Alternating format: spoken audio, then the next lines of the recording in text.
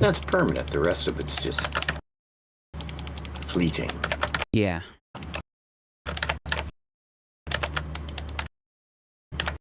Yeah, you can always use more money, right? Yeah.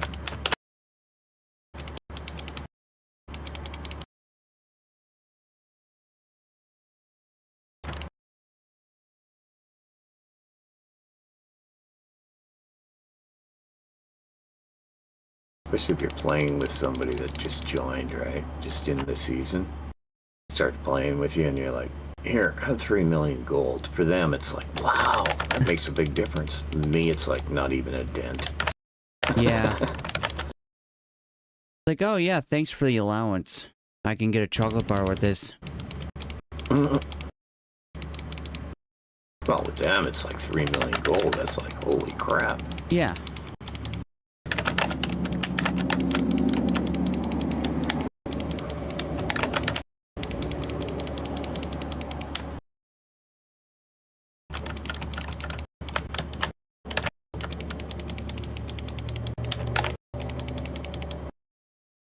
Alright, now which? Travel to Midnight Haven. Really? I don't think I've ever done this dungeon in total. I've always just gotten the spider venom for Chicky Baby, and then that's it. I have no idea where I'm going. It's kind of a nice change. Right? Huh.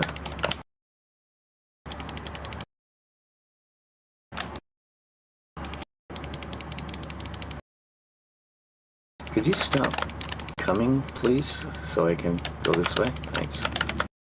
That'd be great. Super duper.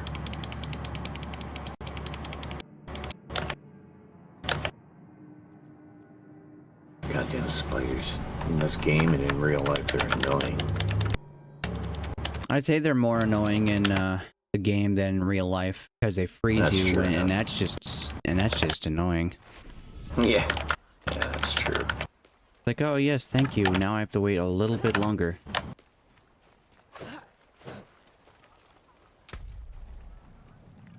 Oh, the Horn of Trial. Jesus Christ, where the hell am I going here, man?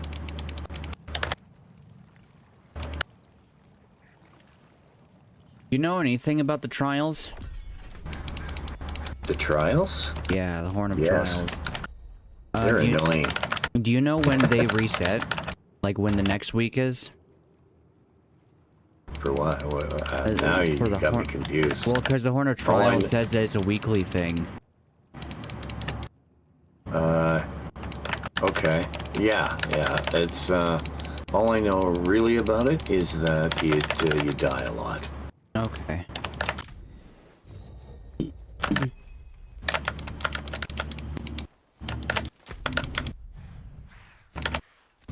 Okay, yeah, that's great fun. Oh, yeah. Now I'm... Okay, sure. Yeah. I will be showing up very, very soon. Okay. This is a Teutonic, an epic battle. A saga of a battle. Okay, there we go.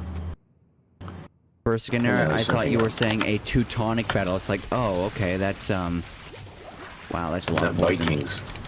Or no. Yeah. Medieval. Yeah, more like, I think, like, around England, I think? I don't know. I don't remember. Yeah. Oh, okay, we go this way.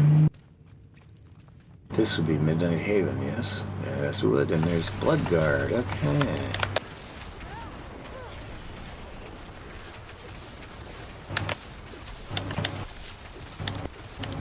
Let's go. Stop running around, you stupid little goof. Dead now. Thank you. And got the aspect of the Tempest. Alright. I have a Paragon point. Yay. Plus 5 strength. I have no idea what that does for me. Emote, leave dungeon. Indeed. Mm. I'm fine. And Morris Scott, you can try to sell me something? Because I haven't got any money. Played the game quite a bit earlier today, though. Did you? Yeah, very earlier. I woke up super early, so I'm like, you know what? I could probably get in some mad Diablo 4 time, so I just decided to.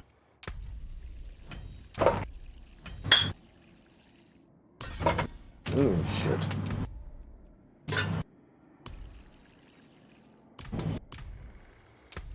Well, she's puking.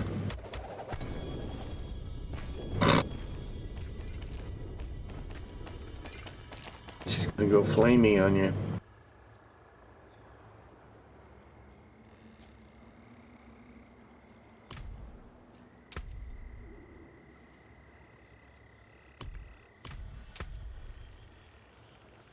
And I, kind of made a friend, actually, in the process. Cool. It's always neat.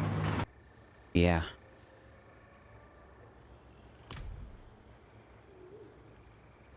Yeah, we were, working on our, hardcores. Oh. Ooh. Yeah, he lost a level 93 necromancer before, oh man, that sucks. he started the character that we just joined each other on. That sucks. Yeah. Yeah, and I lost like 2 level 30s as well. I actually lost the necromancer that had razor plate because I'm like, oh yeah, I'm invalidating difficulty 2 or world tier 2, so maybe I can go maybe I can unlock world tier 3. The answer was I almost could at level 38. But then the curator did his teleport and spread shot bullshit and 2-shot me. Alright, where am I going now? What is that? Poison Hearts. Speak with Vera. I will be right back. Oh, Vera, what are you noises. doing here? Okay.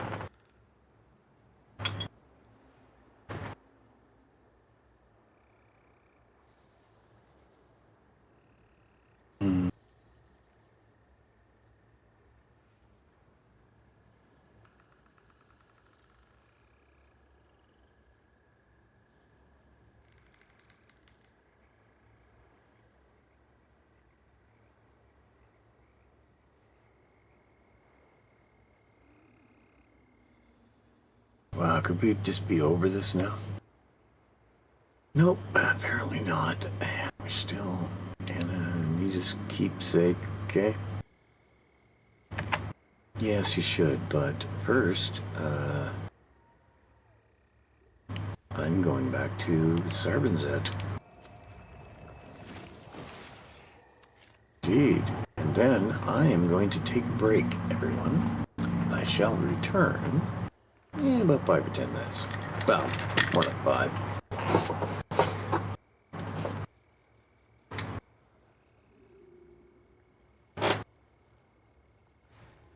There's one of those weird surveyor people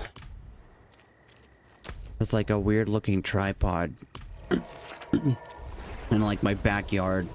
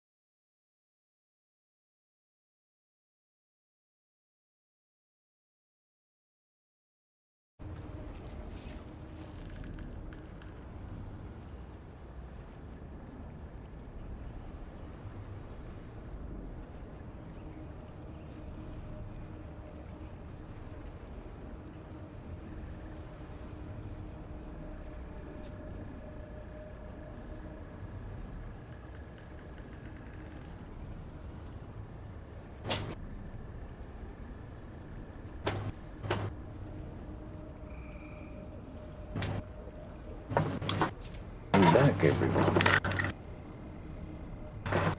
So I'm back. We gotta get away from all this shit. There we go.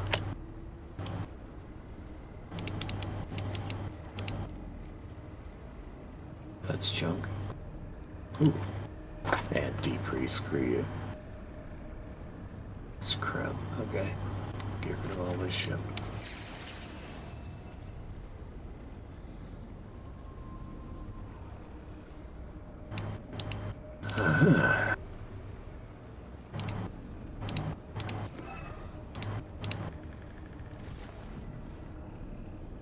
Oh shit.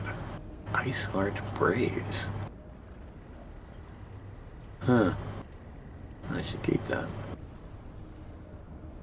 It's not a count mount. Cool.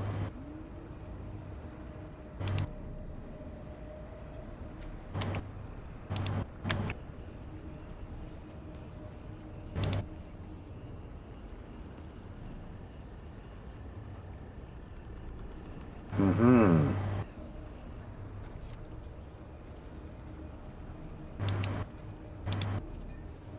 Are you there? Not yet. Okay. No problem. I wait.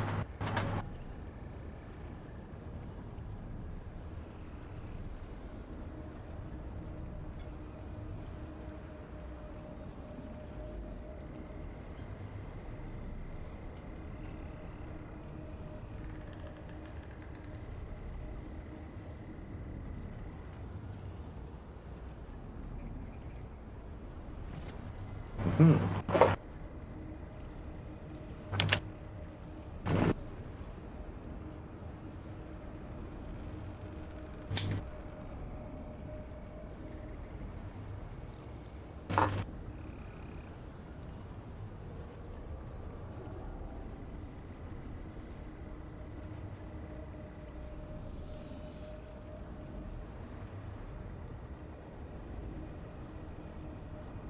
And now I have to go to the bathroom. Back again. Sorry, everyone. I'm sorry, not sorry. Sweet, Back. relax.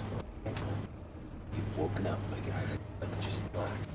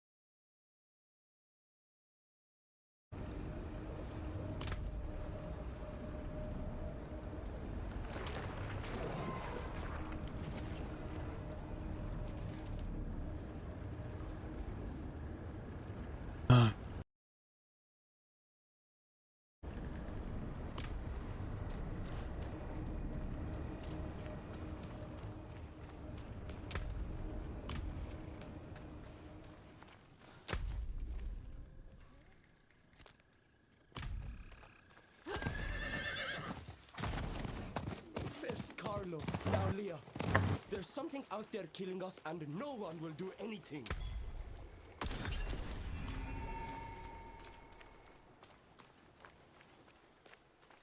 So yeah, I just I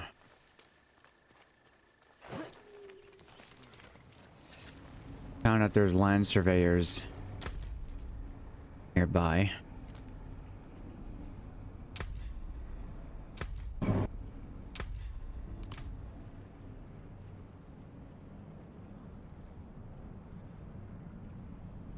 I'll have to ask the landlord who or why the land is being surveyed.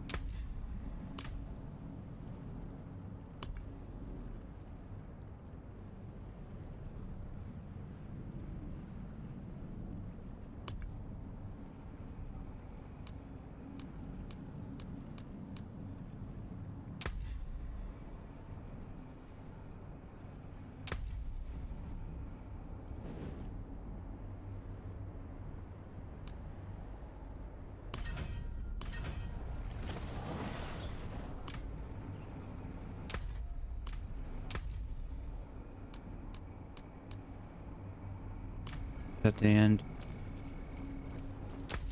of that. No, Cooper, stop.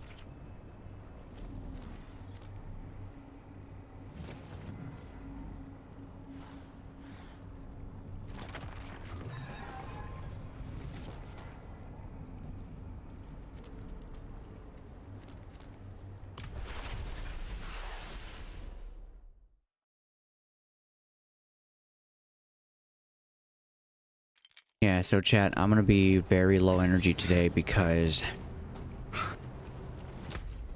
I think I'm fighting something off at the moment and been taking kind of bad care of my body lately. Went for a nap earlier and I just feel like hammered crap because of it.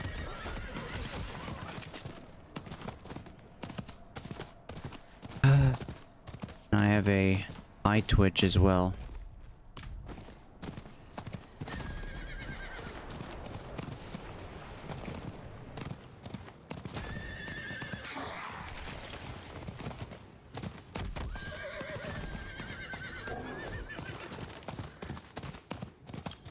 I'm pretty sure horses cannot body check bears like that in real life, but this is a game. And comparing it to real life is so silly it is fantastical.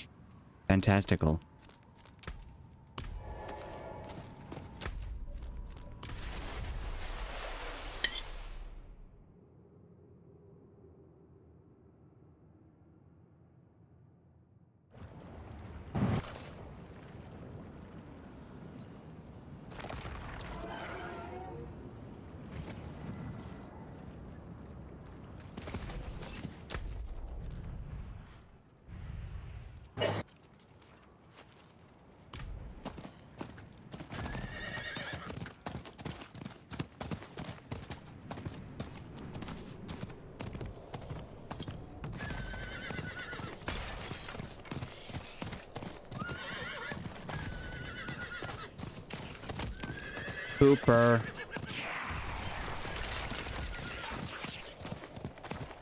Nice ambush, forehead.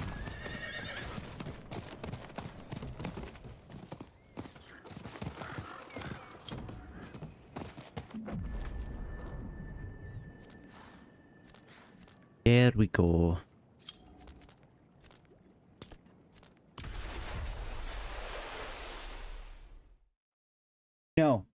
Stop. Go lay down.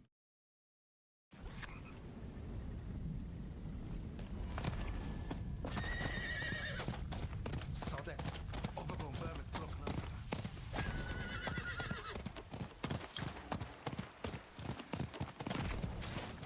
Yeah, I went to sleep and I had a weird feeling where, like, it felt like my entire, it felt like, kind of felt like what you might imagine sleep paralysis might feel like.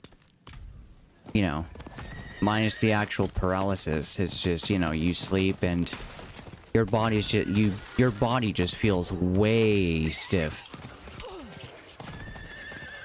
Despite the fact that you could very easily just get up and do whatever.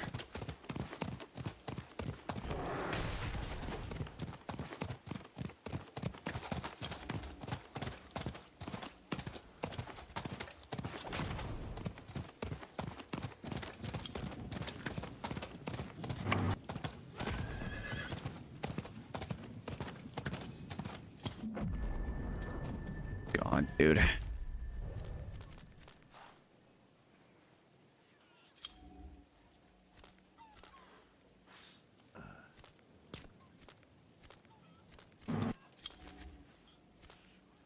Yeah, it's closer.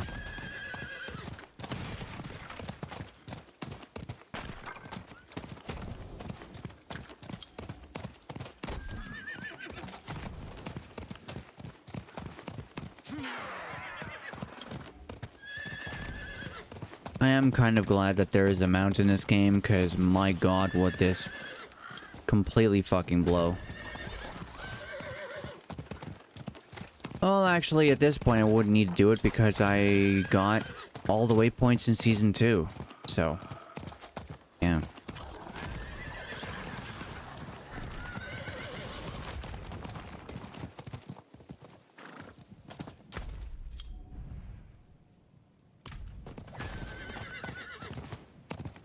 I wish you could see the gravestones of other players when they die, whether they're in your party or not. You know, so then you can go and resurrect them. Be a cool guy.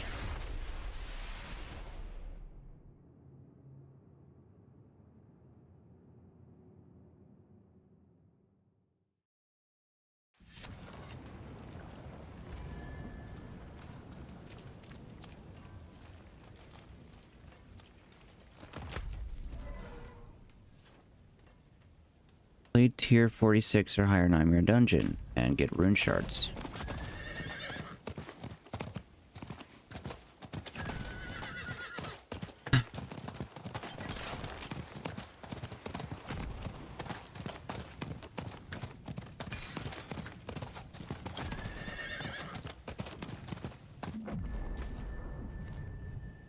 Okay, that's Scosglen done.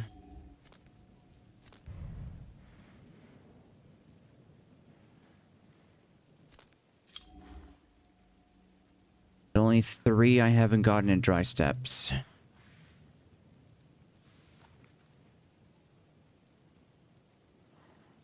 This one, and...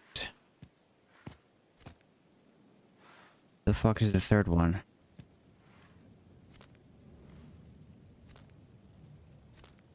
I'm gonna imagine it's the Onyx Watchtower.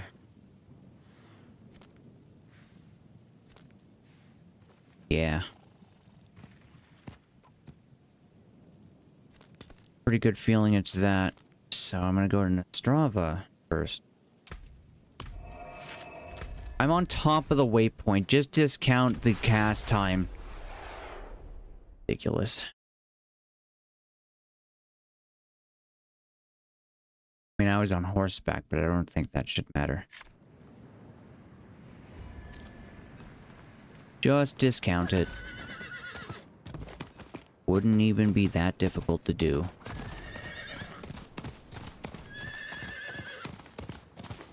Because for that kind of buff, all you need to do is just scan the player for their locate. Like, you know, basically you'd have a flag associated with the waypoint. And it would work whether or not you've interacted with the waypoint or not. And it would just completely discount. And like yeah, the flag would, like, you know, you'd have a thing that would search for the player's position when it comes, like when the player is in town. Like maybe every second the game scans to like checks to see if they're on top of a waypoint or within like interaction range of a waypoint. And then if it returns true, then it just says, your brother, my uncle, our friends, eaten alive on the road to what? This place? Solstice mast. Enough. I beg you. Enough. Just leave me be.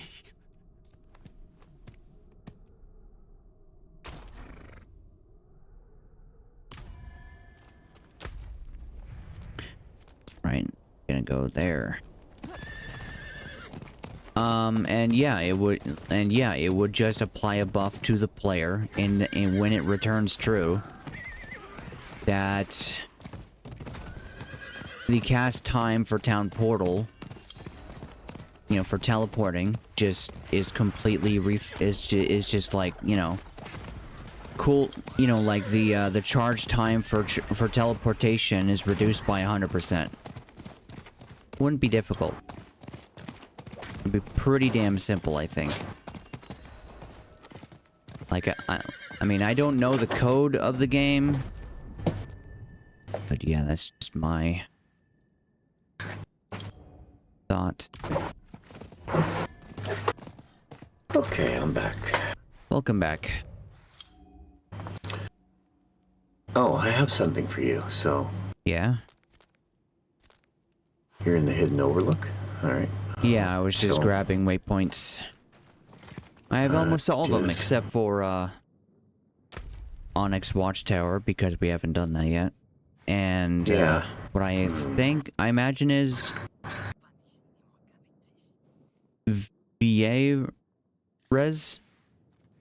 Vires? That or Airman's Pyre.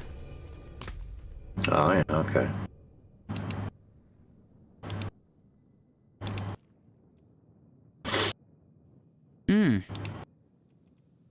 Those are the exact pants I have, actually. Are they? Yes. Except, it's one grade higher. Minor is sacred. There you go. Well, that'll be a fun equip once I get to level 80. Oh. Now I'm back here. Where did I leave off? Zarbanzet, right. Yeah, we were in Zarbanzet.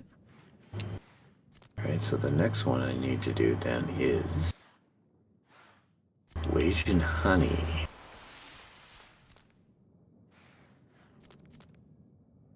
Ooh. What are you doing? Just, side quests? Side quests, yeah. I've got just a few more to figure out, and then I'm going to be doing... Strongholds. Nice. Yeah. Where's WitchHand Honey again? That's where I am. Well, I don't know where you are. Oh, there you are. Yeah, it wasn't a very wise decision to make the second player, or the player one's, pip on the map blue. The exact same color and size as every other, side quest marker. Yeah. It gets very confusing, yeah. I should have made it green. Yeah. Alright, so I got a side quest down here, and then there's one up above us. Yeah, green I go would have around been collect- fantastic. I go around and collect them first. Yeah. Dismal foothills. Well, that's uplifting. Thanks. It's a good thing it's not raining right now, or I'd be opening my wrists. Elder Orani, are you looking for Thaisa?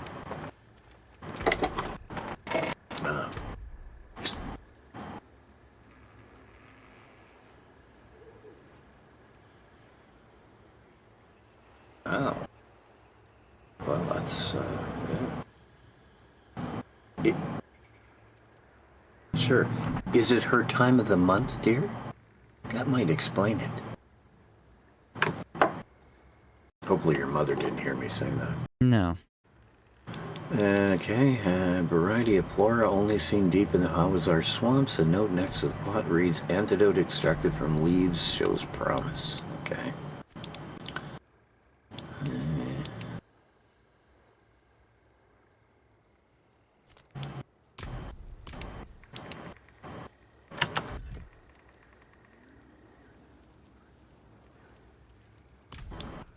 Room.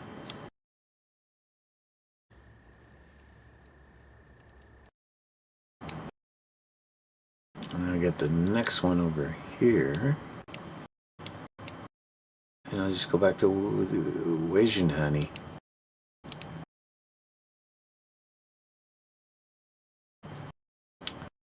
Okay. Sure. There we are. Okay. And then I go back down here.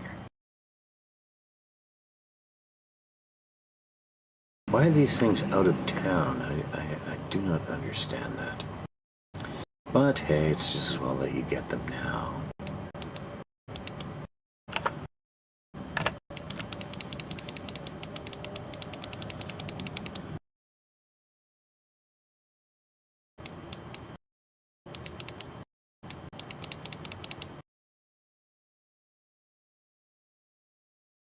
I see.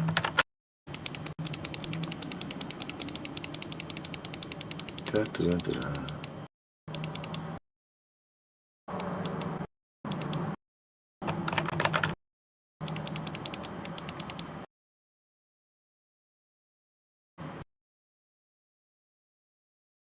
I see.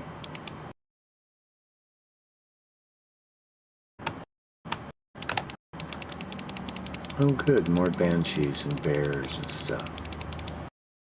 Banshees and bears and stuff. Oh my.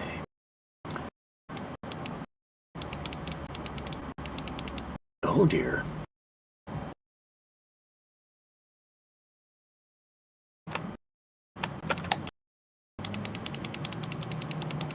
Hmm.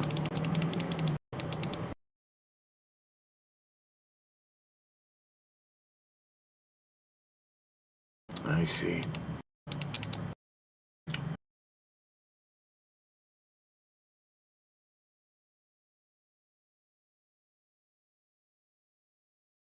Here we go.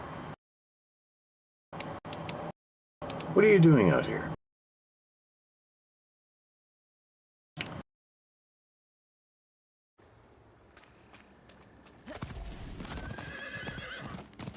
Only if you talk faster.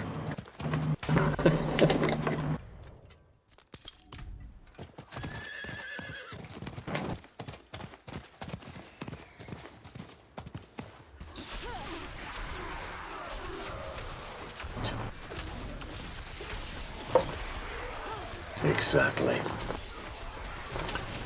Alright, now where are we going here? Oh yeah, we're going to the next point there. Yeah, it's maybe if you actually track this, Daryl. That would be fun. Guess you don't want, yeah. Lifespan? No, that's not a care.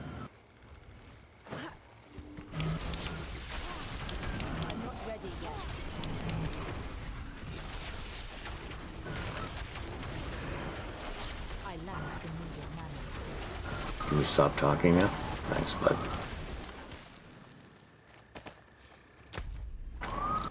And I got the greed shrine and I killed everything on the way up here. Of course I did.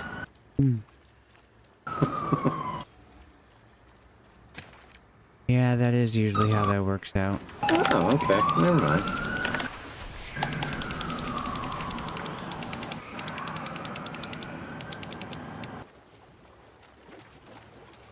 Okay.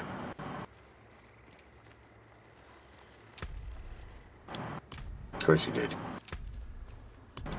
You know the prayer really doesn't help, right? I'm just saying. Well, it helps you. It doesn't help the problem. Why does this third herb have to be way the hell down here? I don't understand that. Blizzard.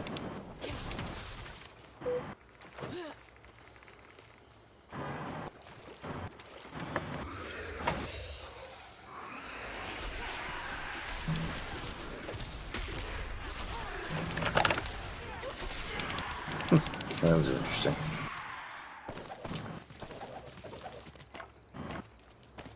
What is this? Well, so we're going back in WitchHand honey here. Sure. To this dude. That somewhere. We made it. I hope you find the help you need.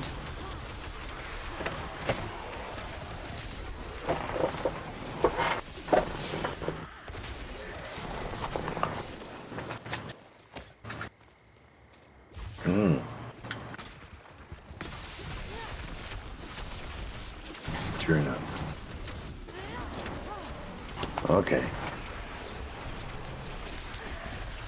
Okay. Bundled herbs and a cedar staff. Unfortunate. Okay. Is it all for the exclamation marks around here? It sure is.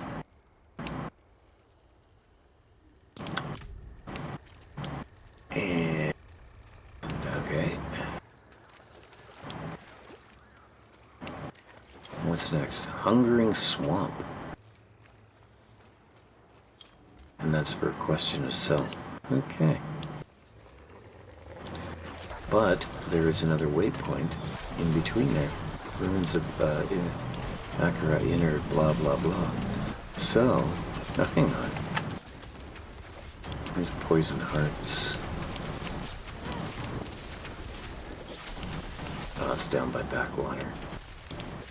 And Turbine Waters, yeah. Okay, so I want to get back to the waypoint and go to the inner thing of Akarat's Court. Rakat, sorry. Ruins of Rakat's Keep Inner Court. I know there's one there. Huh. But in the meantime, I'm going to clean my pipe.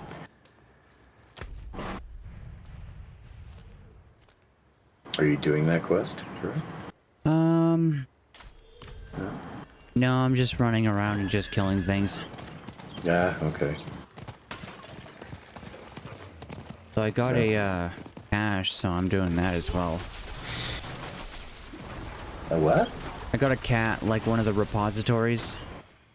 Oh, okay. Precious mana.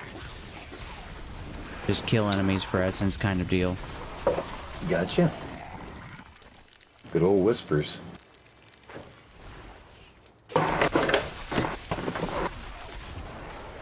Ish, it's one of the side quests that drops from a random enemy.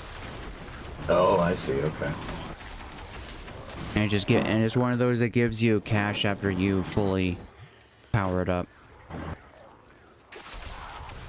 with the souls of your enemies. Did I just break my pipe? No. Okay, good. I was gonna say that would be unfortunate.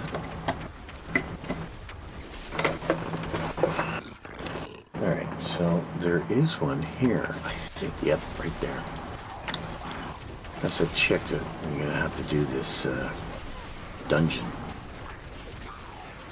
Releasing them from their pain and suffering.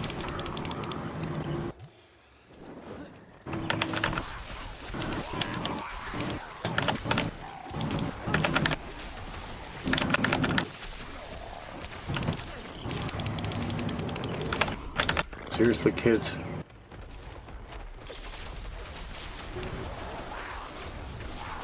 Oh my god.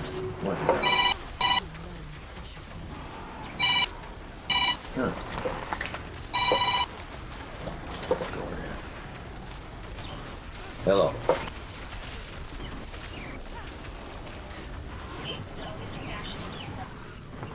It is done. Yeah, DHL. Great. Got a spam phone call. Great. Yeah, gotta love those. Seen you.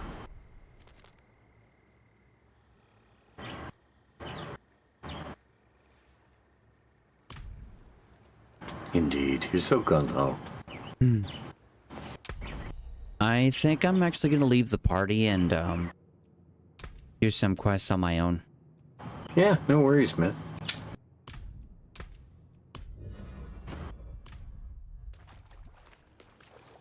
I will talk to you later. Alrighty.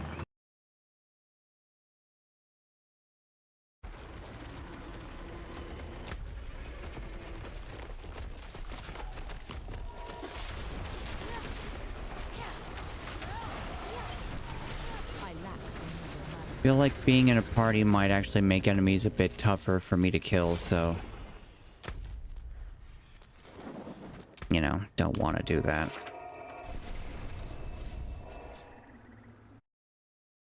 Oh.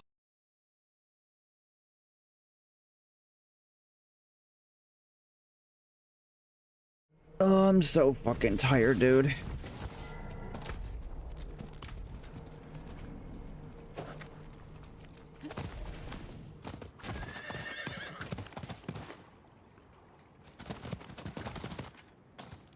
Not gonna lie, I remember when, That's fraud.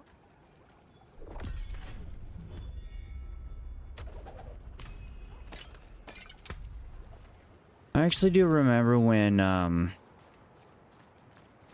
chicken noodle soup actually made me feel better. I mean, it's made my throat feel better because of the broth, but that's kind of, I kind of feel like that's it. It's the only thing it actually did. Just coated my throat and, you know. You know what? Let me drink some saline. And that'll probably cure whatever the fuck is ailing me.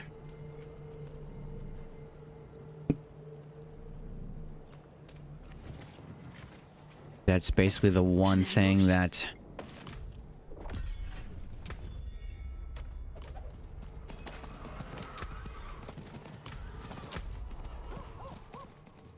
That'll basically be the one thing that, You want an audience with Archie?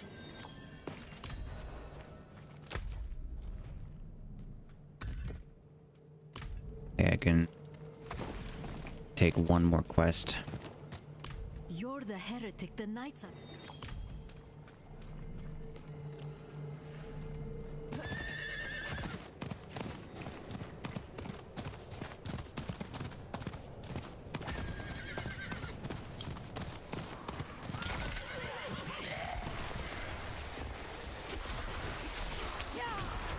Yeah, like in terms of energy levels, chicken noodle soup, like Campbell's chicken noodle soup just literally doesn't do the fucking job anymore.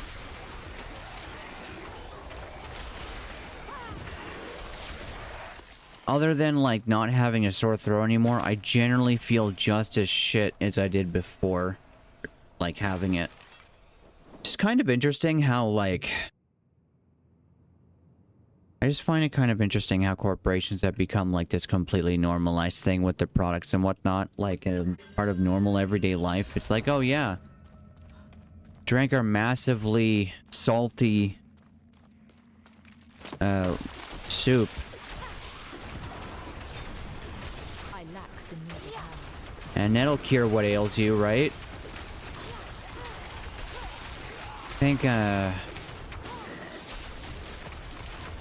I think in a couple...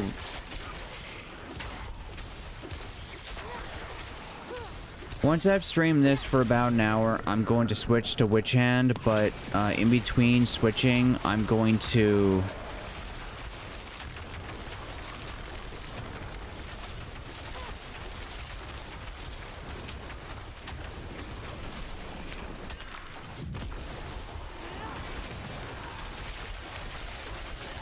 Stop being resistant to damage, thank you.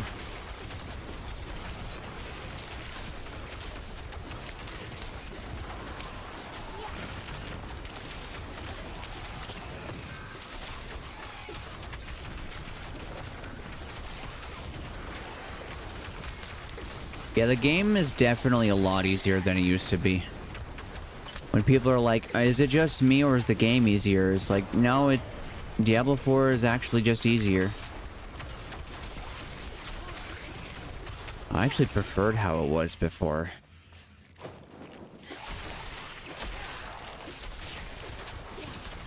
Like, the thing is, Diablo games have never had, like, the proper have never had well-designed... Like, the balance of Diablo games have never been so well made and so well suited for being an ARPG that it, you know, you could actually beat enemies with, like, massive level discrepancies over you, except for, like, if you just min-max into one thing, and, you know, that works until, you know, something is resistant to the thing you're min-maxing into. Then it doesn't work. Then it sucks. Right? But if you build into physical damage, you pretty much never find that problem. Until, like, hell difficulty, when you should already have, like, a significant source of cold damage, or, like, you know, some kind of elemental damage anyways, right? Because the things that are resistant to physical are also resistant to... Like, I think, if I remember correctly... so it's mainly apparitions that are resistant. It's namely the apparition enemy type that is resistant to...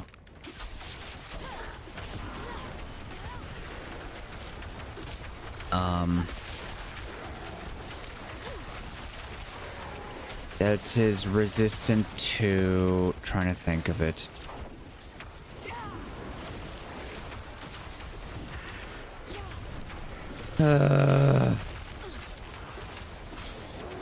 I can't fucking think right now. Which, maybe, you know what? Maybe we just play Diablo 4 for the entire stream. Because I just... Yeah. If they're resistant to... Okay, if they're resistant to physical, chances are pretty decent that they're also resistant to either poison or cold. So you want to build fire and physical, because almost nothing is resistant to physical and fire, if I remember correctly. I need time to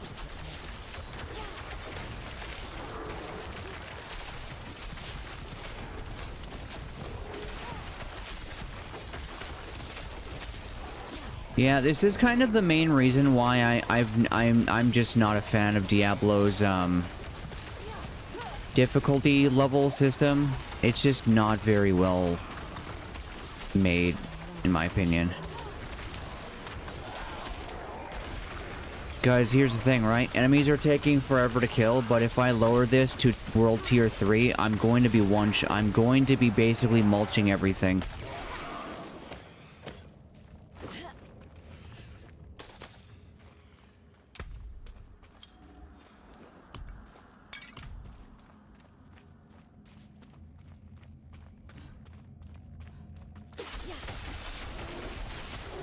Like, yeah, in something like, say, Grim Dawn, you can actually get away with,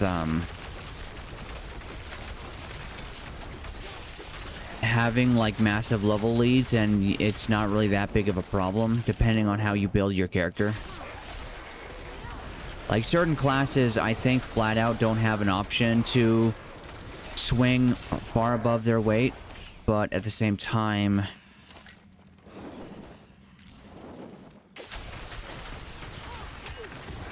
Yeah, I think I'll just get the Ice Clan bones, and then I'll just fuck off and lower the tier. And then just do, Nightmare Dungeons. I think. That's what I'm thinking.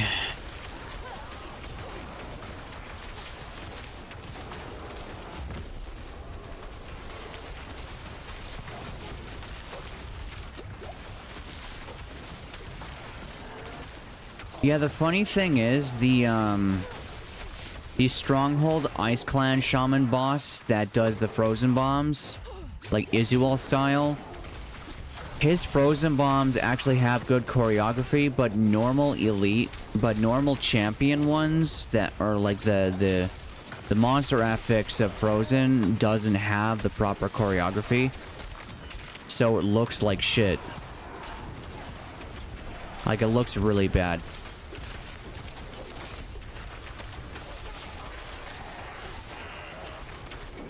Ugh.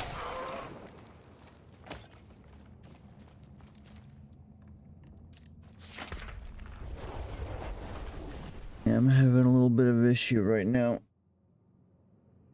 Not with the game. I'm just tossing out feedback like, you know, like I'm working for them or some fucking stupid shit. It's not like they care or are listening.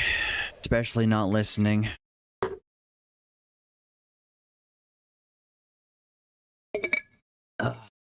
Well, watching, listening, paying attention.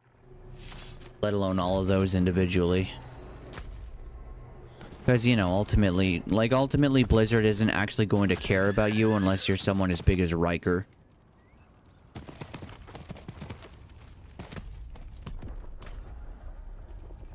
Because, you know, they're hacks. And they don't have a soul. They don't really care about their small community, I don't think. But then again, maybe I'm just being a jaded jerk. I don't know.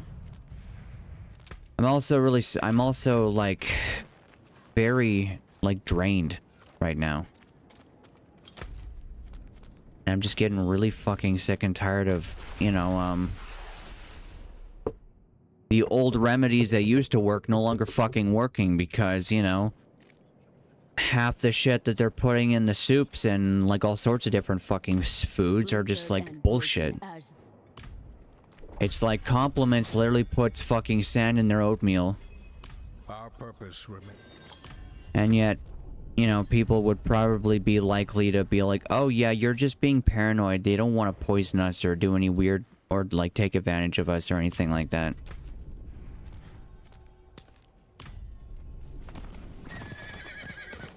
Sorry, Pippin, an hour away your dinner is. And Mom's feeding you today. Because if I get up from this chair, it is to take a shit. Okay, I'm not one-shotting. Well, no, I am. Trash mobs I'm killing very quickly. I'm not ready yet.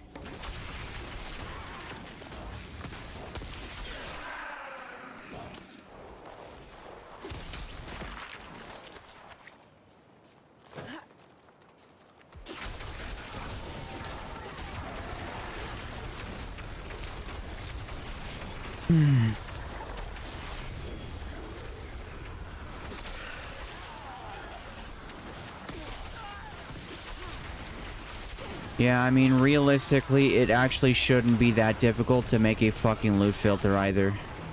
I'm pretty sure if I knew the exact same knowledge as most of their programmers did, actually, I have a feeling that it's possible I might know more than some of Blizzard's programmers might. I mean, if making a damn loot filter is that difficult for them. Because the game already has item types in, like, as, like, you know, like,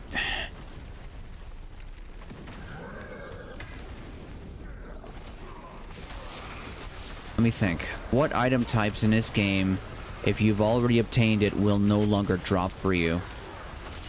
Oh yeah, trophies. Then again, maybe the loot table is just scanning, or maybe the game's just scanning whenever it, like, rolls to drop an item. It's like, oh yeah, does the player have this item? Okay, don't drop it then. If they do, then don't drop it. I have a pretty good feeling that that's kind of, you know, a thing. Yeah, I don't feel like... Well, Hell Tide's also going to be over in 3 minutes, so no point in wasting time here. I kind of would be.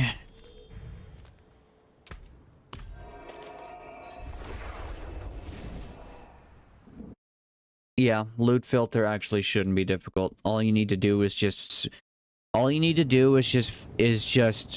automatically hide the tool. Actually, yeah, that's the thing. There actually is an ability to automatically hide items. You just tap Alt. Right? But you have the but actually no, it's even easier than that, actually. All you do is you make the loot filter, and all the loot filter does is it just basically like sets like a variable, like based on the setting the player has. It just sets a variable that says, okay, don't you like, you can assign, like, you just assign magic, rare, legendary, mundane, or common rather. It should just be called mundane because that's what it is.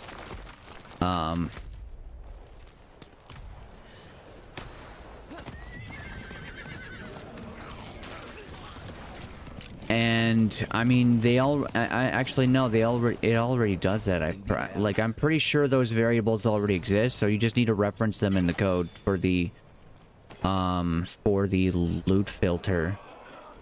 And the only options in like it could literally just be a button that would be right here, and you just click it or something.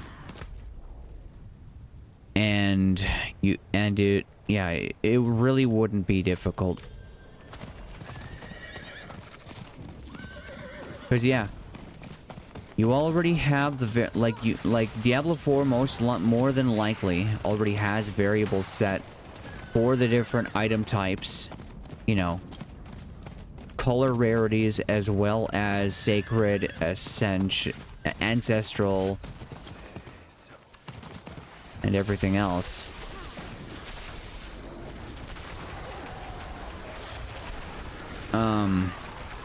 So all you need to do is just make a menu. Like, I mean, hell, you could just have it be like in profile, and then you click edit, and then boom, there's the load filter. Or just put it in settings, actually. Yeah, just put it in the profile settings. But yeah, you just have it so that it would just it would record a variable based on the item qualities, and you could you wouldn't need to cite the variables again if they were cited correctly, or if they were created correctly, and that they could be referred to out of function. And they, that they could be outside of the loot function, or the quote unquote loot design functions, which I imagine they already do have set up that way. It wouldn't make any sense to not do that, so I'm just assuming. But you would have you just make a menu that would just offer those different variables as, like, you could probably, if you set maybe a special property on the variables for item qualities, then you could literally just have the list itself populate itself based on the number of items with that property for item qualities. And you just treat ancestral and sacred as two different item qualities. Even though, whites are ancestral as well as, yeah. Search for the sealed door. It's probably up here. Yep. I could have searched over here, but,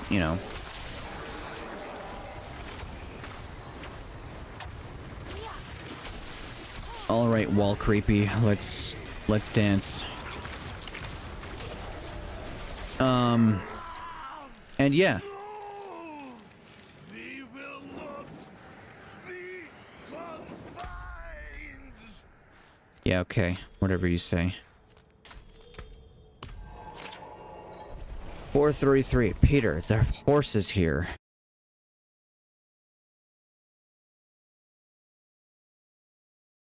That John 433? I don't know.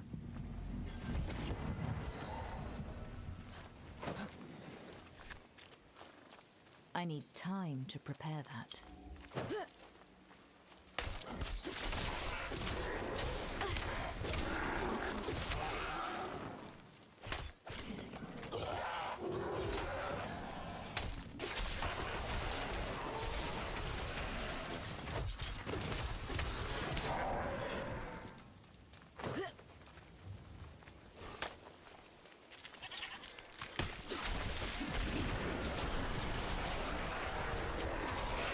And yeah, that would pretty much be it. Yeah. And it would just set oh yeah, and the other thing you'd need to do after that would be to add a condition in the loot criteria that is literally just identical to how That's her trophy. trophy obtaining is done. Let's get to it then.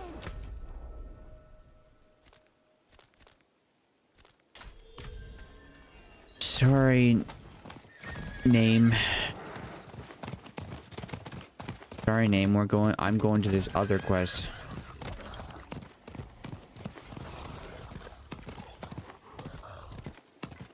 The funny thing is, due to how English works, that actually is the pronunciation of her name. Naime is just name.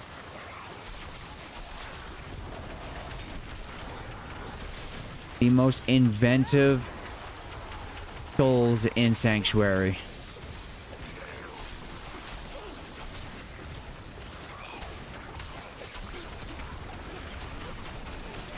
Are her parents. I mean, pretty much, honestly.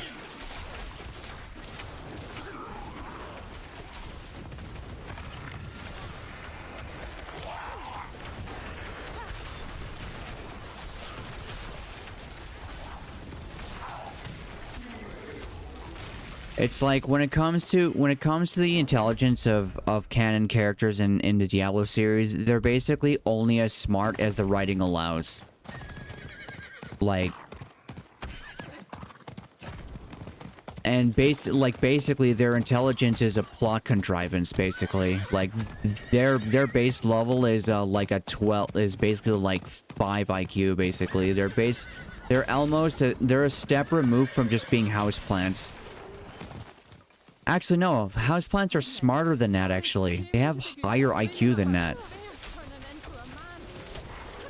5 IQ would be like bacteria, wouldn't it? I feel like it would be.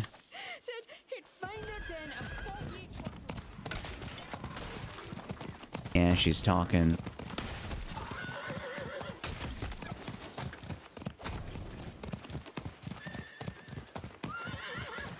Sorry, name. I am,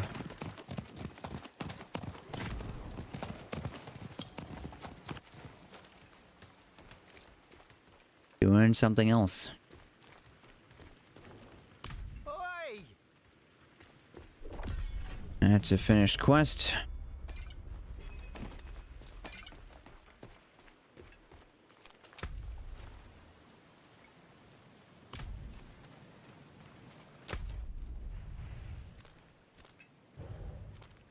Oh.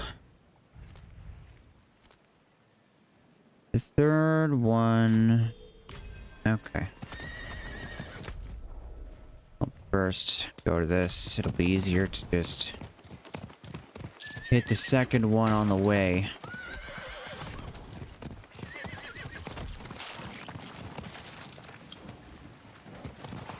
Get off the horse when I click interact. Thank you. Good for you.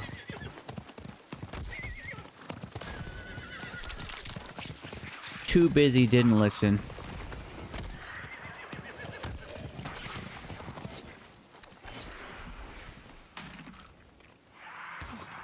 Tavish interrupted a cathedral service point. Slipped a prayer rate with 4 feet. Priest was furious.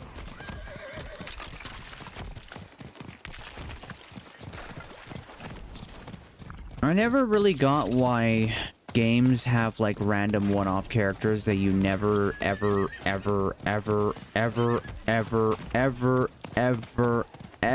see again, and they're like, yeah, here's some stuff to get to know them. It's like, I don't care though. Needs are done, Tavish. Ah, didn't do this. Like story characters, yeah, I can care about them quite a bit more.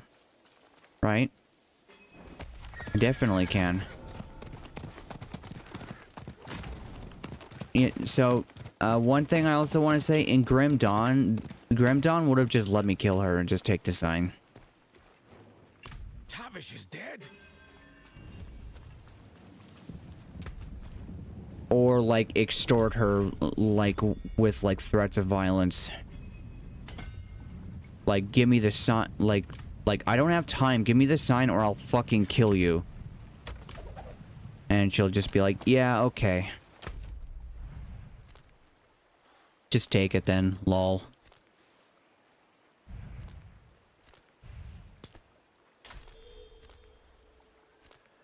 Grim Dawn's generally better than Blizzard's entire discography is the wrong word, portfolio, than like generally when it comes to that. It's mainly just because, oh yeah, that's right, I'm supposed to do nightmare dungeons because I'm not high enough level for it.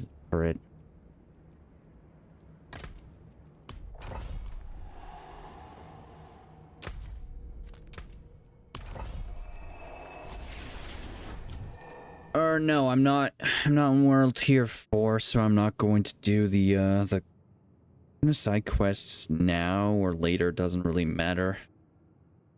Caches are still like basically beginner garbage. Like all of them, which really sucks. It's like if you want the good shit, just do the season. You kind of only do the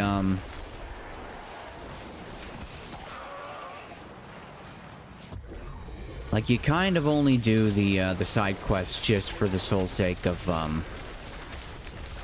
like, just for shits and giggles, basically. You know, if you want to obey the Skinner box, which is Diablo's only design since Diablo 1. Well, actually, no, because Diablo 1 didn't have the Skinner box. It's Diablo 2's only design around grinding. I mean, technically, like the secret cow level could have been an additional like thing that you could have always had access to, but you know.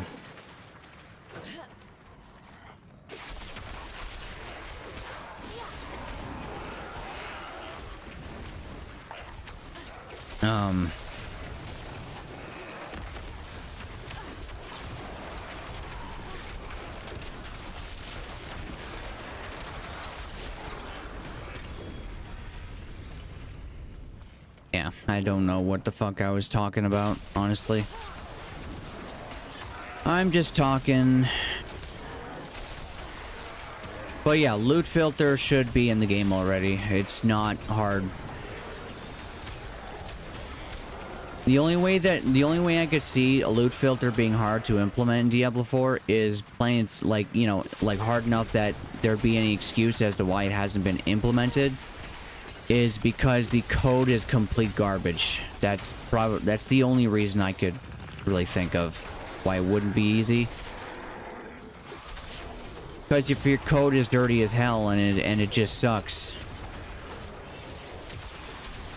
then, you know, naturally it makes sense that you wouldn't be able to add something so unbelievably simple. Yep, stunned again, because Blizzard doesn't know how to balance. Blizzard doesn't know how. Blizzard thinks CCing the player is a good idea in real-time games.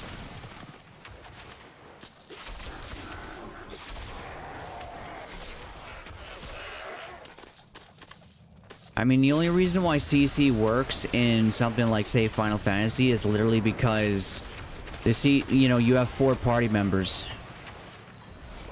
Well, 3 to 4, rather. Hey, Maxie.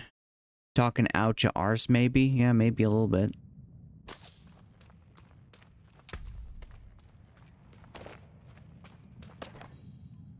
Then again, if I wasn't fatigued out of my fucking gourd, then I probably would have been able to figure out. What was I talking about? Just trying to think. Don't tell me. And I mean, I'm not looking at chat until I remember, so.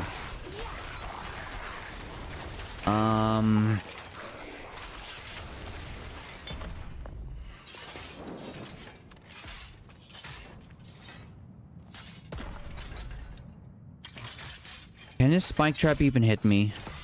Yeah, I can. Okay.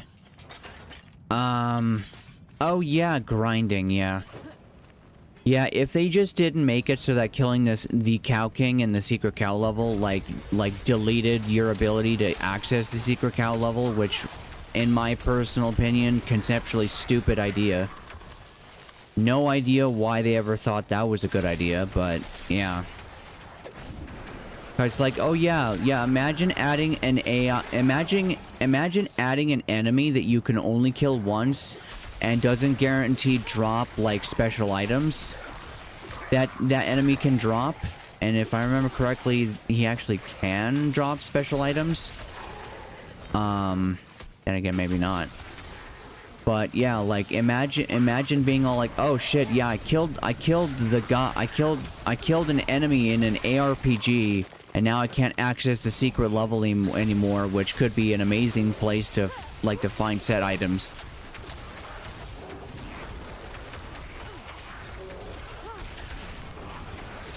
Like in my opinion, people talk about Diablo 2 with rose-colored glasses for sure. It's a good game, but my god, are there some problems with it. It is dumb. It is completely stupid. Yet people are like, oh yeah, no, Diablo 2 is the peak of the series. It's like, yeah, you only think that because you think because a clunky UI makes a bad game. And it's like Diablo 1's UI isn't really clunky. It's technically got less clunk than Diablo 4's fucking UI sometimes has.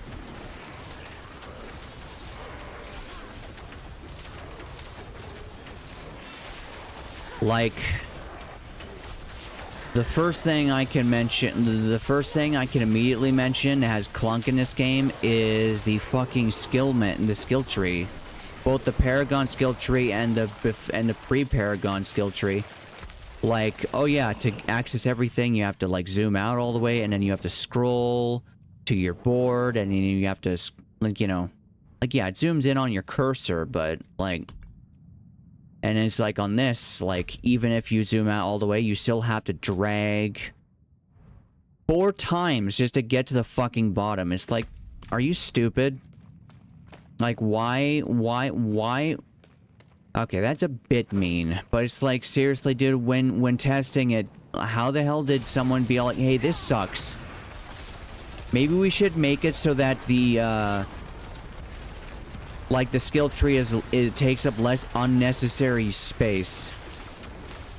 Like, you can literally fit Diablo 4's entire skill tree on half a screen. You actually could. Like, we don't actually need these. Like, we don't need the paths, right? We don't need the paths. You could literally just put, like, I mean, actually, no, we don't even need the quadrants either, because you could just layer it out, like, in columns, and then the passives for each of the major, like, and each skill that has a passive would just, you know, you just place the passives, like, right up against the active skill. Another bit of clunk is mounts are restricted in dungeons. and yet they are basically the size of acts sometimes. Like, look how big this fucking, like, dungeon is. Like, are you kidding me? I mean, it's good that, you know, the dungeons themselves are in phases. So, you know, there's actually no reason to backtrack. But, like, why? Like, how about this? You can use mounts in dungeons. It's just, there is a radius around enemies where you will automatically be dismounted and mounting will be disabled until you leave that radius. And it's basically like like 2 entire screen lengths. There. The clunkiness of navigating from a dead end to the rest of the dungeon has now been fixed permanently. And it wasn't even that... I mean, it might have been a little tough, but... like, all you're basically doing is just adding a condition to... like, you could just add an aura with a certain effect that'll just add a debuff to the player, and then in the mount code, and in the code for mounting, you would just put in a condition that's like, okay, are you in a dungeon? Okay. Do you have this debuff? Okay. You know, like, yeah. Like, the debuff just dispels your mount and disables the ability for you to mount. Like, that's basically all it would do, right? And I imagine there are effects in the game that cause dismounting. My bags are full. And if you wanted to make sure that it wasn't like abusable anymore, you could just make it so that the debuff takes 30 seconds to wear off. Or 20 seconds to wear off. Though, you know, we're talking about a developer that you know, charges $90 for their online only game that has microtransactions in it. So we're not really talking about the most intelligent of human beings. Like, humanity is not setting its best and brightest in designing this, you know. But, you know, but, you know, even if that is my personal opinion about, you know, Diablo 4, that it's horribly uninspired, you know, I'm still always willing to help people.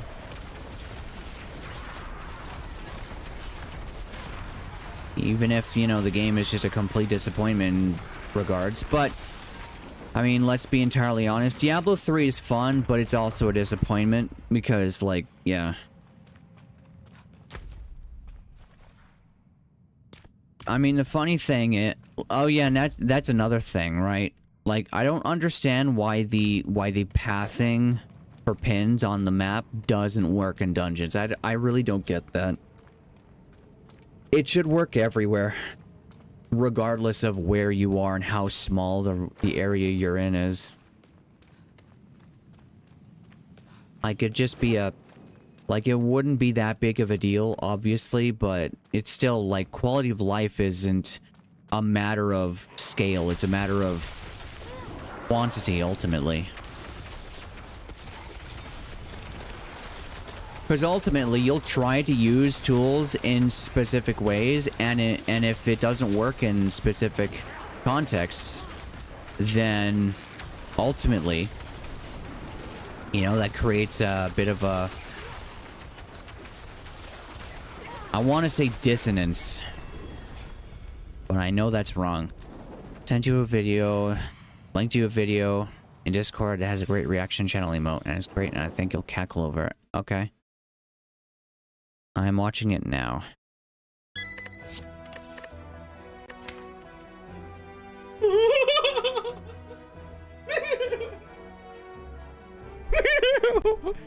Wait, look at him, man! Wait, guys, you guys can make him bigger! Chad! I'm not saying to give me infinite claws, but like, look what happens if you do. Dumbass bitch. Dude, dumbass, what is it? Dumbass bitch idiot is our new emote. Dumbass bitch idiot. You got 2 megabytes of RAM.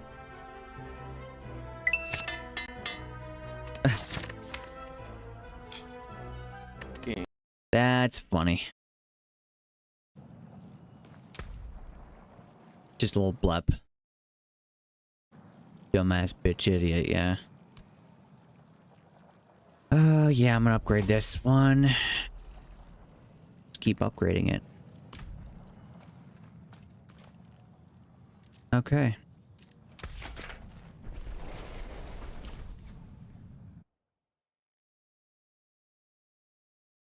Someone posted in his chat the correction is 2 kilobytes of RAM. Kitty bytes. Oh. Funny.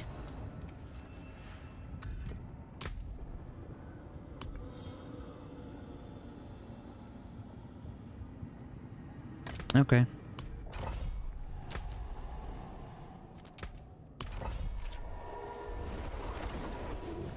Yeah.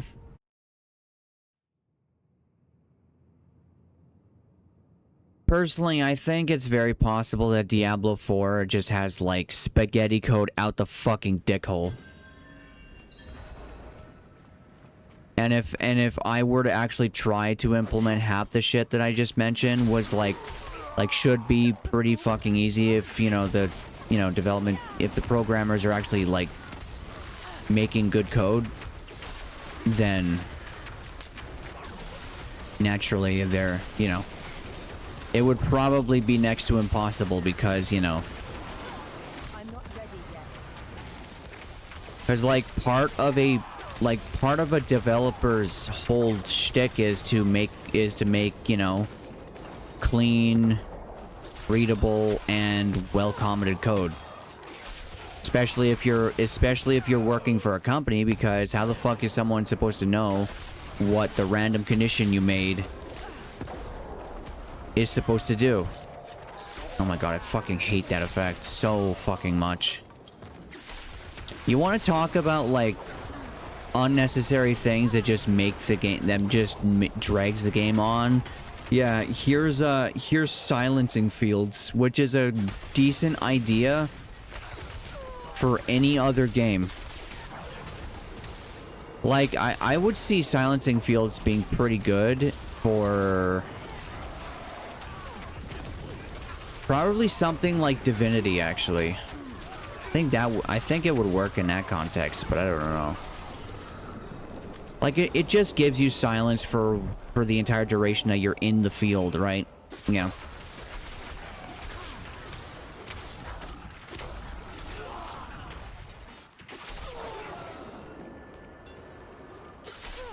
Status effects in an AoE also, I think, would be a lot better.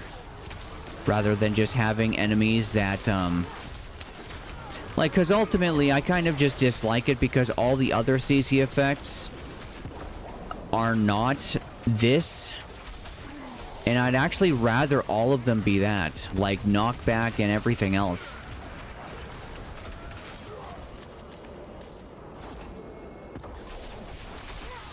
At the same time, you know, like, I don't know, maybe just don't have crowd control effects affecting the player, because it just sucks. Like, Diablo 1 doesn't have it. Like, the closest thing you have in Diablo 1 to a crowd control effect is someone hits you for a fuckload of damage and your character flinches, and that's it. It can happen repeatedly, and if you're a weakling, then you're definitely, like, if you're under-geared for the level that you're in. Shut up.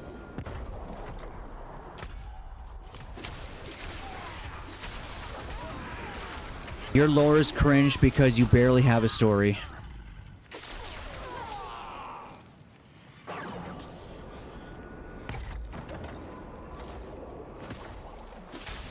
Yeah, I mean, we all know why we actually play Diablo. We don't play it for the story. Hell no. I need time to prepare. We've never played it for the story. Are you fucking kidding me? Ever. No, we play it because we like slaying demons and we like building ourselves up to godhood. That's why we play, like, Like, Grim Dawn doesn't need to have a kick-ass story, but it just does. Because you're not some, like, fucking okay. Diablo 2's story, I would say, is probably the only one... Like, Diablo 2 and 1 is probably the only one that, like...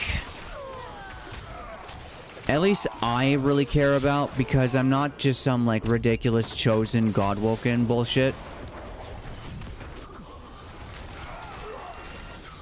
Which I am gonna be honest, like I do love Divinity Original Sin, but I'm gonna be honest, I hate the Chosen One trope so fucking much because it's just so goddamn...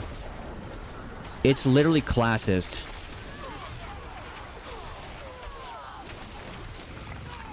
Like, it's literally, you were born with Daddy Bezos's money, and that's why you did all the things you were able to.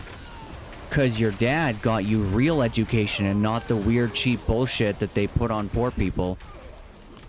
That just turns them into obedient losers who will go nowhere. I need time to prepare that. Talking as an obedient loser who will go nowhere. Or, you know, I'm trying to go somewhere, but, you know, that's not easy. It's like, it's just blatantly unfair to everyone else in the universe, and it actually makes me disconnect from the series completely. Like, I like Grim Dawn's story because you're a Taken, and literally anyone could be taken. It's just a matter of circumstance, which does make it a little bullshit. But at the same time, it's not, oh yeah, you were born with good blood, Lamau.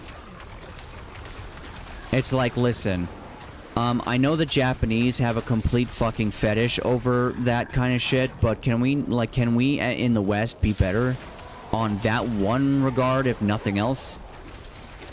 Like, I know we're having a problem making real stories that anyone gives half a fuck about, but could we at least, like, not commit that cardinal sin of storytelling?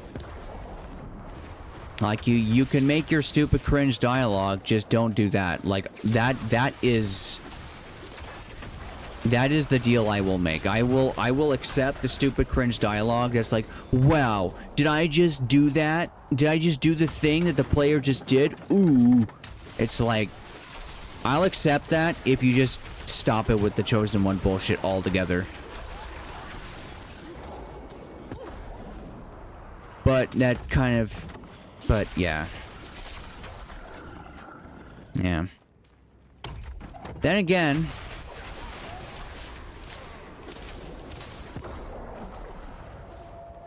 Yeah, the thing that I like, though, about Grim Dawn, though, as well, is just that there actually are badasses that are, like, roughly equivalent to the player in Grim Dawn.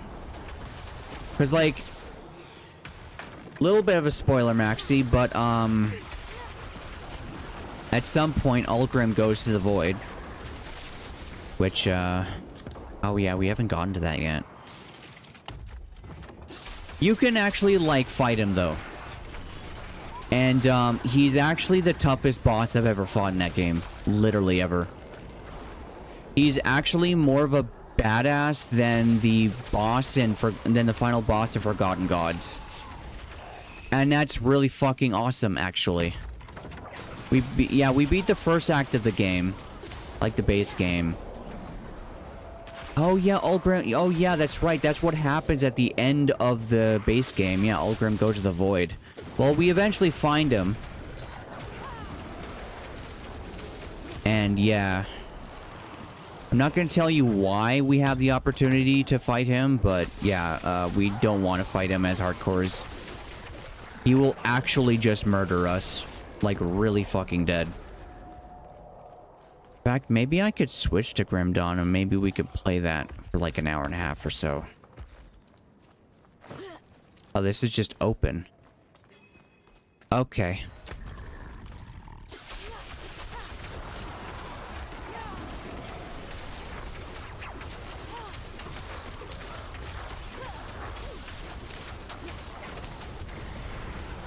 That, and I'm gonna be honest, like, the Herodrum turning into a pile of shitheads in Diablo 4, force cannon is a really fucking shitty contrived way to just be like, oh yeah, so this is the reason why all the problems are not invalidated, because everyone has ridiculous Haradrim magic now.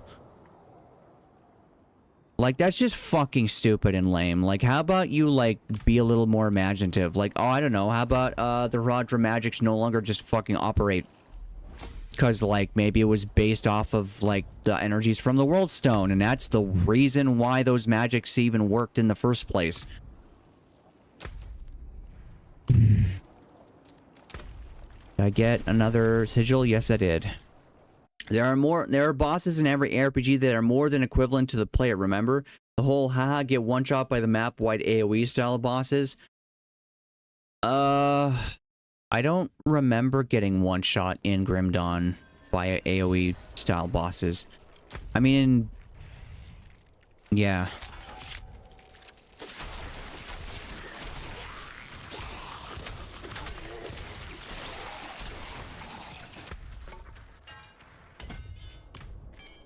But, you know, fatigued out of my mind, so my memory is not as good as it could be. Which is funny, because in a way, I kind of feel like I'm almost like I normally am.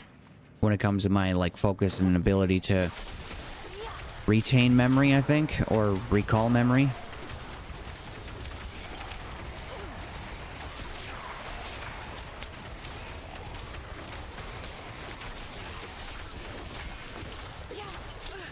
Personally, I think it's very possible that I'm just getting like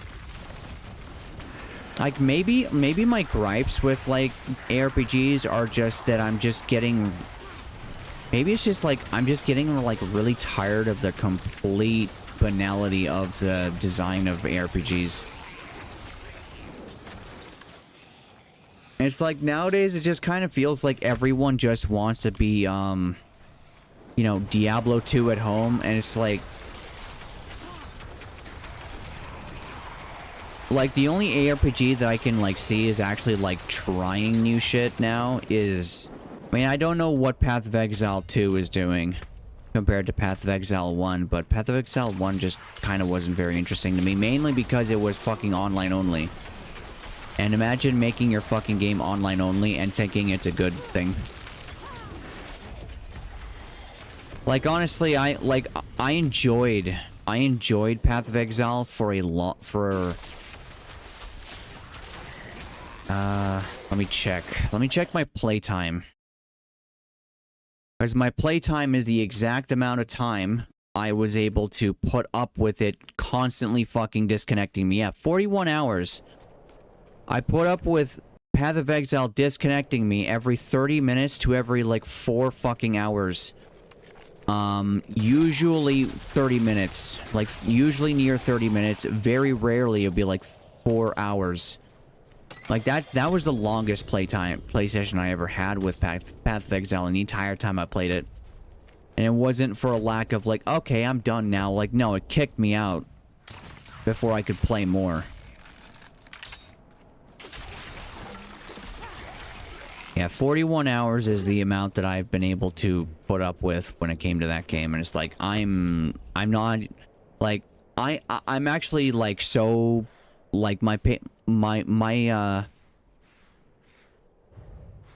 global patience for that entire series is actually gone. World boss is up. Okay. Let's see if I can make it for the world boss.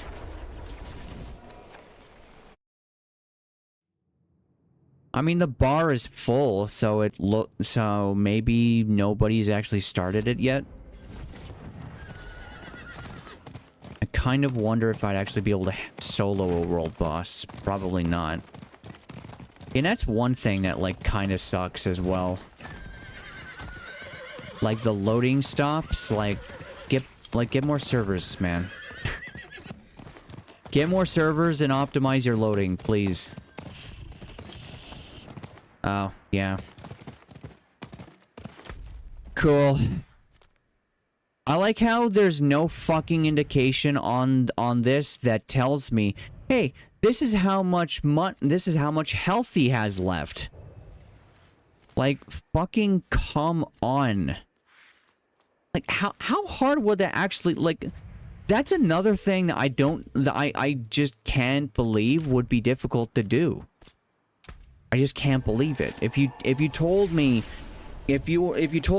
hey, hey Slim, I'm which by the way it's Alex, hey, but it's like, hey Slim, I'm actually a developer for Diablo 4, and it would actually be insanely difficult to do it. And I'm like, and my question would then be, why would it be difficult to do it, considering, like, aren't there certain functions of the game? But if you ask any of the devs, it'd be because we don't want people just showing up when he's low in health, so that people come in, get a hit in, and then get rewards for something they didn't do. Yeah, but if that was the case, then you wouldn't make it MMO. Because that's 80% of the game, because ultimately people are just roaming, and people, you know, everyone has different priorities for playing the game, and eventually they're like, oh shit, yeah, that's right, world bosses exist. Because, like, legitimately, like world bosses are just like a big, like, boss that are just periodically, like, there. And, you know, they spawn in, like, once every 30 or 40 fucking minutes, and then they're dead in, like, 5.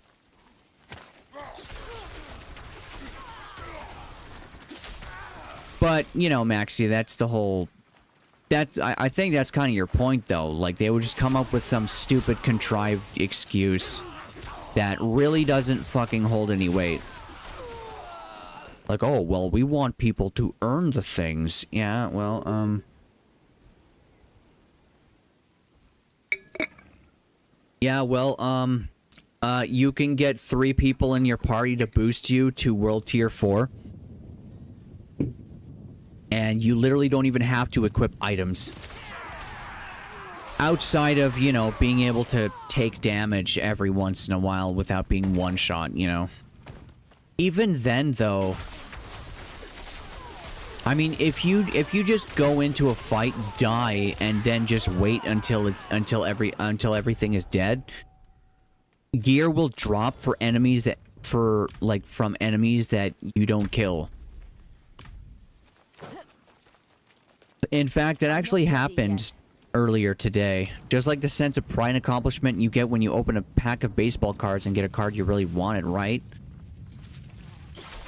Yeah, the funny thing is, I do buy Magic the Gathering booster packs, but there's a special, there's kind of like really old... There's a special type of card pack you can get at Dollarama.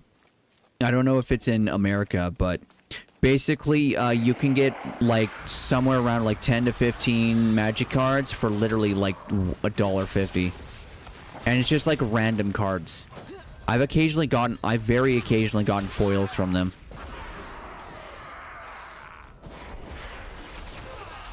Every time I go to Dollarama, which is, like, one town over, I always pick up, like, 3 of them. Like, that's basically, like, that's 3/4 of an entire deck right there. Minus, you know, having a lot of land cards. Actually, probably not. I think they're only 10 cards. Still, though, that's, like, an insane value compared to, like, what Wizards of the Coast charges. Because normally, that's, like, fucking... Like, a booster pack is, like, what... Like 10 bucks for 15 cards or some stupid shit like that. And that's ignoring the complete bullshit state of the economy. Just, I mean, you know, it's bullshit in America and it's bullshit in Canada. Like, you know, people like to, you know, like there's that whole like meme of like, oh yeah, well, I'm very sorry you're Canadian. Well, it's like when it comes to the economy screwing us over, we're both in the same bed getting fucked without lubrication. Like, in fact, we can literally just look over at one another and be like, yeah, so how, like we're blind. We have, like, you know, we have blindfolds on, obviously, right? But, like, at least in terms of, like, the other, like, there's, like, a paper divider between the two, and it's like, how are you getting fucked? And it's like, but that's the only thing you gotta do. You just gotta ask, hey, how are you getting fucked in terms of the economy that in your place? You know, do you know the wage increase discrepancies that have happened to ruin the economy so badly? No.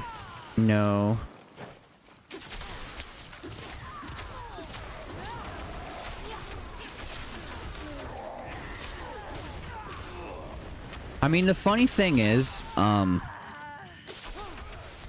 when it comes to my perspective on, like, the problems that are in society that are like unavoidably, like, just there, my perspective has massively, like, changed. Last, I want to say, like, 40 years, wages have gone up. Right.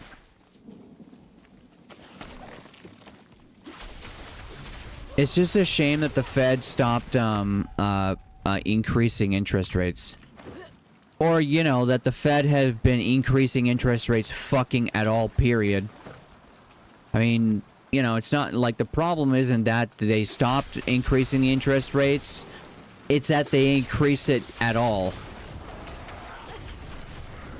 But, you know. Like, the funniest thing, too, is that when it comes to both Canada and America, like people like Joe Rogan will be like, oh man, like, look at Canada, they are so fucked. It's like, yeah, America's equally as fucked. It's just not as obvious. Because at least, you know, the establishment in America is a tiny bit better at hiding how fucked up shit is. And how unfair it is. The CEO level jobs wages have entry-level worker have gone up about 11%.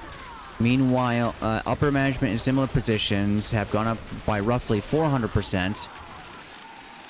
Meanwhile, the CEO level jobs wage increases have gone up by like 1,000%. Yeah.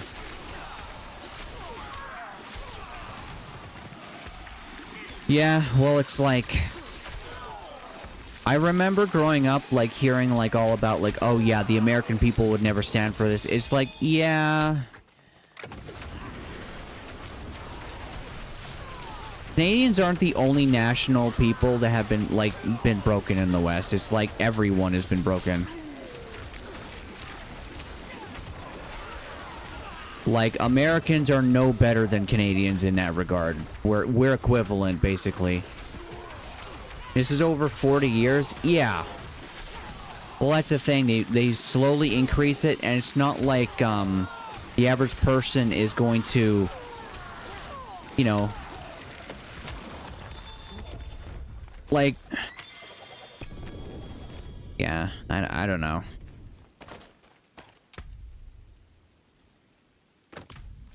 Cool, another trophy I'm not going to use because it's just a skull on my horse. And you can't just, like, I don't get why you can't, like, mix them. Like, it would be cool to just activate all of them, right? Like, oh yeah, I am literally just a horse with a shitload of banners and skulls and severed heads hanging from it.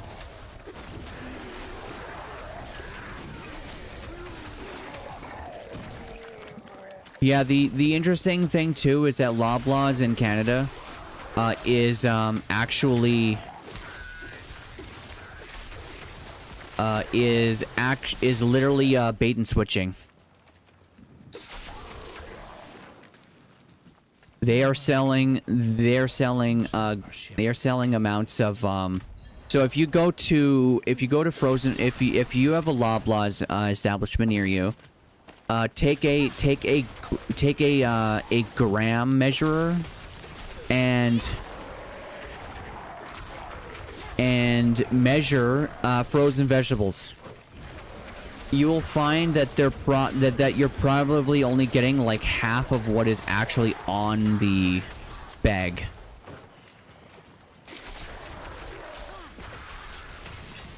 It is fucking insane.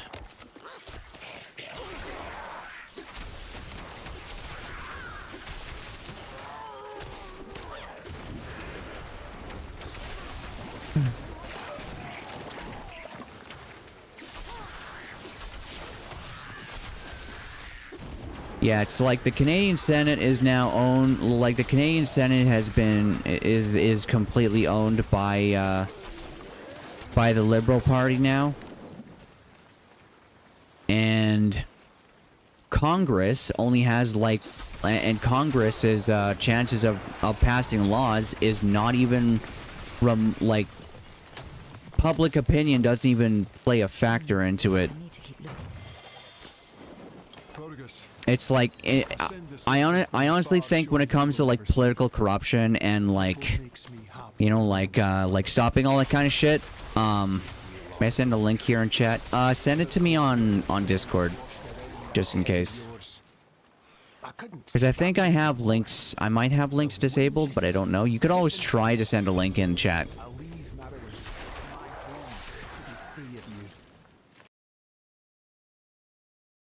No, I don't want to purge or ban. Oh yeah, no, I don't have access. I'm not affiliated yet, so I can't. Actually, hold on. What achievement do I need to set VIPs? Because I should just VIP you, Maxi, because, you know, you're not going to... I can trust that you're not going to derail the chat into, like, some really stupid, like, I'm fine with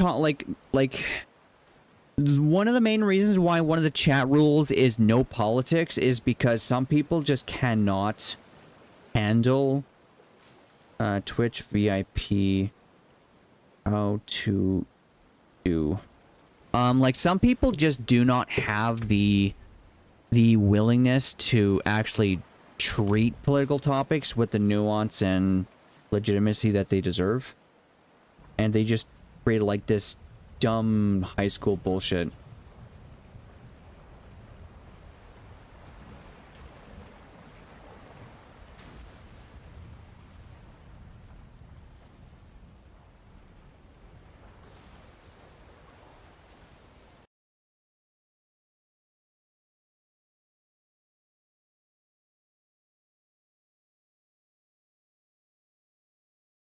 Huh. So why can't I just do that in the mod settings? That's a little weird.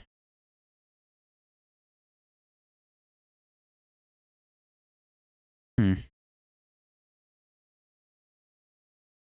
it's possible I might just not have access to it. Sent it. It's what we're dealing with here in the US. 4.78 pounds. 2. It has never once even crossed my mind to actually weigh the meat that I'm buying to make sure that it's the exact weight that it says that I'm getting charged for. Until now. Yeah. We gotta do something about this, bro. I'm gonna be weighing everything, so let me find out y'all been charging me.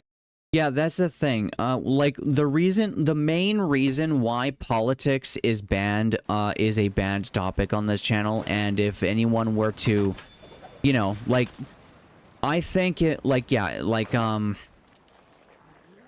it comes to political topics, like, if I end up going to political topics, then, you know, I won't, like, end up banning anyone, but, like, but chat leading into political topics is what I would say is, like, not a good thing. But yeah, you know, with you, Maxi, I'm, you know, like, yeah, you're not going to do the thing that I'm going to talk about right now, which is why it's a banned topic here on this channel, you know, for normal users, at least. The main reason is because when people talk about politics, they are quite literally all buying into the bullshit systems of politics, which is, oh, I'm a liberal or I'm a Democrat, and the problem and the person who hates me the most is actually Republicans, and it's like, no, if Republicans hate you the most, they are equally just as stupid. Because, you know, there is, in my personal opinion, there's no bipartisan, like no issue is more bipartisan than, yeah, so we are being literally ripped off by every company, and we are literally being like sold like fake meat that is probably going to give us cancer, along the other carcinogens that are in like products. Like the funniest thing too is that the FDA doesn't even actually properly investigate the health impact of ingredients. Not really.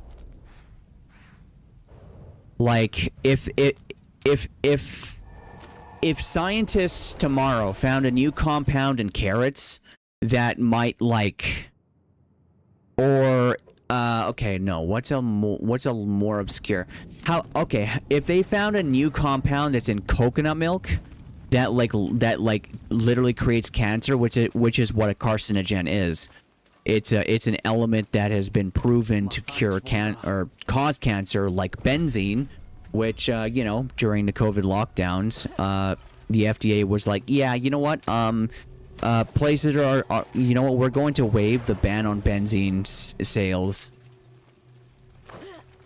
Which is a funny thing. So it's like, yeah, people were literally disinfecting their hands with shit that actually has been scientifically proven to cause cancer. Nobody can even wonder why, you know, like conspiracy theory shit is so fucking popular. Why do they need to? George Washington vouches for the authenticity of the ingredients. Abraham Lincoln too, right? Well, their reasoning is verbatim. Well, humans have been eating this for thousands of years, and we don't think anything bad has happened, like, with it yet, right? So, you know, there's no problem, right? Like we've technically been eating, like we definitely have been. We actually not technically. We've literally been eating salt that we mined from the earth. And I'm pretty fucking sure that shit is actually really bad for you.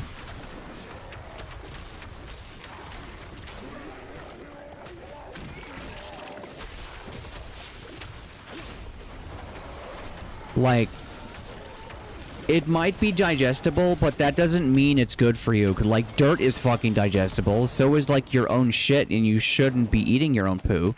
Right?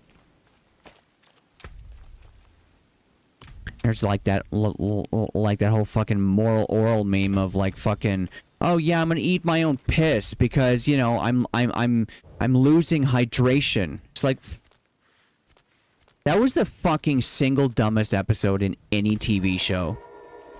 Moral Oral was honestly the fucking, like, one of the, like, that show is, like, that is, like, pre-Zoomer, like, brain rot, like, television, in my opinion. Like, Nanoland might have been, like, brain rot television, but, my god, I mean, at least that show is, like, funny when you're high.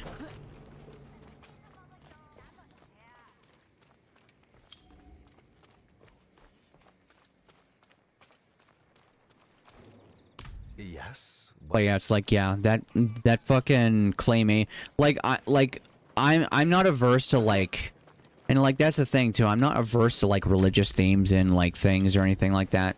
It's just, yeah, that one fucking, like, there were like a couple of really fucking dumb episodes in that show, I remember. Okay, I don't remember any ones other than that, but I do remember watching at one point, and even as a kid, I was like, this is really dumb. And I was a kid. I was a moron back then. I couldn't even do timing puzzles to save my life. Like, basic timing puzzles that you do in, like, Alter Echo, I, like, fucking threw my controller on the first goddamn one. Like, I was stuck on the first timing, the literal tutorial timing puzzle, where you just have to time, like, movements to, like a rhythm kind of thing.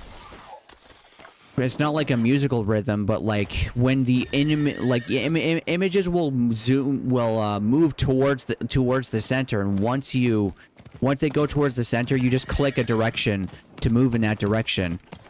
And if you don't do that, then and if you do it too early or too late, then you fail the whole puzzle. And I just got fucking stuck on that for literally like hours. I was a dumbass, and I still was like, this show's dumb. Like, you know you've made something really bad when stupid kids are actually saying like, yeah, this sucks.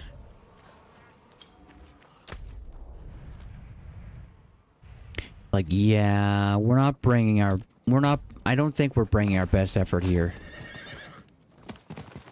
Then again, like, I think it's very possible that a lot of children's television, like, was and still is just, like, completely disposable garbage. Like, Teen Titans Go, like, as much as one wants to hate it, it does have very occasional good episodes, because, like, I like to think that the creators of the original Teen Titans are doing Teen Titans Go. They're just like, yeah, we'd like to make the original Teen Titans. It's just the network won't fucking let us. And we're stuck, like, you know, doing, like, the most brain-dead bullshit, and only every once in a while are we allowed to just, like, go loose and have, like, an actual story and shit. Because that's the thing, Teen Titans Go, like, occasionally has episodes where it's like, there's an actual story, and it's actually compelling.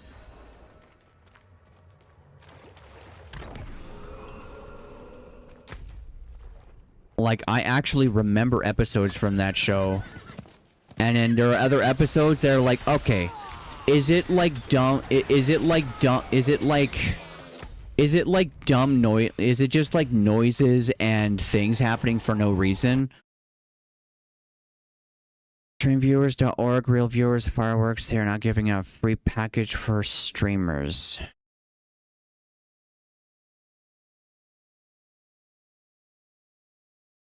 Maxi, do you think that counts as advertising? Because this channel has a no advertising rule. They won't let the original Teen Titans come back for the same reason that they canceled Megas XLR. The art style is too expensive to maintain. Yeah. Yeah, that's advertising. Yeah. Yeah. Fuck out of here. I literally don't care. You've returned. Oh, fuck there. But yeah, ultimately, like, everyone, like, most people that I see talking about politics, they're literally, like, useful idiot type shit. Because it's like, the ultimate objective reality is there is only one gap that actually matters in society, and that is not, and that is... Oh, fuck's sake. And that is the not the wage gap. It is the fucking discrepancy between classes. You know, it's the gap between lower, middle, and upper class, because, like, there's so much fucking money and so much technology that could enable, like, that could enable this, right? If the economies weren't going to shit, it would actually be easier and more possible than ever for everyone to literally be millionaires. Not billionaires, but millionaires. Like, I genuinely believe that it is actually it is no longer a matter of logistics that we can't all be, like, either millionaires or right on the cusp of that.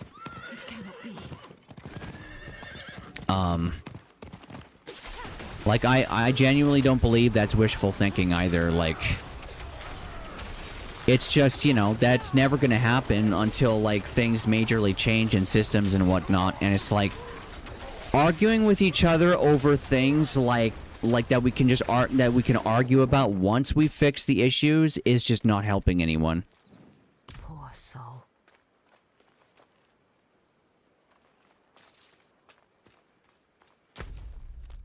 But yeah, that's why it's a banned topic, because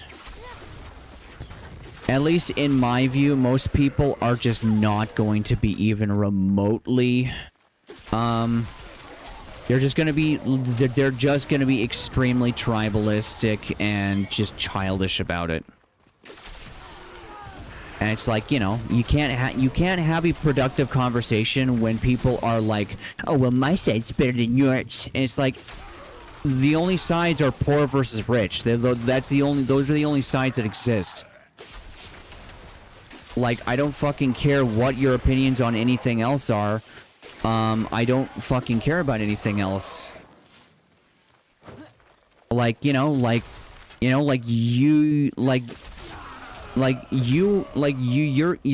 wasting time crying about like, oh yeah, we need more gun control, and I'm like, you know what? We need less gerrymandering and less bribing of politicians by corporations. You know, we need Congress to you know, actually you know, be beholden to the people. Well, not me, but you know, Americans need that. Where in the fuck are these goddamn barbarians? I'm getting really fucking annoyed right now. I've searched this whole area. Where the hell are they? Oh, they've got to be right there. Oh, that's a goblin. Goblino.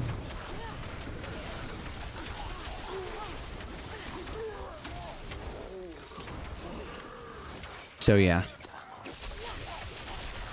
It's basically why, like going forward, only, like, VIP status on this channel is not going to be...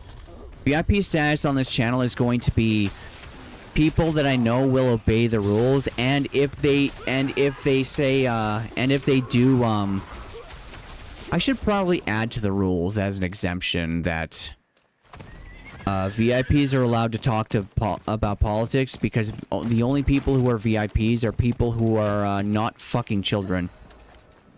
Well, they're not children. Like, they're not goddamn children. Not like they're having sex with them. Fucking Christ. Syntax is important. They're not goddamn children, you know. They're actually, like, you know, emotionally mature. Go figure.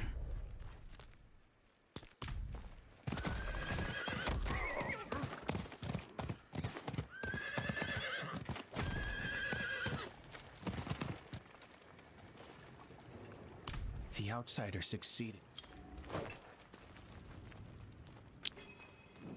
Yeah. You return with more blood on your lips than your blade. We watched. It seems we've lost more than... Meet me at the burial grounds of our ancestors. We've lost more flesh than cannibals. Yeah. Yeah, the funny thing is that the World Stone was destroyed and its suppressive powers on the Nephilim were wearing off. And that literally would have meant that literally everyone in like 100 years would have been fucking Nephilim. But oh yeah, whoops, Lamau, we're just gonna retcon that and completely fucking ignore it because we're assholes who can't even keep consistent with their own lore. We're Blizzard Entertainment. Oh God. That's why I don't. It's why I don't care about the story. It's why I skip every cutscene. It's like why none of this shit remotely matters. I might have cared only a tiny bit. Until I made that realization that, like, they can't even stay consistent with their own lore. Which is just embarrassing, because it's like, dude, I'm a fucking writer. It's like, not that hard.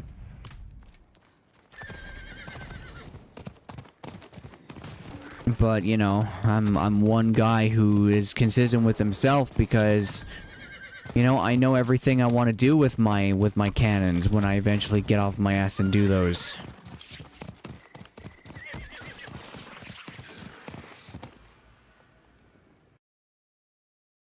You know that they're getting rid of the middle class, right? Yeah, I know. Yeah. Yeah, the funniest thing, too, is that, like, platforms trying to be like, oh, yeah, so, you know, these conspiracy theories, these are misinformation. It's like, no one's believing that anymore. We're actually at the point, like, the funniest thing, too, is that the TikTok ban is not even going to do anything.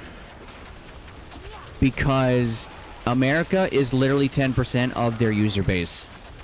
Like, America actually does not fucking matter whatsoever when it comes to TikTok.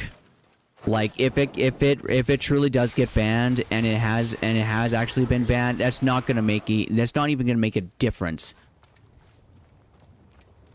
It's gonna be like, oh yeah, 1% of people are boycotting a certain company. Ancestors, defiled by beasts. Their filth cannot quiet the glory that echoes through these stones. It's like, oh yeah, that's really gonna hurt their bottom line. Yup.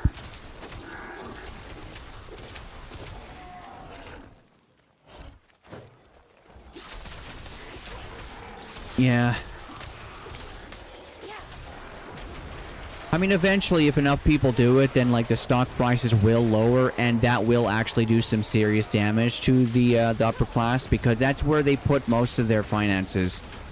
Like, it's not in their bank account. That's for that's for the middle class and for the poors.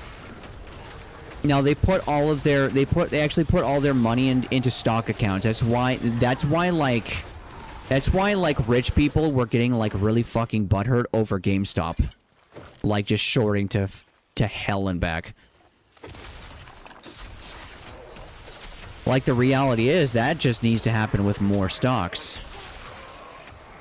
And if that just like if that started happening with all of them, then I think after a long enough period of time, like I think like a lot of things would fix themselves, but it would eventually return to that the moment it stopped. Like, it would return to the same crap it was, or it is now. Like, you know, if that ever stopped for any decent length of time. Stocks themselves are a scam. Well, they're the original cryptocurrency. Yeah, that's on one hand that is technically true, but you can actually make money with stocks. It's just you need to have a lot of patience, a lot of impulse control, and a lot of like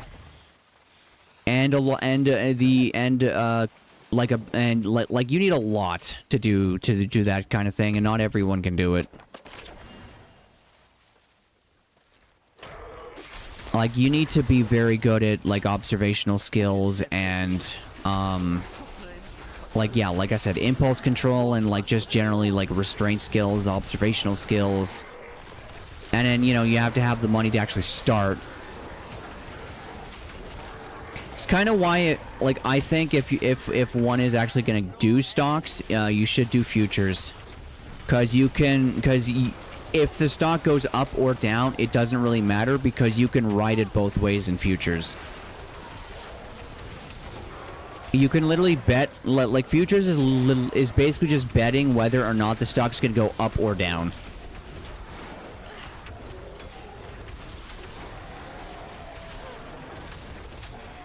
They used to mean something if you had stocks in the company. You used to have... Hold on. No, I can't pause. I'm technically in single player, but I can't pause because online only. Lamau.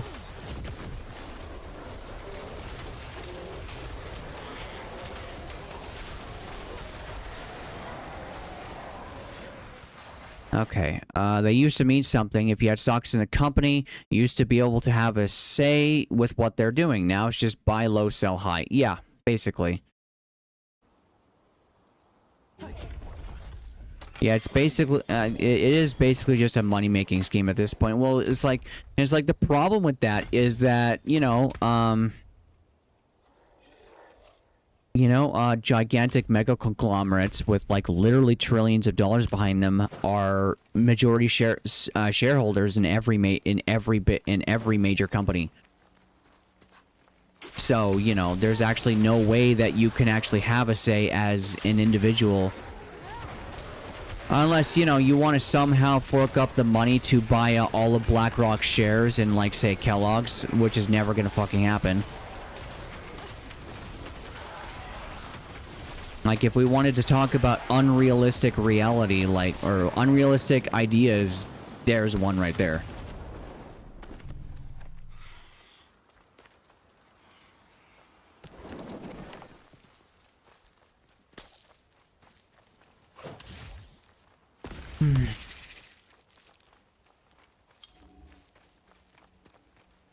But yeah. Yeah, the funniest thing is, Maxie, have you heard about the conspiracy theory, have you heard about the theory of, that someone, is shooting, or oh yeah, no, I talked to you about the orbital lasers, yeah. But did you hear that, apparently, if you have something that is a certain shade of blue, it actually just does not get affected by lasers? Like high frequency, like high intensity lasers that can be used to light things on fire, don't actually do that with blue objects. And apparently there's like shitloads of houses and apartments that are in China, like all over the place, that are painting all of their roofs blue.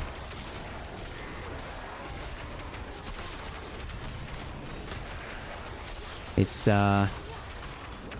very freaky world we're living in, that's for sure.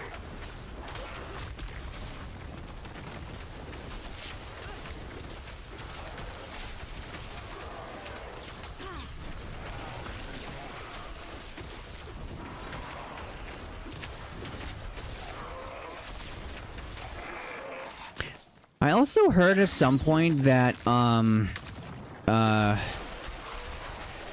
maybe it wasn't all of them, but like one of the major COVID vaccines were also recalled. Which is a little weird.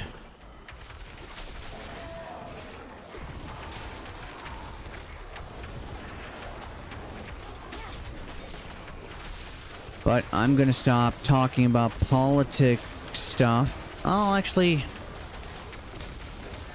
No, I think COVID vaccines are do count as politics because it's just been over politicized, which, you know, is what career politicians do. They take something that shouldn't really be a political thing and they turn it into a political thing. Because you know, that's just what career politicians do. It's kind of why, like, even though Pierre Poilievre in Canada seems to be the best bet to vote for right now, I still literally don't trust that bastard as far as I could throw him, because he's not one of me. He just isn't. Like, the guy's come from a middle-class family, and, you know, from what I understand of, like, contemporary, like, modern politics, or contemporary politics, or, you know, aka modern politics, is just that, you know, the middle class has basically never given two shits about the lower class.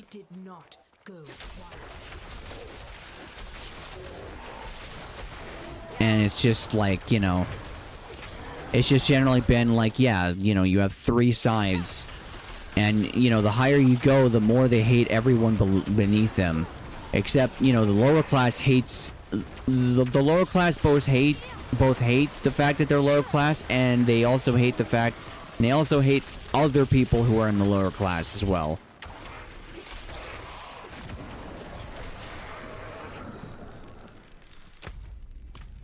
Yeah, I'm pretty sure though the Gen Alpha problem with them not even paying any fucking attention to school and, like, you know, them also treating teachers like complete dirt. I'm pretty sure that's very easily fixable. It's never gonna happen. Ever.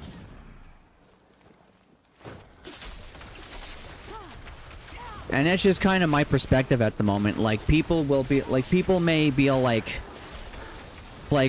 you know, like, when people are marching in the streets, like, being all like, yeah, we need to, like, you know, we need to take our country back. We need to, like, you know, we need to take it back from, you know, the rich and all that stuff, blah, blah, blah, blah, blah. Like, when people are marching out in the street every fucking day, everywhere in Canada, like, doing that, that's when I'll, like, actually start, like, That's when I'll go out myself, but until that fucking happens, I'm just gonna keep focusing on drawing art and just, you know, working on myself. Because no one's gonna work on me. No one can.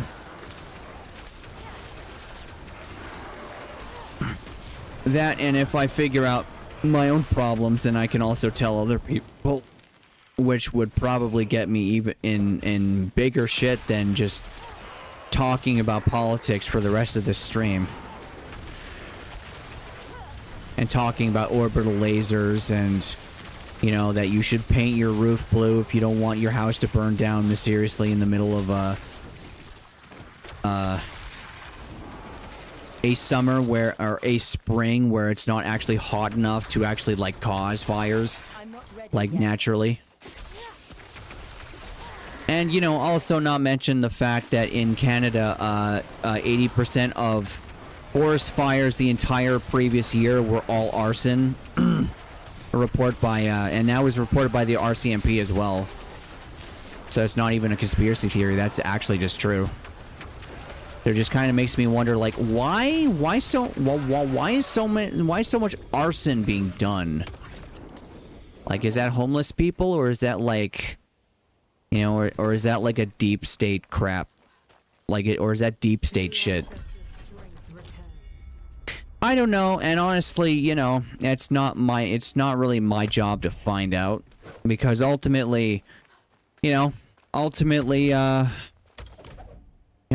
some press releases will happen every once in a while, or, you know, some documents will get read at some point, and it's like, oh yeah, the United States government has been working on literally laser technology.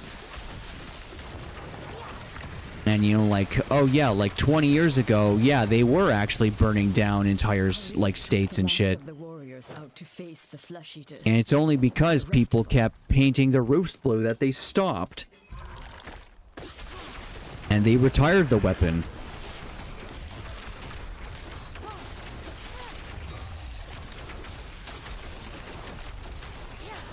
Because, like, the thing is, I have a theory that if you actually teach people to deal with their shit and to become, like, unstoppable, productive machines, and you find, like, the real cheat codes when it comes to, like, all sorts of shit, you'll get more, like, you'll probably get more deplatformed than, like, just, like, basically being a conservative on YouTube. Probably. Because, like, there are some claims on TikTok where users will actually get, there are some people on TikTok that have YouTube channels that teach you how to create, like, a hydroponics farm in your house. Like, the whole microgreens thing, like, with aquaculture. And how you can basically just feed yourself completely just off of that. Like, you just get, like, a room the size of, like, maybe a small bedroom. And you can literally, and if you do it right, you can literally just fill it, like floor to ceiling with just nothing but, like, plants. And the funny thing is, too, some plants, like, regrow really quickly. Like, green onions, whenever I buy green onions, I literally put those fuckers in water, because fertilizer that they're grown with gives them way too much fucking nutrients, to the point that you can literally, you can cut the green onions and they will fucking regrow. Like they will continue growing, and they will actually regrow, because here's the thing. When you pick a plant, it's not actually dead. Like, if you want to extend the life of your plants in like, the fridge, first off, green onions, you don't want to put those in the fridge. Just put those in the, just put those in water, right? Just put those in water. Make sure that just the roots are in the water. And then you can literally just take scissors and just snip them. Stay back!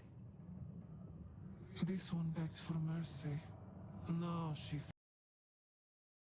You know that hundreds upon thousands of acres of lands are being bought up by these giant companies. Yeah. Yeah, it's really weird that Bill Gates needs so much farmland.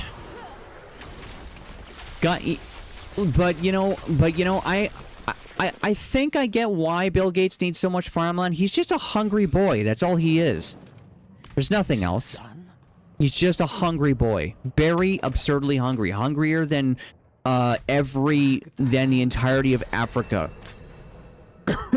Because I guarantee you the farmland he's buying up could probably feed Africa if you know, didn't just monocrop the whole thing and you made like a proper, like, self-sustaining ecosystem of growing food. Because that's actually one of the things that the natives were actually like ahead of us even today. Like, they're ahead of us even now. Because they there are literally plants that serve roles that can actually like protect other plants. Like, there are literally plants that ward off pests. There are literally they're literally called fortress plants for a reason. You can literally create a self-sustaining garden. Like, there are plants that, like, basically their whole thing is they just basically feed other plants. Like, they just basically create like mulch just automatically. Like, they grow like fucking crazy, but you know, they don't spread like crazy. Like, there's plants that, like, I think can help with like pollination. Plants that can help with all sorts of different shit. But it's like, yeah, it feels like if I made a YouTube channel all about teaching people about like actual life hacks that like they can use to help and do stuff, and like there's so much stuff, right? Like, one thing I can definitely say is sea salt actually sea salt can actually treat asthma to a degree. Like, I haven't tested it on severe asthma, but whenever I have like the tight chest feeling of asthma, I just take some sea salt water and I just drink that. I just put like some sea salt in water and I just drink that, like maybe like just like a sprinkle in like a cup. I mean, in something like this, which is like about 750 milliliters, I put in like a couple sprinkles, like 2 sprinkles or 3, like just like a shake. What do you want me to do? Oh yeah, okay, touch the water. But yeah, like legitimately, it actually helps with asthma.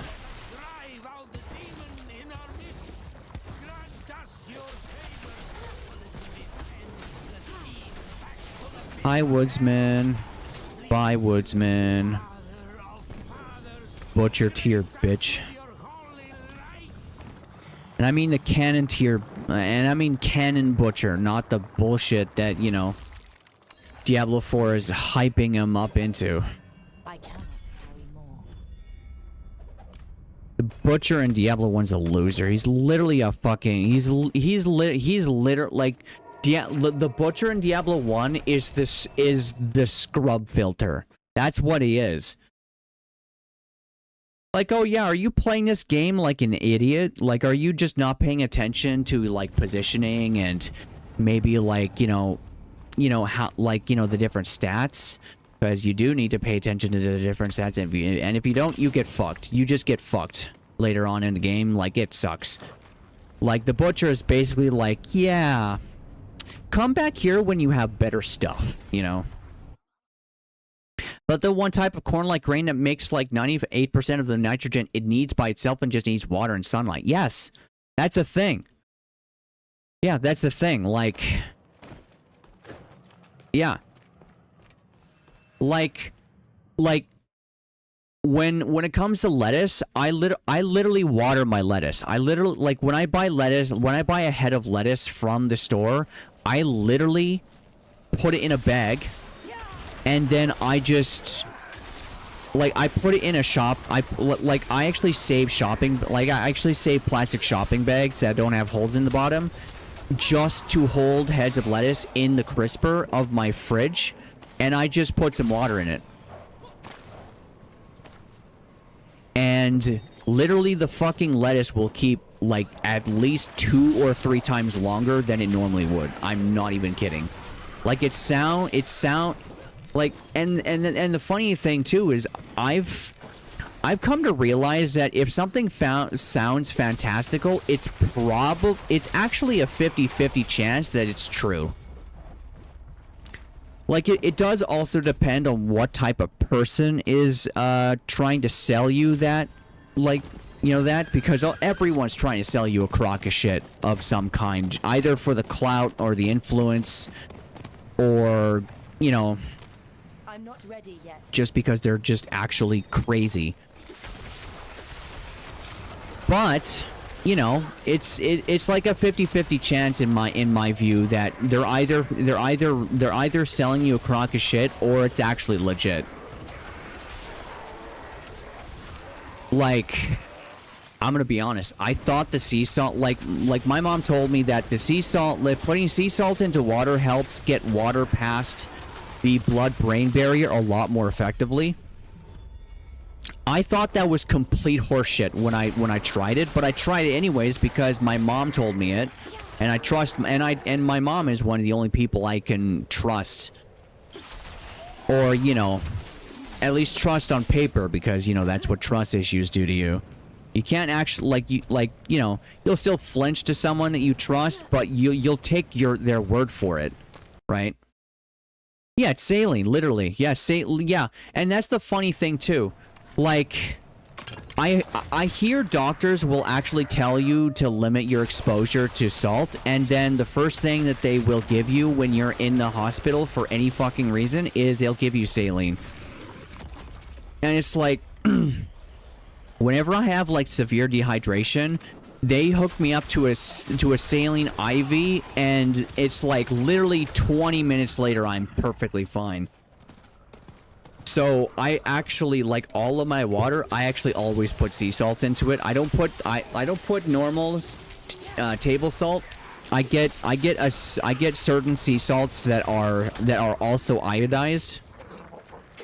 Cause I honestly think that sea salt is I honestly think that demineralized water is actually extremely bad for you.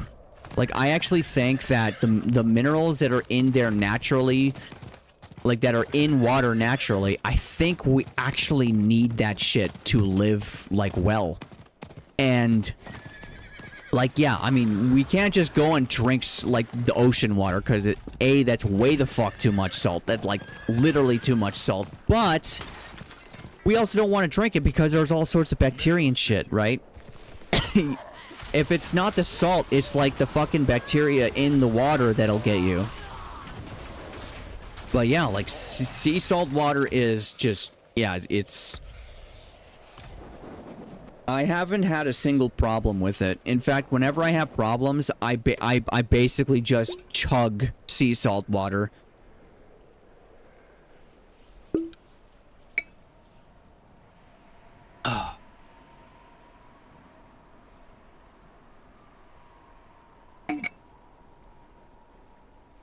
So yeah, like, honestly, like, I actually pay complete attention to, like, the new age group. Because, like, some of the things they may say may be, like, dumb hokey garbage that doesn't actually fucking work, and is just something that they believe it works. Like, it might be just, like, it's literally just a placebo effect in their case if it works for them. Because, you know, the brain is so powerful that you can literally give someone a sugar pill, and if you lied to them so completely and said, this is a prototype cure for cancer, they would probably, like, you know, and they believe that the sugar pills were actually working, it's actually possible that they would just actually go into remission. Which is why, in my opinion, all those miracle cases where someone just like has like terminal cancer and oh yeah, their cancer's dead and gone now, and there's actually like basically no trace of it, and they just walk out the hospital just fine, like in remission. It's like that has to be willpower. Like that's the only thing that makes any remote sense. Like, if willpower can basically let you overclock your muscles and do serious damage to them, but let you, like, lift, like, fucking several tons, I'm pretty sure curing a horrific disease is not above, the realm of possibility.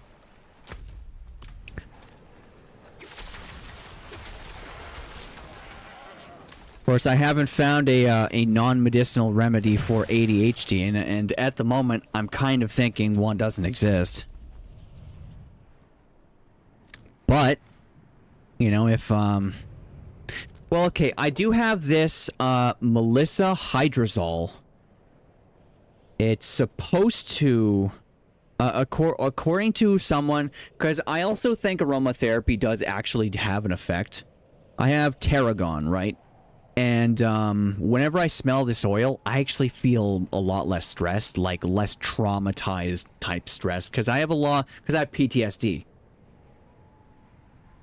And whenever and I have another one called Harmony, which is like a bunch of shit. It's like lavender, chamomile, I think. Actually, let me just go find it.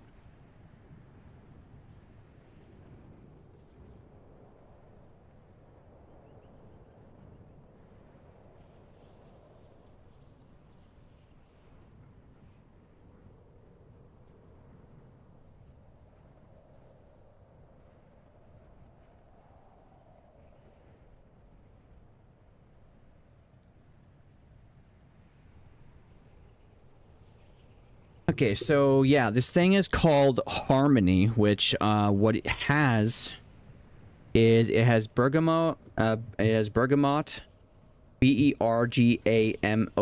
lavender, mandarin,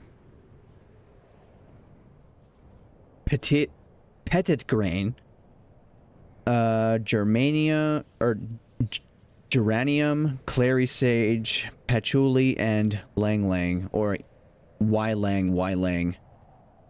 And yeah, this like fucking relaxes me so much, it's insane. Yeah. Oh yeah, no. And I just like to just smear a little bit of it on my nostrils. And it's great. This only costs me probably about 15 bucks. Like, you know, for both of these. And, I mean, the Melissa Hydrazole hasn't really even worked, honestly. I don't think it has. Like, you're just supposed to, like, spray it on yourself, I think. But, yeah, I don't know. The person who recommended the other two oils to me, which definitely do work, is, like, you know, they recommended the Hydrazole, but I just don't know about that one. You need electrolytes for proper hydration. Yeah. Yeah, which is why, oh, for fuck's sake, I love my webcam. God damn it. Stop autofocusing, you fucking jerk. God damn it. Wish I had like a proper control panel for my webcam outside of OBS so it didn't keep fucking resetting the focus to automatic. But yeah, like the thing is, I'm just the kind of guy who's just like, if I hear something like that you could possibly do for your health, I'm like, you know what? I'm gonna try it. And my new thing is kicking sugar. Because apparently, according to a study, sugar deactivates your body's ability to burn fat. You actually can't, and like apparently, so long as you keep intaking regular amounts of sugar and like, you know, decent volumes of it, you actually can't lose fat. And that actually might possibly be why when someone tries a diet for a bit, and they're like, yeah, I'm not losing any fat. It's like, yeah, you need to, like, this says the sugar needs to get out of your system. I still just don't understand why fruit is supposedly bad for you when it comes to sugar, but berries aren't, considering berries are massively more sweet than like a fucking like an entire watermelon sugar like an entire watermelon, or like one beefy slice of watermelon is less sweet than it's the type of fruit. So do you think something like watermelon would be fine, or the type of sugar? Yeah. Yeah, I don't exactly know what the actual rules for sugar, but apparently, according to well, one doctor, who's like, I think like an actual medical biologist kind of deal. He just recommends that at least for like a bit, you actually just kick all types of sugar. Just flat out, period. But yeah, like there was a study at one point done where you had a control group of like 10 or 20 overweight children, and you basically gave them, they tried to put them on a diet, and that didn't, and they tried putting them on like a specific diet for like, I think it was about, it might have been 2 weeks or 4 weeks, but then and nothing really, like nothing really changed. So they're like, okay, so they looked at how, like, sugar work, like how, like, how the foods were working chemically inside the body, and they're like, okay, the common trait about all this is sugar. So they just, for like four weeks, they kicked it, they put the kids on sugar-free, like everything, like just no sugar whatsoever. And yeah, they were fucking insane. And like, yeah, apparently they were stupidly grouchy for the first 2 or 3 weeks. And apparently, like, sugar also fries your dopamine receptors like really badly. But eventually, once they got off the sugar, apparently they just naturally started losing weight. I need time to prepare that. Like, just naturally.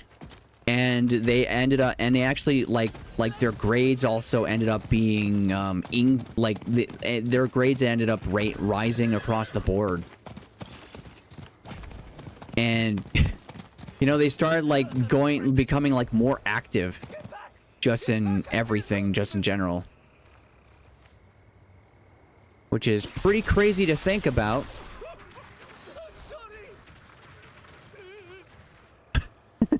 I'm sorry. They say when, they're on fire. Guys are being tortured. They were friendly with one another. Simon tried to. Simon should have been in a. But yeah. Another thing I am also trying to do is like I'm still like I am partly inconclusive on it, but I'm kind of thinking that there definitely is some merit to it. So a while ago, right? Gwyneth Paltrow has her whole Goop Labs type thing, right? And, Gwyneth Paltrow is definitely one of those types that I would say is when she's like in a new age shit, like she's definitely one of those new age people that just wants to sell you some bullshit.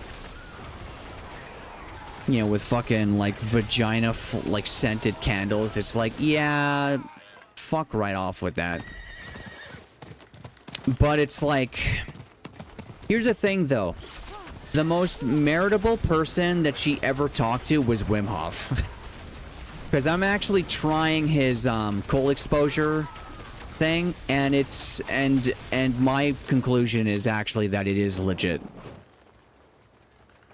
Cause cause he says the first thing that'll happen when you do the cold when you do the cold exposure and you just, you know, you do the specific type of deep breathing that he has a tutorial on his channel for. But when you do that in water that's cold, not like as cold as possible, just as cold as you can handle for like 10 minutes. And you know, you get out, you end up with like a shitload of endorphins. And, you know, like he says that it actually like helps with depression or even like temporarily cures it, apparently. And I'm gonna be honest, I feel like I feel fucking awesome when I do that. Hey Nacho, welcome. I'm playing Diablo 4 because I feel like playing it some more because I'm my brain isn't working because I'm very fatigued still. And we're talking about new age bullshit. Well,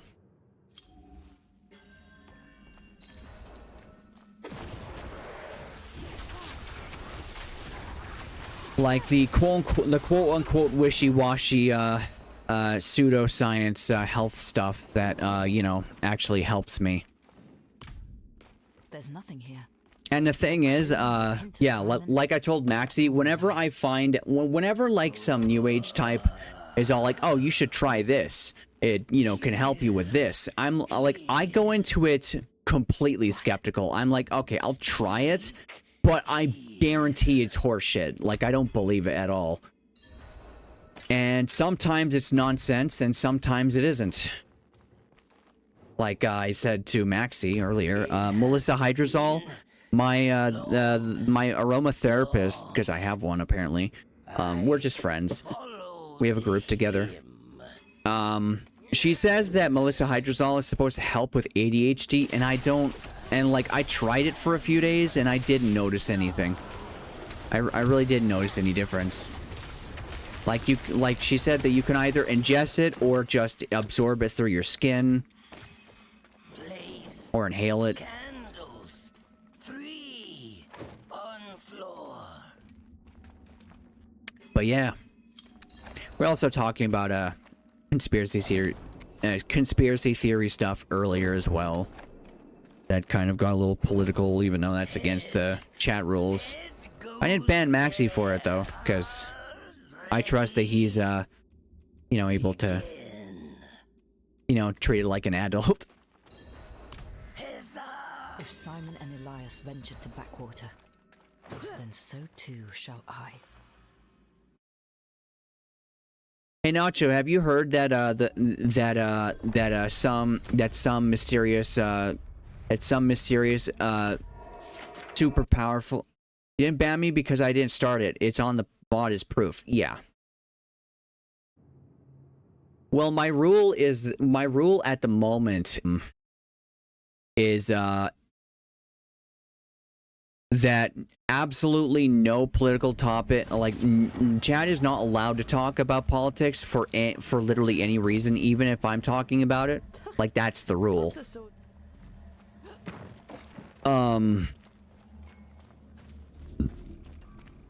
But I've decided that from now on, like people that I would VIP, or people that know me and that I know them, would be the only person I would allow to you know, also talk about politics. But here's the thing, only if it's like political topics I'm talking about. Like, no you know, like, yeah, starting the political topic is not okay, even if you are like VIP. And you know, even if you are my friend, because I mean, if you're my friend, I'll just time you out. But yeah. But yeah, hey Nacho, have you heard about the powers that be using lasers to burn down places, or like houses and shit, and starting fires? Politics is such a shit thing to talk about anyways. Well, I honestly think it's like it's a great thing to talk about. It's just people are very childish about it. Like they'll just act very tribalist about about politics, like, oh yeah, my side is correct, and if you disagree with my side, then you're a fucking asshole and you're an idiot. Like, no, that's not a good political talk. That's not how you talk about politics. Find Sev south of Blackwater. So this isn't him? I guess not. Hawaii was supposed to have been such a case. Well, I have seen videos of people like going through them, and I like to think I know quite a bit about physics and how, you know, biology tends to interact with physics, and I'm pretty sure any wildfire that would end up so hot that it burns steel, which, you know, there hasn't actually been one recorded that can actually do that, by the way. Because the melting point of steel is fucking insane. And, well, yeah, I mean, it depends on if, like, iron, or if railings are made of steel, usually, or if they're made of iron. But even the melting point of iron is, like, here's the thing. If metal is warping, trees shouldn't be, staying up. 1500 plus Fahrenheit, yeah. And yeah, that's the thing. In Hawaii, there were literally trees that were, like, still standing, and, you know, some of them actually, like, still had, like, yeah, none of them had, like, their leaves, but, I mean, at 1500 degrees Fahrenheit, there is no petrification. That's just vaporizing everything that's not made of a stronger material. So, yeah. So, yeah, we were just talking about, you know, fun stuff like that.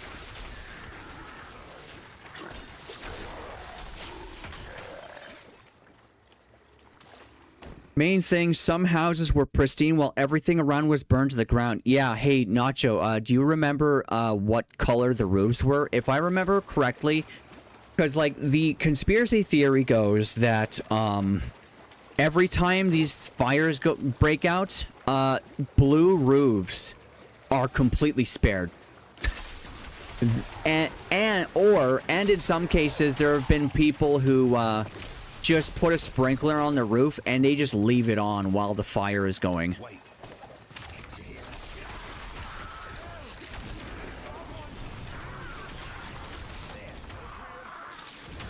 And yeah, I mean, like, I honestly think that's one of the main reasons why the United States government really wants to get rid of, Over here. Let me catch my breath. wants to get rid of TikTok, because I only saw this shit through TikTok. Like, you wouldn't see this on YouTube. Because it is such a fair and balanced platform, and definitely not biased in any favor of anything, that, you know, they definitely won't just censor a truthful thing because, you know, the people who pay their bills, you know, doesn't want them to show that.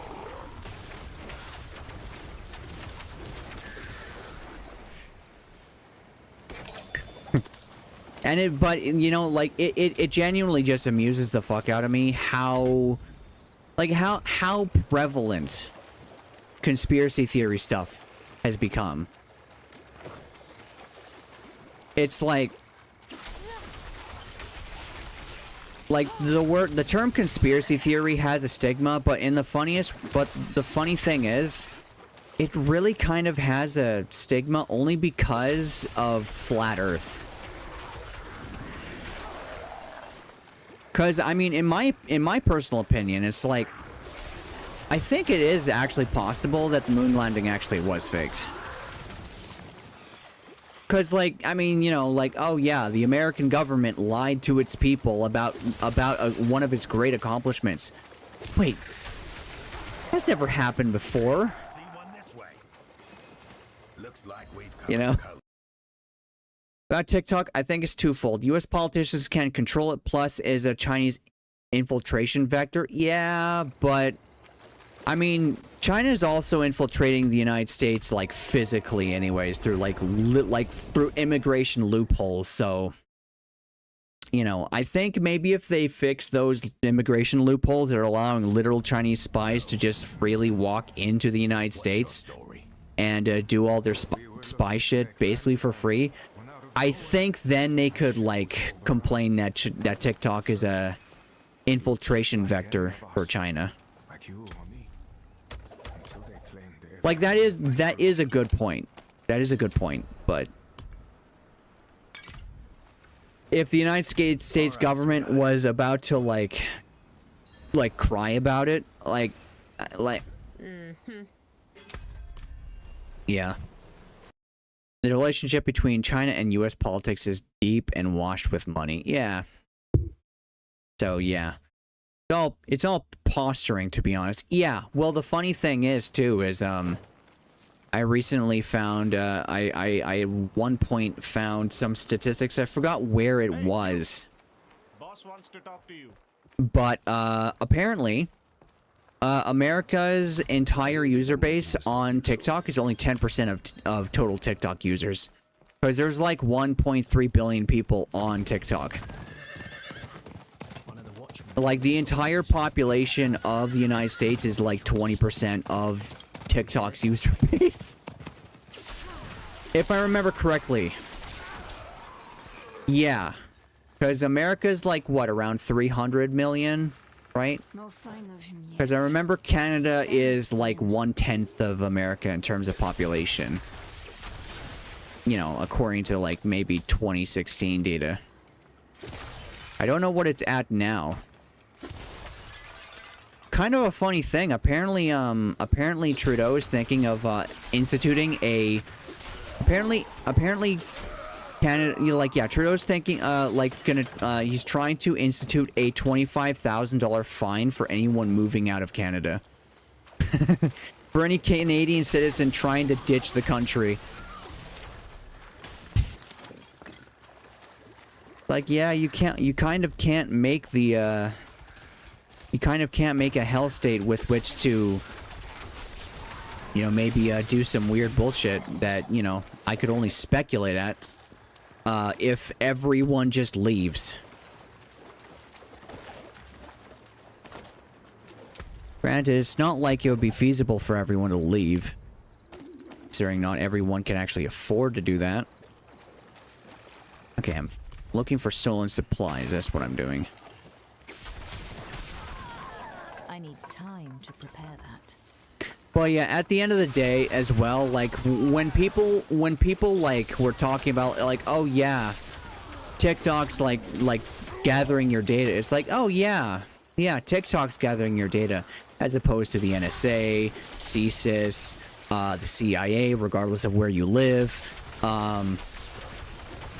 you know, oh no.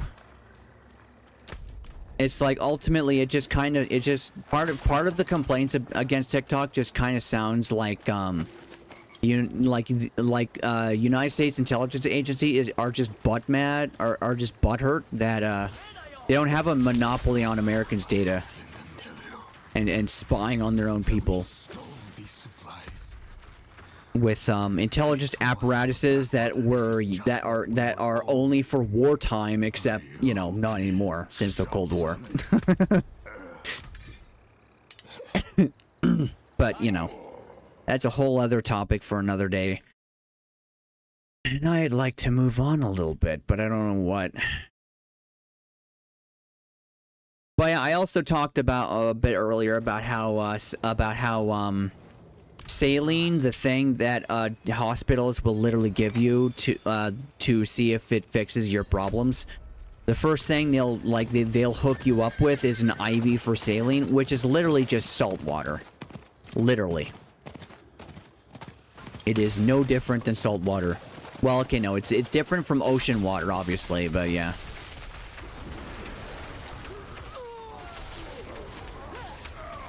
Which is why I drank salt water instead of just normal water. I actually just drank like just a couple shakes of water into a couple of shakes of iodized sea salt with like all the minerals that sea salt's that sea salt has in it, just with none of the bacteria bullshit.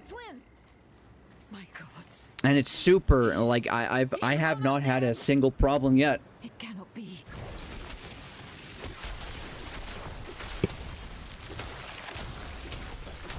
Oh look, another well choreographed Frozen FX. Why do the other ones not work? Like the Frozen bombs from Quest monsters is so much more visible than just the normal ones. I don't get it.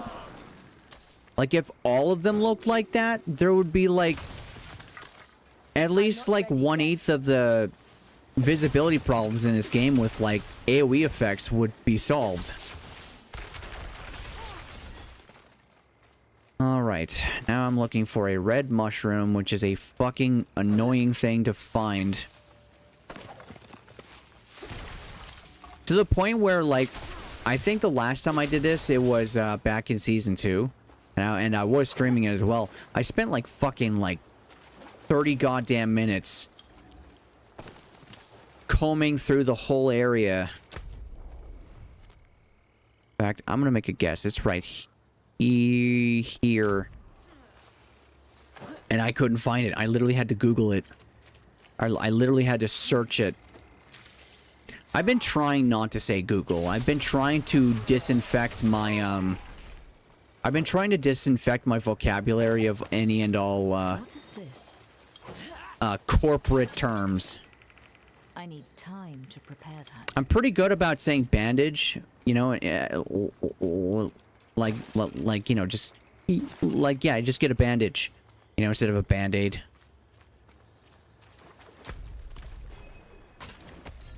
Because it's kind of weird. Oh, for fuck's sake, I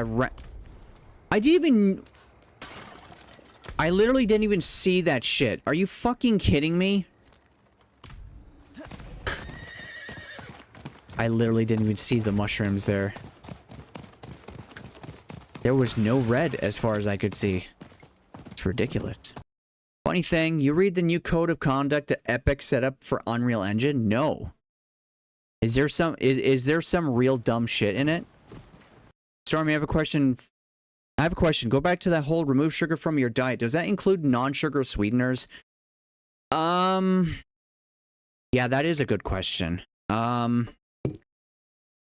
At the moment, sweeteners that I'm keeping is very, very occasional. So I'm not entirely. So what I'm doing at the moment is I'm still doing a weekly reward thing where I have a pie every single week, but only if I do 3 sketches on paper and 1 on digital.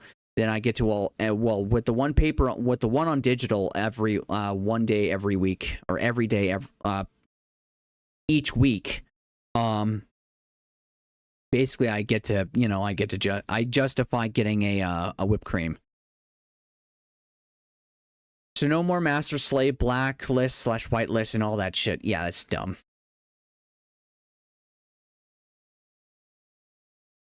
Yeah, the funniest thing about the race, about the race debate, is everyone being all like, "Oh yeah, we can't use the words that are like that we say are endemic to racism." It's like, technically, by doing that, you actually give the racists more power, and you know, it's kind of a weird flex that people who hate a group of people give them more power.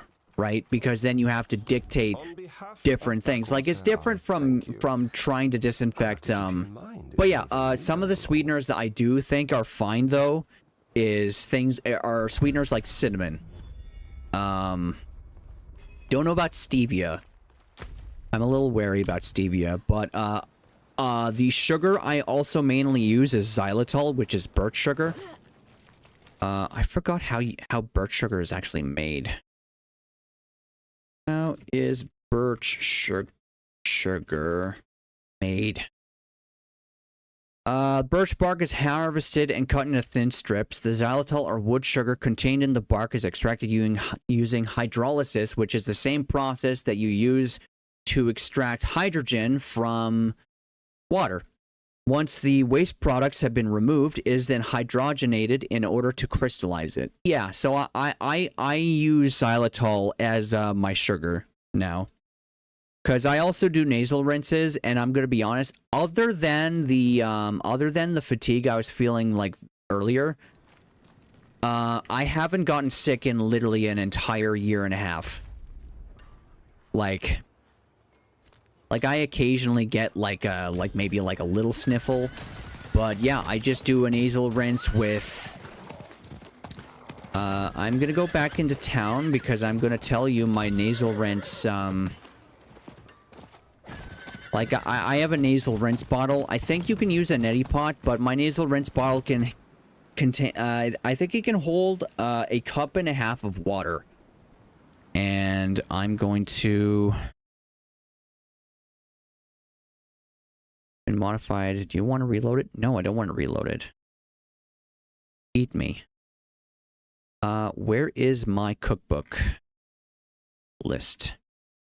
I also make my own hot chocolate, and it's actually way the fuck better than store-bought.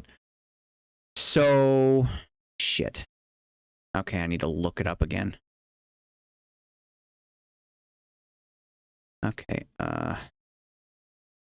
seed extract, xylitol, nasal rinse.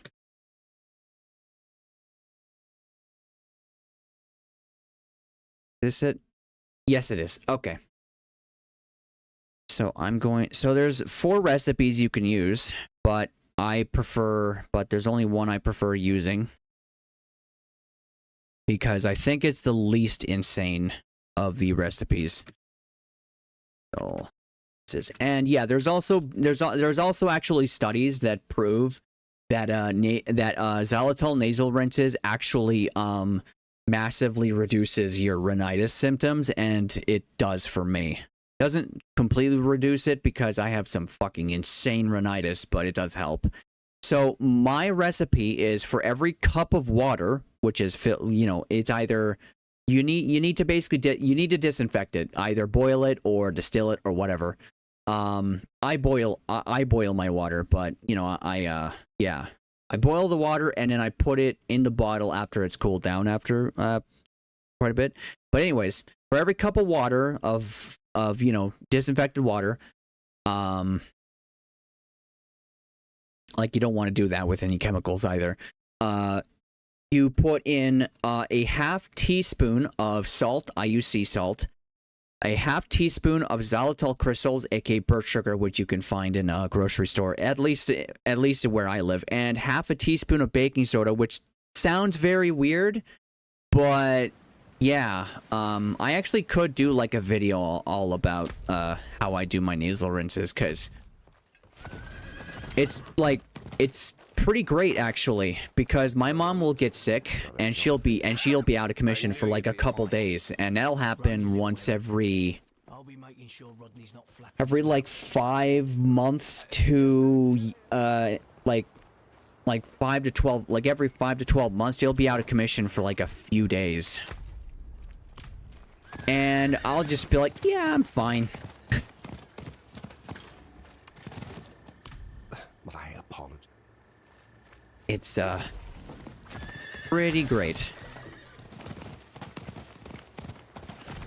But yeah, xylitol honestly is also just much more pleasant sugar, and I think it's also less I think it genuinely is better for you. But not sure. Not sure.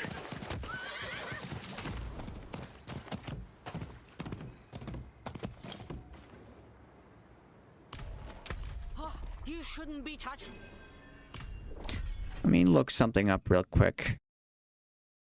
Xylitol. Does xylitol have similar effects to normal sugar on fat burning?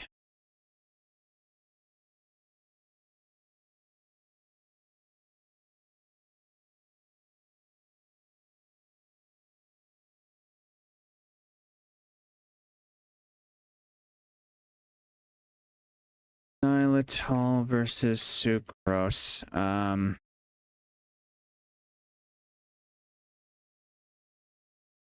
Fat burning. Metabolic. Metabolic. Let's see. Go down to the conclusion. I'm just looking at a study at the moment. Xylitol is widely used. Metabolite has been reported to activate CHREBP, unregulating the gene transcription.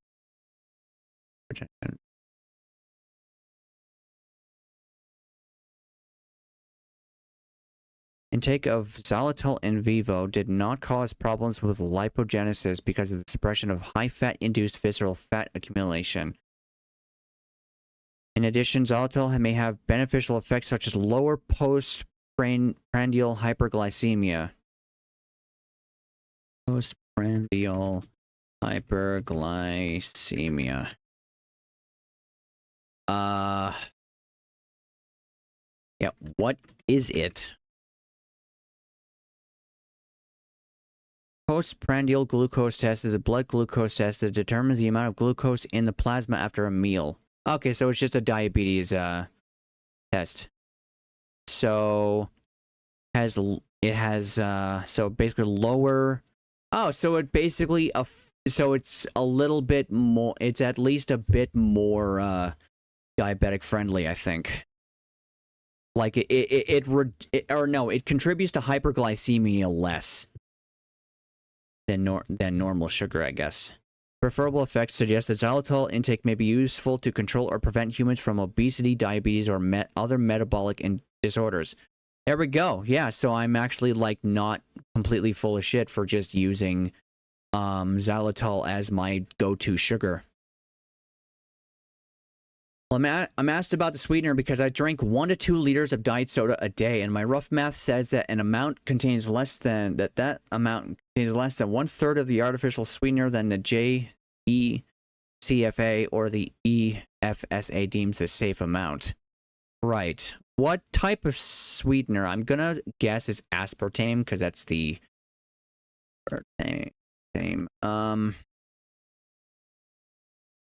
Is sucrose on a ball at burning. The impact of artificial sweeteners on body weight control. Okay, let's do the same thing. Go down to the conclusion because I'm a dumbass lay person who is not going to read this whole fucking thing. Let's see. Okay, got the citations. Conclusion and perspective. The scope of this review was to review the physiological effects of artificial sweeteners on body weight control and glucose homeostasis, and to identify the controversies of the existing evidence. Okay, just gonna skim over this. Although artificial sweeteners maintain the same palatability as natural sugars, the metabolic routes are different. Therefore, artificial sweeteners affect body weight and glucose homeostasis differently compared to normal natural sugars via underlying physiological processes comprising the gut microbiology. Well, it says biota, but reward system. That's brain reward system. I think that's serotonin, isn't it? The nucleus accumbens.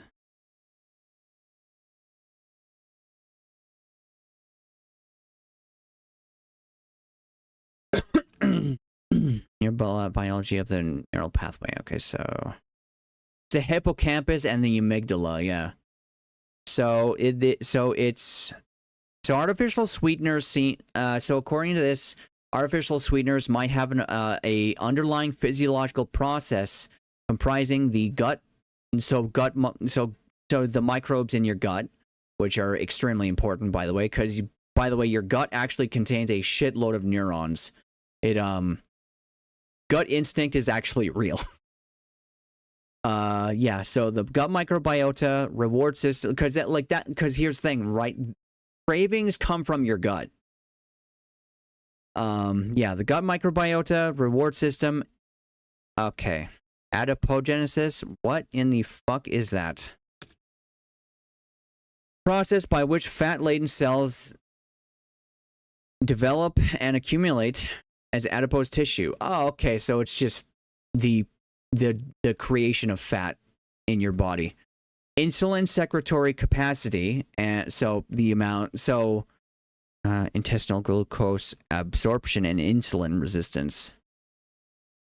So it has underlying physiological processes comprising the microbiome of your gut, your hippocampus and amygdala, your body's ability to form.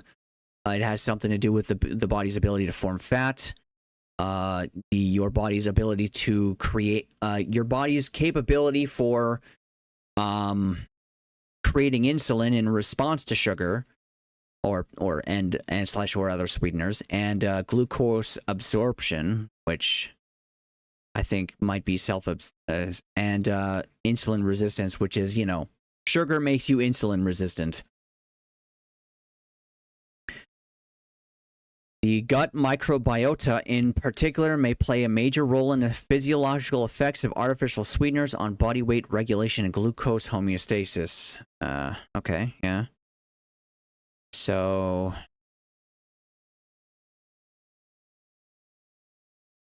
it's possible it has a major impact on your body's ability to regulate weight and forgot, what does homeostasis mean? Homeostasis is any self-regulating process by which an organism tends to maintain stability while adjusting to conditions that are best for its survival. So in this context, it is the system that your body uses to manage glucose levels. So it affects your body weight regulation and your ability to and like your blood sugar system, I think. Mechanistic evidence that artificial sweeteners may induce gut microbiota dysbiosis. Oh, for fuck's sake. This is why people don't trust doctors, by the way, because of bullshit terms like dysbiosis. Dysbiosis is often described as an imbalance in the gut microbial community that is associated with disease. So if the microbiome in your gut sucks, then it'll lead to bad things. Yeah, so mechanistic evidence that are okay. Yeah, so it alters the gut microbiota composition and function. So basically, artificial sweeteners are fucking up the biology in your gut, I think. Although different you know what? I'm just gonna share this in the chat, and you guys can also look at it as well if you want to. So although different physiological processes are involved in the effect of artificial sweeteners on metabolic health, meta-analyses of RCTs and prospective RCTs, metabolism. What is an RCT? What is an RCT? Health. Blinded RC. Oh, randomized controlled trials. Okay. So, meta-analyses of randomized controlled trials and prospective cohort studies suggest that artificial sweeteners may have a neutral effect on body weight and glycemic control, respectively, or may have a beneficial effect on long-term body weight regulation. Okay. Huh. The earlier parts didn't really seem to reflect that. The majority of human studies report no significant effects of artificial sweeteners on body weight and glycemic control, it should be emphasized that the study duration of most studies was limited.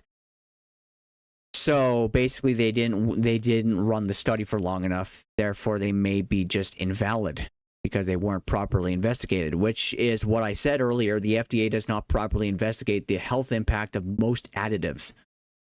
Furthermore, unlike rodent studies, long-term studies investigating the underlying physiological effects, body weight control on metabolic health of artificial sweeteners in humans are scarce and therefore warranted.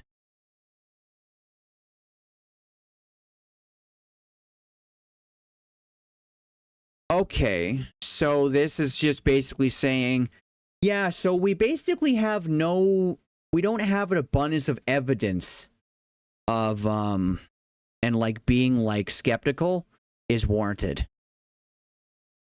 Currently within the European H2020 project suite, a human multi-center study is ongoing, which aims to investigate the use of artificial sweeteners within the context of a healthy lifestyle and body weight maintenance after weight loss and on metabolic health risk. Notably, artificial sweeteners are metabolized differently, may not all elicit the same metabolic effect as, for instance, components may affect the gut microbiota composition directly, and others are easily digested and absorbed. Not all studies investigating the effects of artificial sweeteners on body weight control and glucose homeostasis take into account the different metabolic pathways of distinct artificial sweeteners. Therefore, human data on the effects of distinct artificial sweeteners are limited or lacking. The difference in metabolic fate of artificial sweeteners may underlie conflicting findings that have been reported relating to their effects on body weight control, glucose homeostasis, and underlying biological mechanisms. Therefore, extrapolation of the metabolic effects of a single artificial sweeteners to all artificial sweeteners is not appropriate. So they're not all, interchangeable, I guess. In this regard, future studies should consider the metabolic pathways of different artificial sweeteners. Further long-term human research investigating the underlying physiological pathways of different artificial sweeteners on microbiota alterations and its related metabolic pathways warranted to evaluate the potential impact of their use on body weight control and glucose homeostasis. Ultimately, it would be interesting to elucidate the impact of initial microbiota composition as a predictor for the response to artificial sweeteners in humans. The authors declare that the research was conducted in the absence of any commercial or financial relationships that could be construed as a potential conflict of interest. Right. I mean, I would still like to know how it was funded anyways.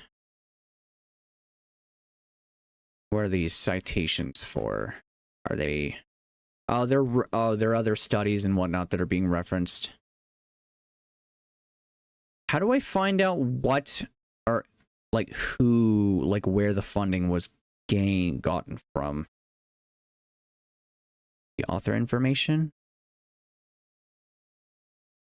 What's PHC disclaimer?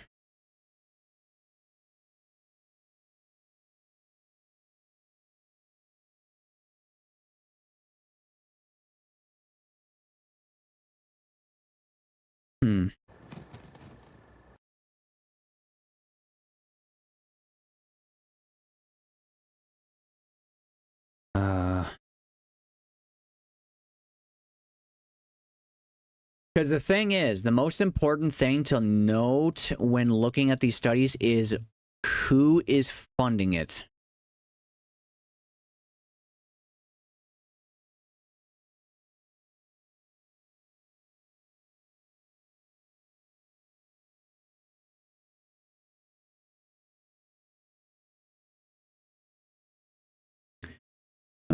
How to find out who funded a study in NIH, National Institute of Health. But yeah, it does sound like it does. My thought is that it does sound like it's ended up as one hell of a rabbit hole. Yeah, that's the thing. That's the thing. Like that is the thing. Like that's you try to figure shit out, and somewhere within the article. Okay, let's try fund.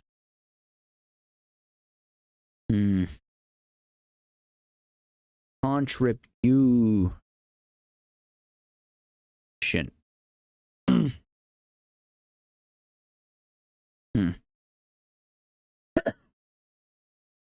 But yeah, that's just how, like, it is so easy to go on rabbit holes when it comes to trying to figure out what is the key to actually taking care of ourselves, because it's an objective fact that if we developed a medical technique or a set of practices that if everyone did them, and doctors made sure that they become standardized among all people, that basically invalidated half of like the reason why doctors even get hired in the first place. I guarantee you the AMA will step in and they'll be like, no. Like, they'll make some bullshit up about, like, how it's not like, oh, well, it hasn't been properly tested, so this is just, like, pseudoscience and all that stuff. Like, the American Medical Association is kind of really well known for just, like, protecting the job security of doctors, because at the end of the day, the medical industry, like, if medical technology progresses far enough, doctors almost completely become obsolete. And you can't have, like, a medical clinic with, like, 30 doctors in it if, like, you know, if people know how to take care of themselves, right? I mean, that's one theory at least. There's probably more, but that's mine. Like, and, like, to that degree, like, you might... You know, one might be tempted not to trust doctors, but I at least trust my doctor because my doctor at least fucking listens to me. I mean, you know, if he stops listening to me, then, you know, then I'm just gonna... Like, when I report, like, some bad symptoms, he'll actually, like, try to get in touch with me, like, fucking immediately. And that goes a long way to building trust. Like, I trust my family doctor, but I don't trust any other doctor about as far as I could throw their severed hand. Don't ask me why their hand would be severed. It got severed. I'm throwing it. That's just how it is. Just don't question it. It's fine. Nothing illegal or suspicious or shady happening here. It's just like, it's also like at the same time, it's like, I split my lip literally I think it's been like 2.5 years ago now. I split my lip. I did a fucking epic wipeout. I went perpendicular, or no, parallel, and I was going parallel with some tram tracks on my e-bike, going at about 20 kilometers per hour. No, not 25 kilometers per hour. Actually, yeah, I think it was 25 kilometers per hour, like 15 to 20. And I wiped out by trying to cross over the fucking tram tracks going parallel. You can imagine what happened. Wiped out, busted my lip. In fact, if the focus will allow it, like a bit like right here. Might not be able to, like a bump right. Yeah, right there. Like a scarred tissue right there. I just have a scar there now, and it's like, I don't have, I actually barely have any feeling in that part of my lip. Fucking sucks. Busted my, tooth. It broke pretty cleanly, though, so I was able to get a root canal.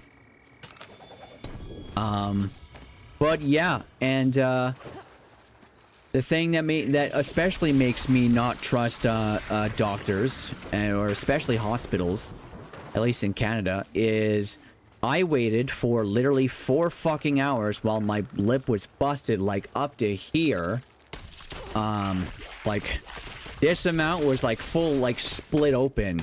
And it was, like, fucking bleeding. No amount of applying pressure was gonna fix it. Like, my lip was split. And I bled, on a bed for 4 straight fucking hours. I probably would have lost a hell of a lot more blood if I didn't actually, like, you know, take my shirt off at the time and just apply insane pressure to it the whole time. I genuinely have a genuine opinion that, if I ever have a need for, like, a doctor, and, like, you know, to do surgery with, I'd rather just go to a black market, dude. Even though he's probably more likely to break my... Like, he's probably more likely, like... Because I personally feel like he's, like a black market surgeon. It will, like, fix you more effectively and be less likely to kill you than waiting in the fucking hospital will. You know, considering, you know, he might send a guy to break your legs or something, or just kill you if you can't pay the bill. That's a little weird.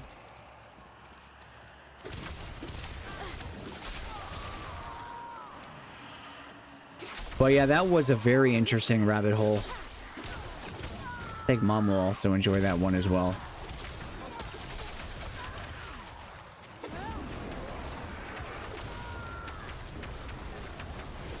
Hello. Good. I am streaming and I went on a very interesting rabbit hole that I think you'd have some interest in. All right. So yeah, Maxie, to say, like, yeah, it might be a good idea to kick that stuff if you want to lose weight.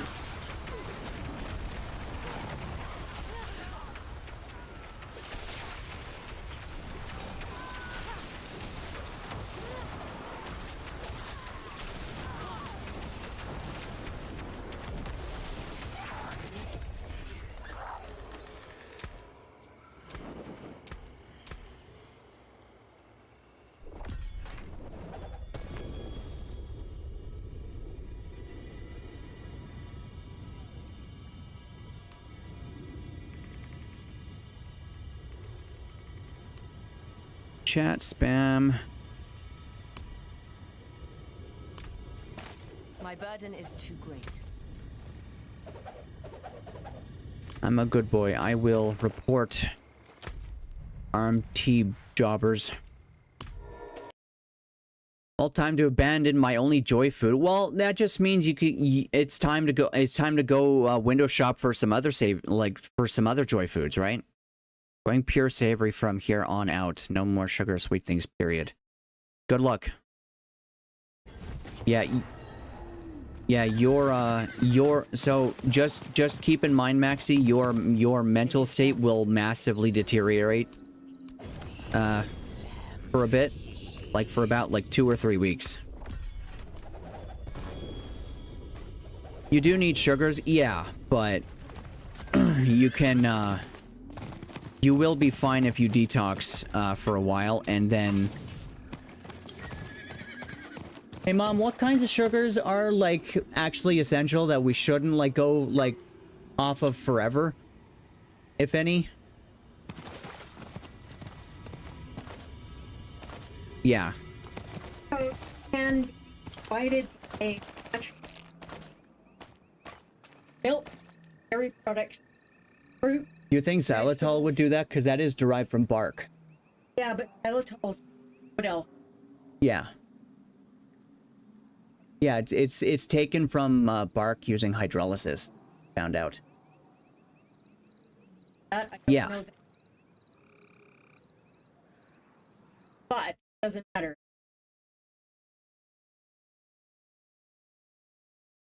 Sugar. Yeah. So that your body properly just regular.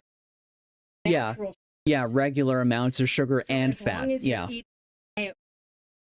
fruits, you Yeah. don't have any. Okay. You plug it.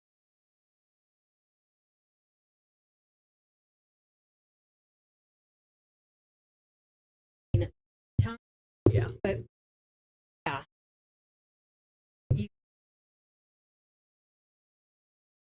Yeah. Okay. Or Yeah. totally, Yeah. you know.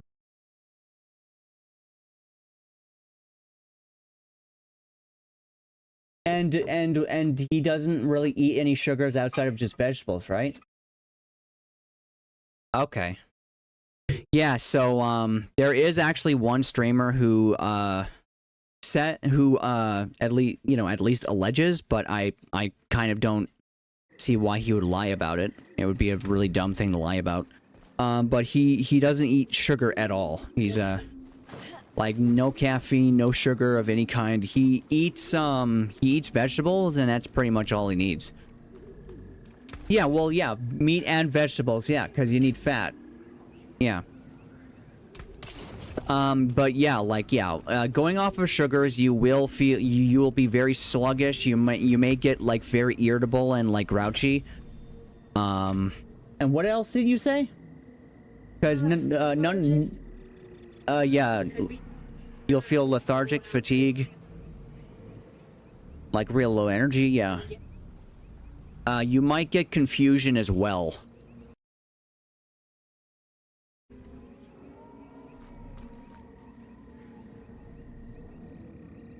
Yeah. Okay. So yeah, if you are if you're not very insulin resistant, how long might it take? Okay. So if you're not very insulin resistant, then it might take only a week or two, but if you are heavily, then it could take 3 or possibly in extreme cases 4 weeks. Yeah. Right. Yeah, the detox itself should last maybe 4 days. It's just the insulin resistance will take a long while to wear off. Yeah. Yeah, it's just a pain in the ass. So the rabbit hole I went down, I actually, Max, yeah, like I talked to earlier about how we're trying to kick sugar because of what we're finding out of what sugar does to you, like how it makes you lazy, lethargic, and you turns off your ability to process fat properly. Yep. So you just can't lose weight. And he asked me, well, I eat.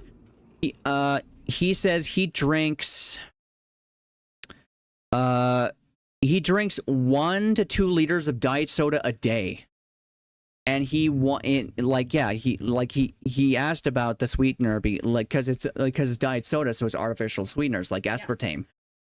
I looked it up.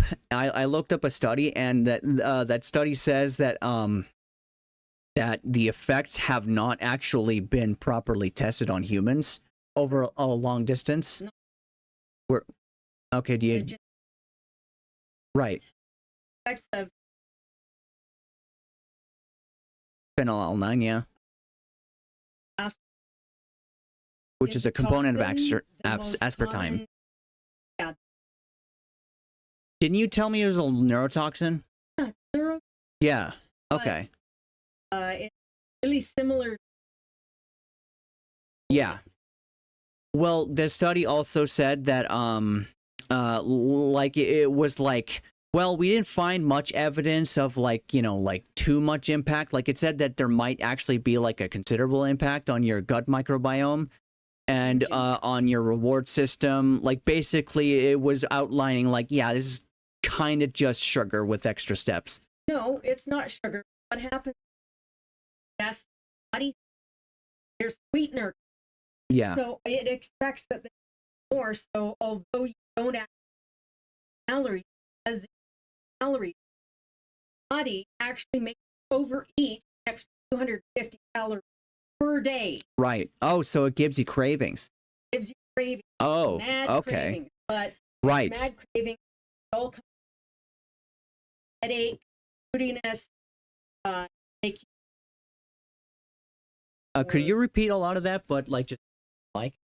I said it makes the side effects are you crave 250 calories on average more every per day. It gives you massive headaches. You can get a lot more sort of like you're more sympathetic to getting other issues. It will eventually lead to a lot of problems like moodiness, foggy brain, but there's so many things that we're ingesting now that have a lot of the similar symptoms that it's hard to tell what's what. Yeah. Yeah, it's there's websites out there that tell you exactly, you know, the comments. Yeah. Yeah. Okay. It's yeah, and it kills off your microbiome. Okay. Yeah. Yeah.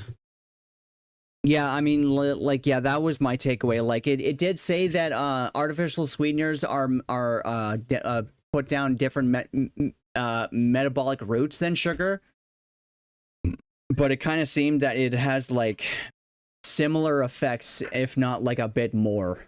Yeah, so as you. part of so body can process, say, a spoon of sugar every day Yeah. without it even, it just, that's sort of like on top of things. It doesn't go very substantial. The problem is that when you ingest more than that, it literally hits your liver and just totally sends it like a massive dose that it cannot deal with. Yeah. Which winds up overloading your liver, giving you fatty liver. Right. So, that's one of the first things to start looking up and see whether or not you have those symptoms. Yeah. Yeah. So yeah, Maxie, definitely. Hey, Maxie, or Mom, do you have Hey, Mom, do you have any quote unquote joy foods at the moment? Not sure. Not sure what that means.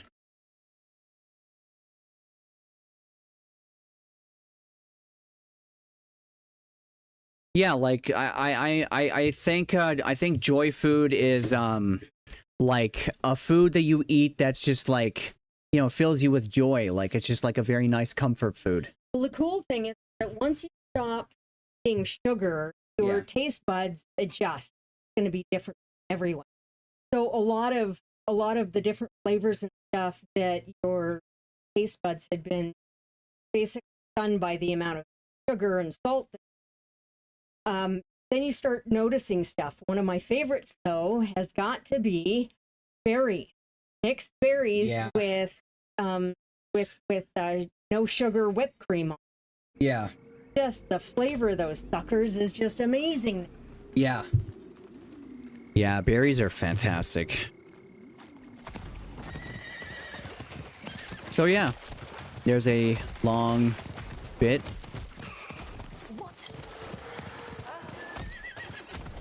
I hope you guys gleaned something from that. And if not, then, I at least had fun talking about it.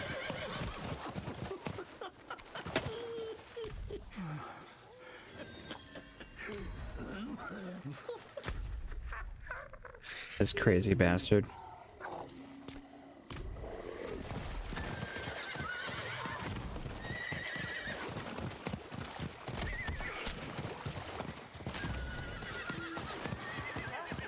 So yeah, you can just eat some fruit. You can just eat vegetables, and you'll kind of be good. Well, fruits as well, like probably also berries. I did see that even diabetic people can eat a limited number of berries, or amount of berries, without having a problem.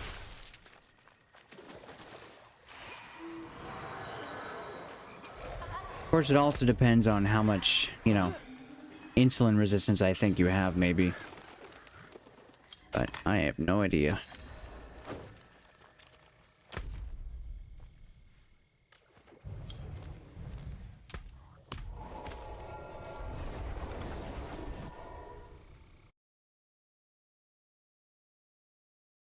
But yeah, no, our brain does need sugar and fat. It's just we eat way too much of sugar.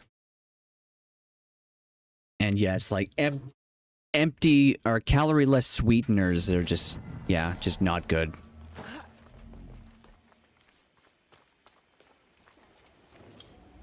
Never heard of.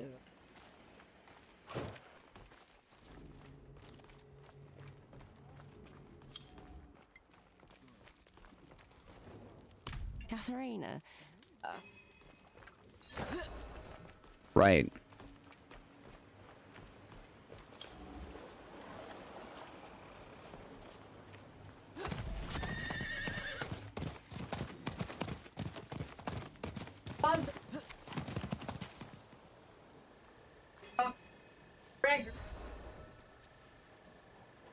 Okay. So apparently there's there is one sweetener, stevia, and there's one other. It's like a sugar twin of some kind or something. It apparently has a net positive effect on your like the second one has a net positive effect on your digestive system, but I don't remember what it is. Well, I never knew, but my mom doesn't remember. Sugar twin? That literal name? Oh, okay. Yeah, it's just called sugar twin. Which is weird.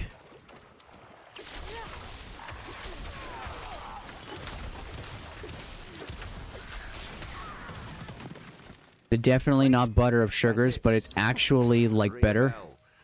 Maybe. I really must stop writing them. Kind of what it sounds like a little bit. We're meeting them up north by the shipwrecks.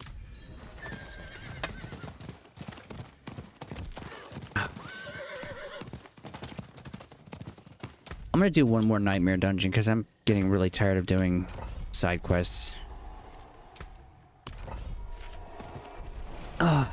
Programming and various other aspects have tutorial hell. Diablo 4 has side quest hell. There's just so many goddamn side quests. I need to get more tape.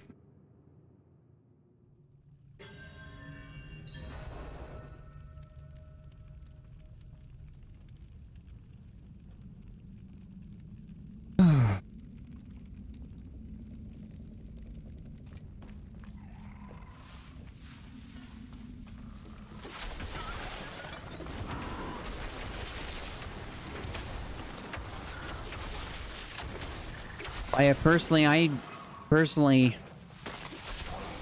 just like to know this kind of stuff and just know what to work on next. Like on one hand, I could spend time being like, oh man, I've been fucking myself so much, but on the other, it's like, well, now I have something new I can do, and I can stop doing that.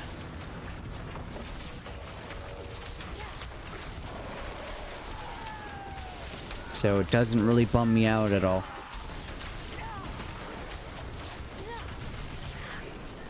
Plus also, like, I'm pretty sure like having a very occasional pie is not going to be bad for trying to not only kick sugar, but and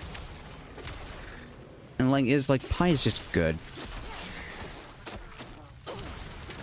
Cause you know, just think about it, like once you get off of sugar and your insulin resistance is gone, like you kind of don't, like, so long as you don't get back onto sugar like massively, you don't really have to worry about, you know, just occasionally having a treat like once a week or so.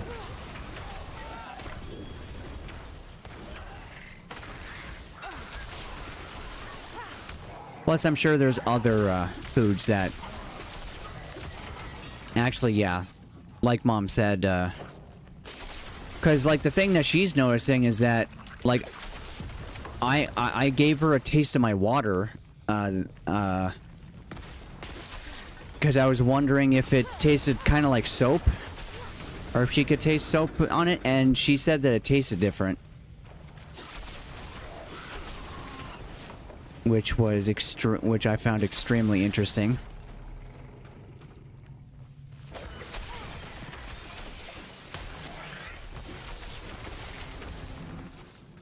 Have your taste have you been getting better taste lately?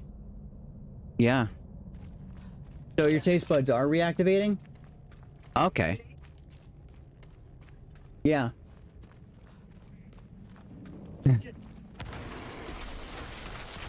Right, so okay, so Maxie, I washed out my bottle because I rinse it out. I basically filled it with hot water, and then I put in some dish soap into my water bottle, because this thing is too damn narrow for any of our brushes, except for like one of them that I haven't gotten off my ass to find yet. But yeah, I put some dish soap in it, and then I basically just rinsed it all out completely with just boiling hot water. and I wanted to make sure, and I just wanted to make sure that it like didn't taste weird. But yeah, no, yeah, Mom said that she had what was it, ginger and lemon tea?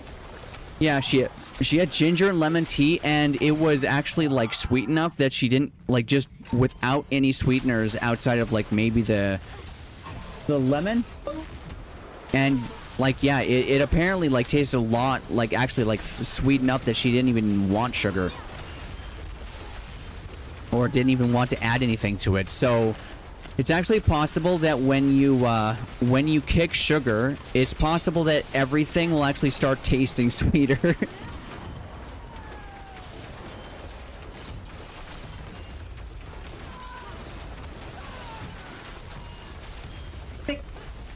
Wow. Wait, which oatmeal? Was it the compliments or the Western family, both?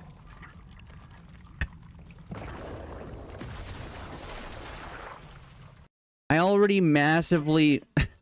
Maxie's like, I mean, I already massively prefer milder sweets. Well... well, if you kick sugar, you'll be able to enjoy milder sweets a lot more. I mean, to Mom, apple and cinnamon oatmeal is already too sweet. Like, it's sickly sweet to her now. Ever since she's been trying her best to kick, not only sugar, but also... caffeine and like, well, yeah, processed food, but also, you know, you've I mean, you're having a bit of a tough time with it, but you've been trying to kick diet soda as well.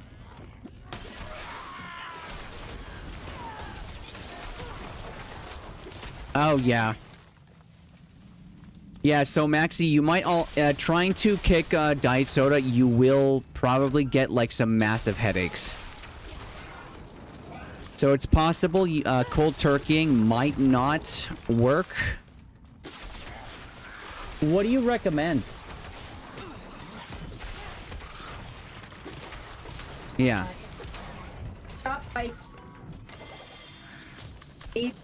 Have like 1 cup a day. Okay. So just ease himself off of it. Ease it off, especially that's how much I drink. I can. Yeah. So Mom says just ease yourself off. She recommends like just like 1 cup of diet soda a day. That's what she did, and she actually like drank as much soda as diet soda as you do. So she was in the exact same boat you are now. Yeah, and she's been doing that for like the last 20 years as well. Don't know how long you've been doing it, Maxie, but you know, if you ever have like a oh man, how the fuck does anyone do this? Well, it's possible. It's just gonna be damn difficult, but when you get through it, it'll be fucking awesome.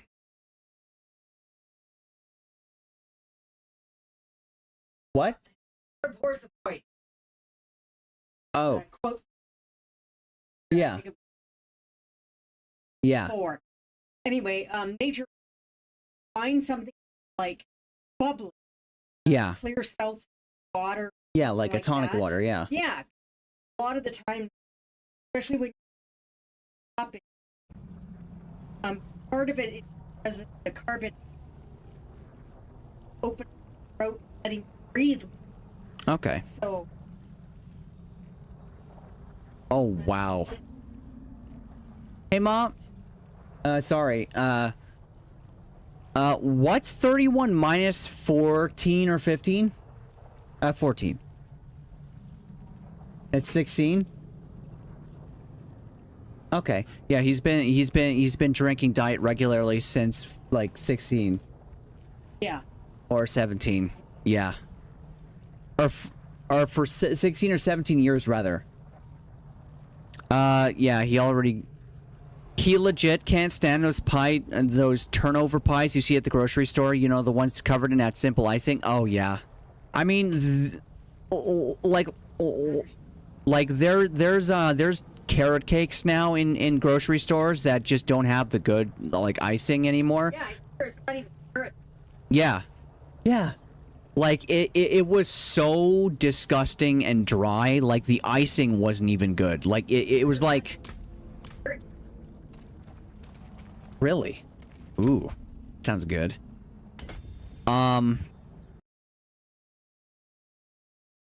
Yeah. Mention that along with that 1 to 2 liters of diet soda. I do drink anywhere between 2 and 4 liters of water a day. Yeah, because yeah. I mean, that also does make sense because, yeah, I think drinking, like, around 2 to 3 liters of water a day is just normal, but no? Okay. How much?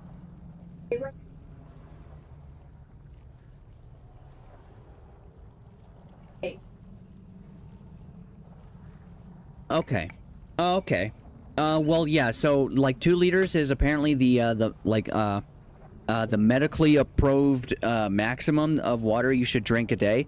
But you drink more than that because, you know, Diet Coke and caffeine are both diuretics, which means they drain your body of water because your body's taking all the water in your system and committing it towards putting this really toxic shit in basically a timeout.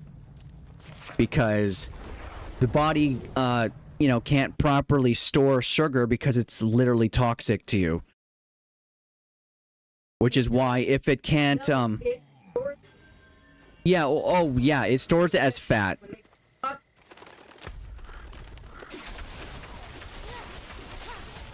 Right, yeah. So I was wrong. Your body literally takes, your body surrounds like whenever you get a toxin in your body, your body surrounds it with fat to separate it from the rest of your system.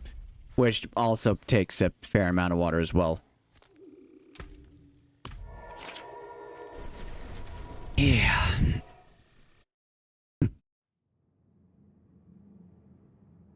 But yeah, Mom also said that nature abhors a void, so she actually recommends that, if you can't just do 2 liters or 1 cup of, like, one... When you say 1 cup of pop, do you mean like a literal, like, liter cup? Or like a okay, yeah, random glass, okay.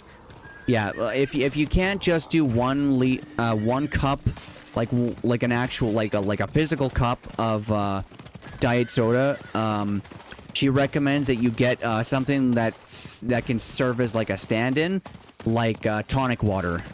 Like, because the carbonation might... Yeah, like something that has flavor but no, sugar. Like, she uses bubbly for that.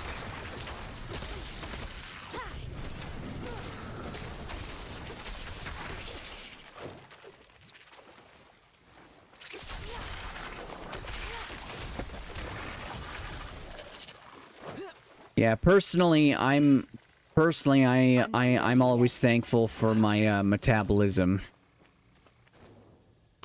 What is it now? Yeah. Yeah, well, that's why I'm also wanting to kick it before, you know, I hit 35.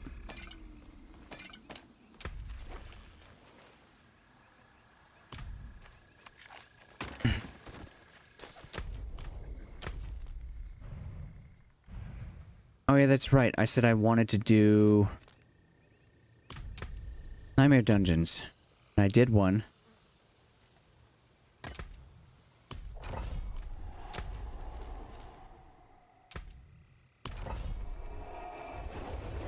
Yeah, I'm still just in World Tier 3.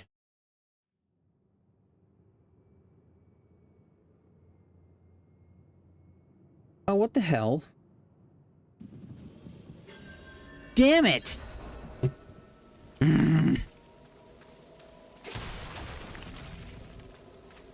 At this point, I owe the fucking doctor's clinics like fucking like $100 in no pickup fees. What?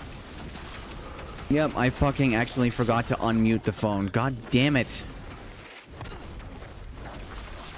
I knew I should have delayed this stream a bit longer. Oh well, now I know for next time.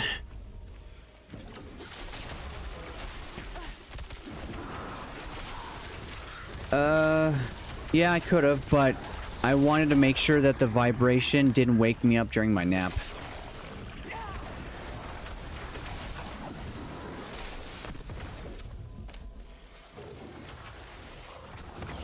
It's just funny, I just use the phone so little now that I just don't think to do that kind of thing. I might have thought to do that in the past when I was like way more dependent on the phone for my entertainment. But it's like, now it's like... it literally is just... I occasionally look at it to look at stuff on TikTok that you share with me, and then... it's just a... It's just a phone.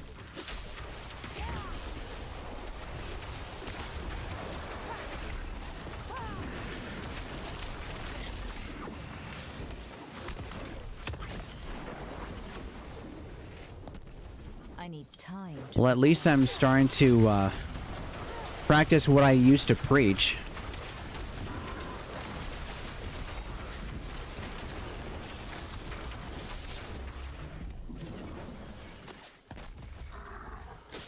Basically that. And yeah, I mean, what I used to preach is more like preaching to myself, though, chat, because I used to say, and I still kind of believe it, that smartphones are an abusive technology that we need to use a hell of a lot less than we do. Or at least that's what I would say. I don't know where I stand on that exactly now. Maybe it's just a technology we just use too much.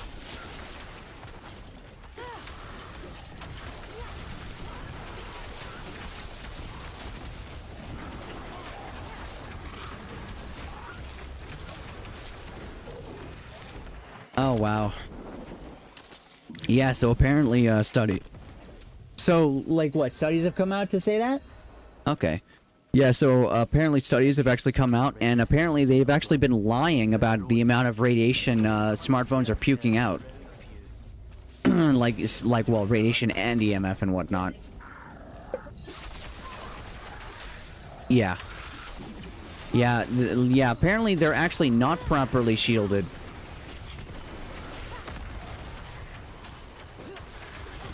Fuck off. Yeah, like... Yeah, one thing that I do find very interesting is that, whenever I have my phone next to my thigh for, like, an extended period of time, or, like, a lot... Like, I just have it, like, touching my thigh for, like, a lot of time. Eventually, my thigh will just hurt. So it's like, yeah.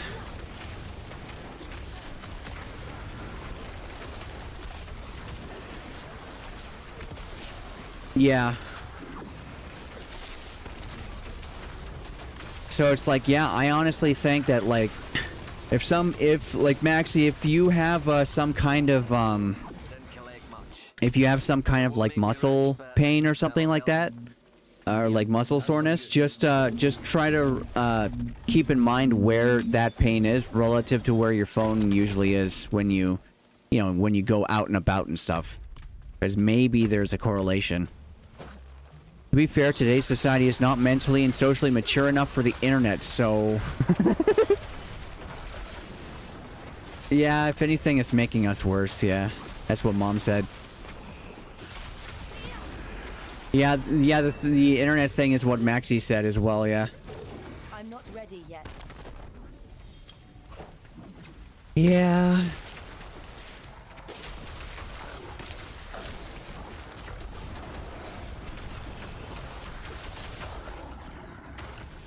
Yeah, the funniest thing is the closest approximation to what I kind of do now is kind of just like what would Jesus do?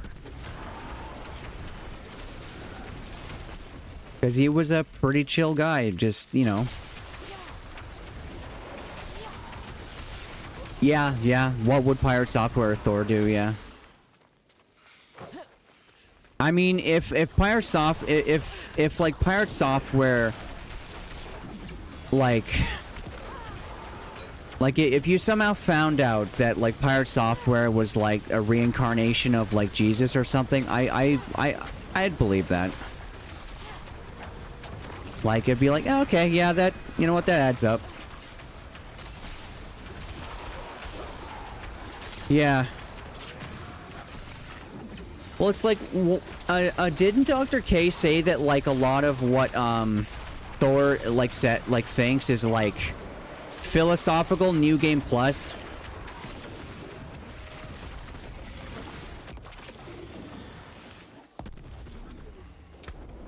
Yeah.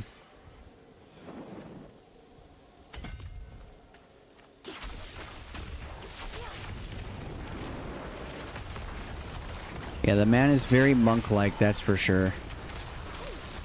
And just a complete and utter, like... like, it... On one hand, it's sad, but on the other hand, I don't care. He's kind of like one of my only role models at the moment. It's like, yeah, everything that comes out of his mouth, I'm like, like, I take it extra serious on, like, evaluating it.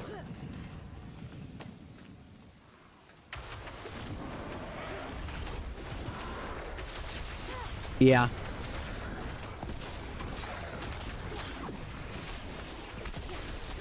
Yeah, well, you know, you gotta have that emotional side there to... I need time to prepare that. Yeah. Yeah, true. Gotta have it, yeah. You gotta have moderation in everything, including moderation. That's funny. Yeah, I mean, you do just every once in a while gotta just lose yourself in something. And just go apeshit on something every once in a while. So you two agree that spaghetti is Italian boba. I guess? I don't know what boba is, though. Like... Yeah, I think it's like, I don't know, like a Greek food, I guess? The forest is filled with endless howling. Woe to us. I do agree that things are either a soup or a lasagna, or a sandwich. Boba tea. Huh. Not sure. Oh. Interesting. How is spaghetti an Italian bubble tea? That's very weird. I'm not ready yet. Then again, I don't even really know how bubble tea is made.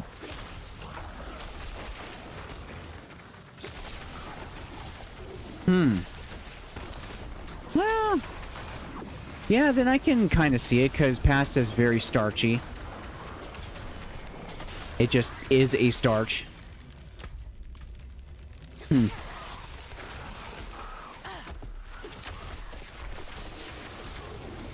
Yeah, personally, when it comes to Twitch, I would absolutely be tickled pink if I could cultivate a similar community to what Pirate Software has.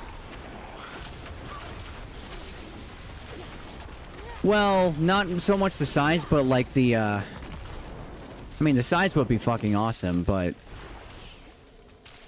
No, more like the community aspect, like the niceness.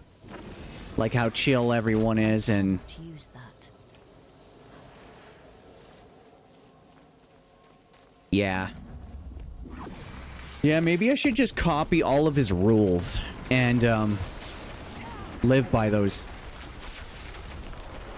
Yeah?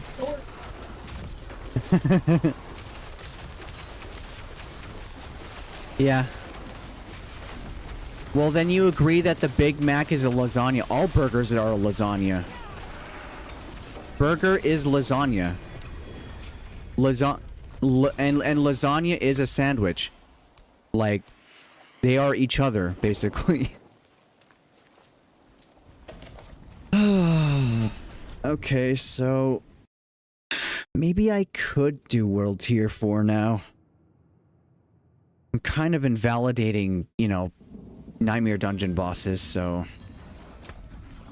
I think before the stream ends, I will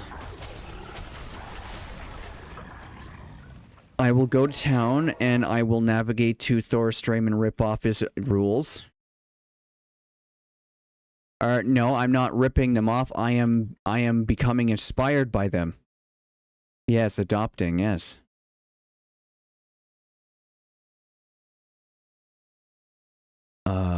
Yeah, the about.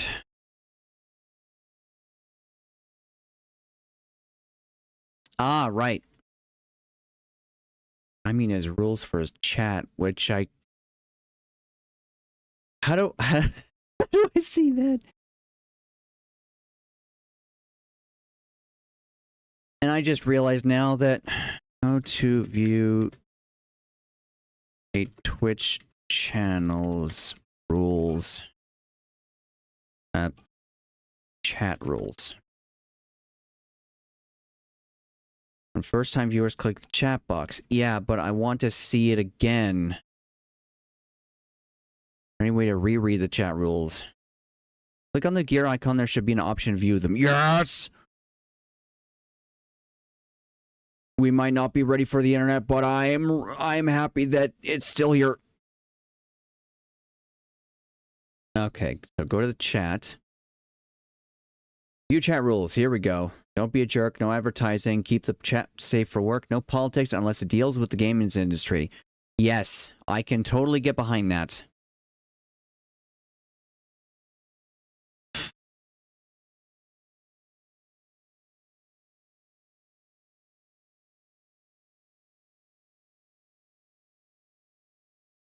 Although maybe I could do one small exception. You're allowed to do conspiracy. You're allowed to do conspiracy theory stuff only if it's a one-off joke.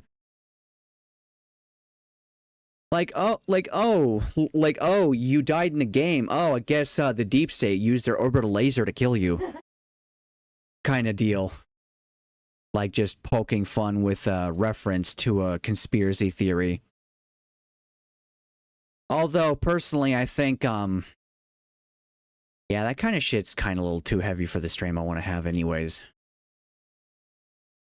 Where the fuck do I put the... I need to look up where you write the chat rules.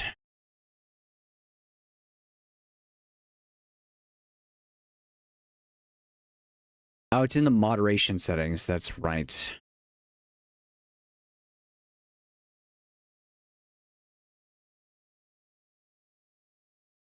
Which is where again? There it is. In settings. Yeah, because my chat rules are, very long. So, how about no to that? Okay, so... Don't be a jerk. Yeah. No advertising.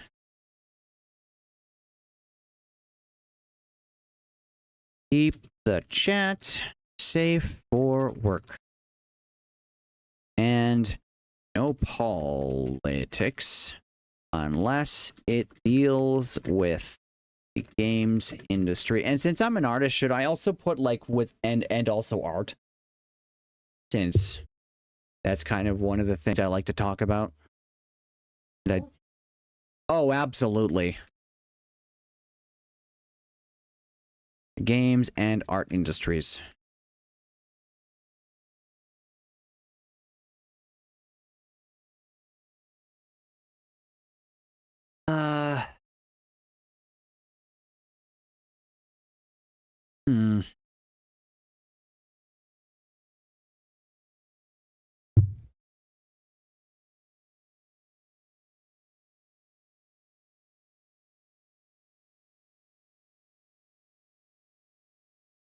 Yeah.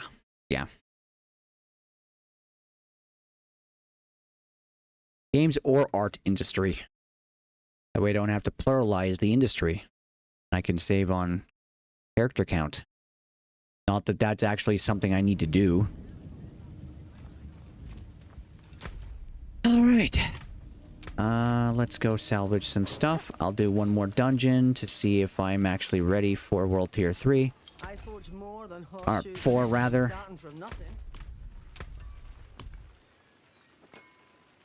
At monster level 70. Let's do it.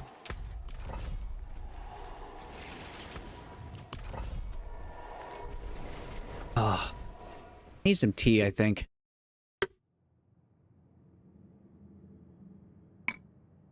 I've had kind of a gnarly sore throat all day.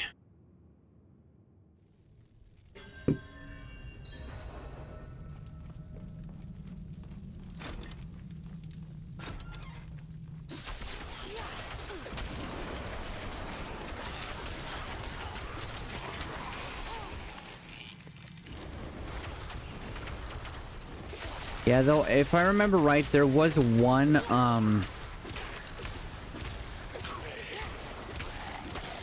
there was one of those, this food is actually this type of classification meme that Thor has.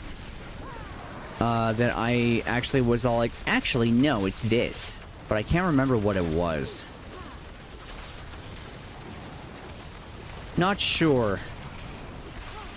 I don't exactly remember the food or the category that it was.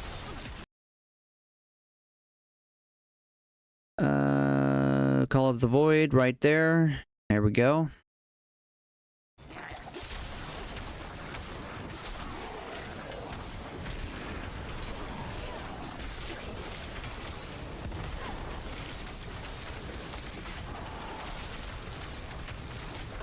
Get wrecked.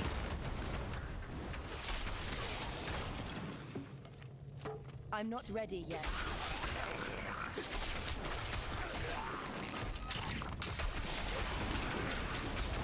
Yeah, did he get any more dogs at the daycare? Oh, okay.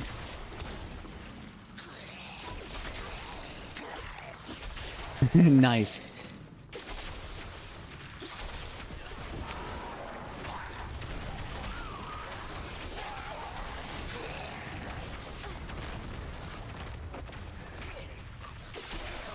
Yeah.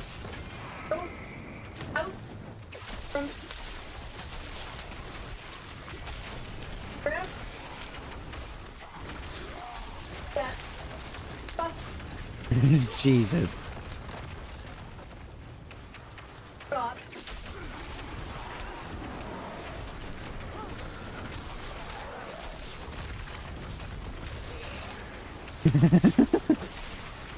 Yeah, that's definitely a tuckered pupper.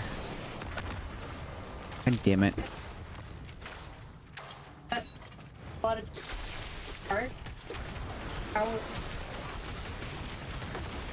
Mm-hmm. I need time. Just lose this fine. Like, no, just practice my dirt digging. Why are you putting going hole? Or ball.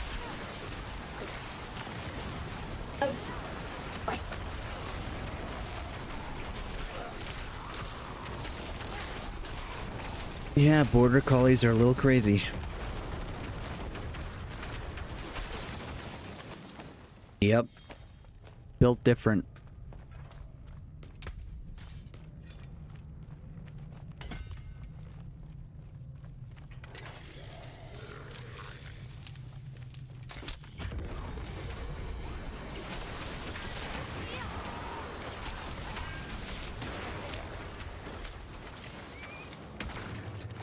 I love how...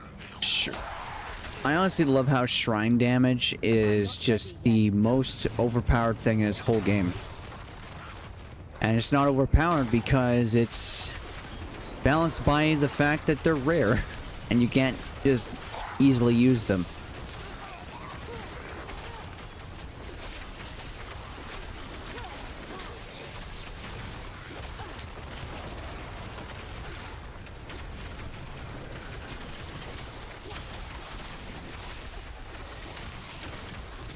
Yeah, I'm missing one idol.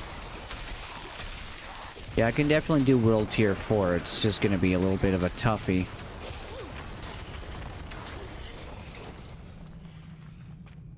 Probably should have switched to 4 and did this dungeon. Oh well. I know now that I am ready for it, so I can do it next stream and just enjoy being able to do that.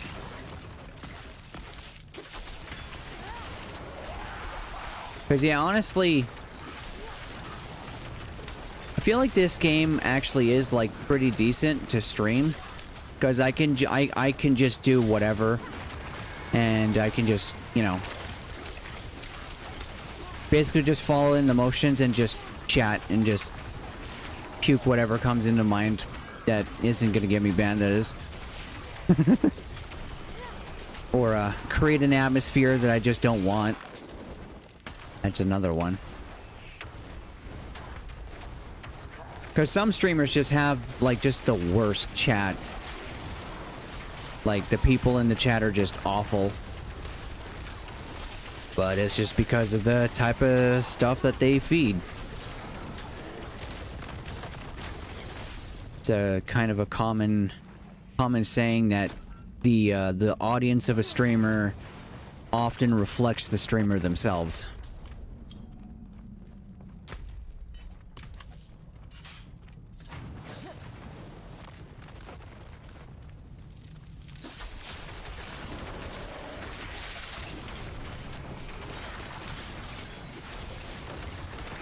Oh.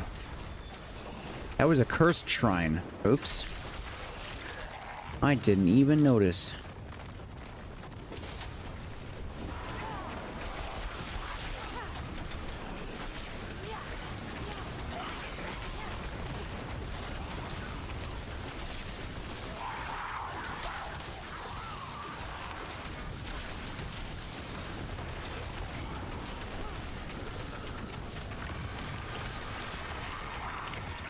Well, Thor does, once you're banned, it's very likely that you're not going to get appealed. Yeah. And there have been rare cases where someone actually did get appealed, because sometimes you just get hit in ban waves. Like, you're just collateral damage sometimes. And yeah, that's just generally what I'll do.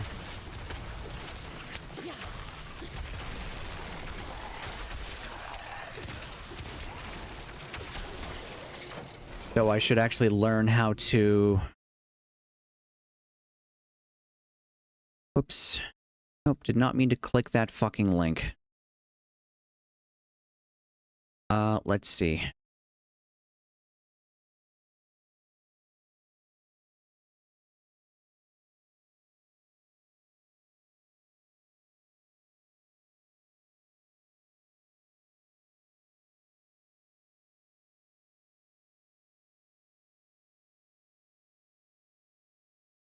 Yeah.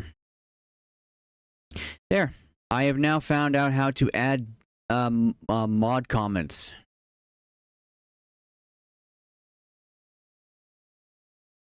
Yeah, so now I can actually do that. So yeah.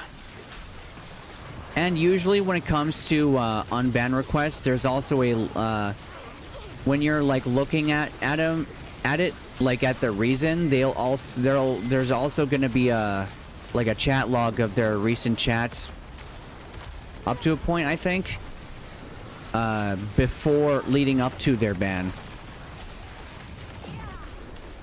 Some streamers actually have like a whole event of it, of like reading unban requests.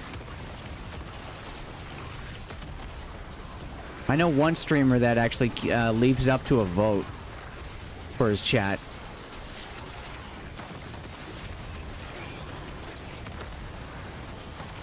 Actually, Asmongold does that as well sometimes. Sometimes he's like, yeah, you know what, you're unbanned. And he's like, alright chat, what do you think? Unban or ban or unban? Or, yeah. Does he stay banned or is he unbanned?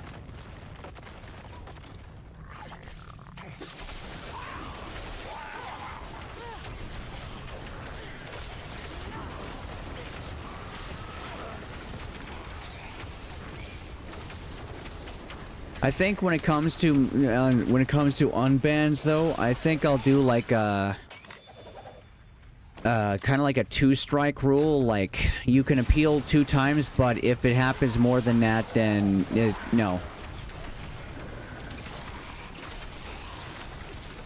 Then you're just gone. Which, you know, you can still watch the stream if you're banned on my channel. There is a beta option to when someone is banned, they can't even view the stream, but personally, I'd rather farm the people I ban for their views. So because you know, maybe one day people will hate watch me, and if they're banned, they can't shit up the chat, but you know, they'll still be analytics for me, which eventually might not even matter. But I don't know. I'm still just a pleb at this stuff.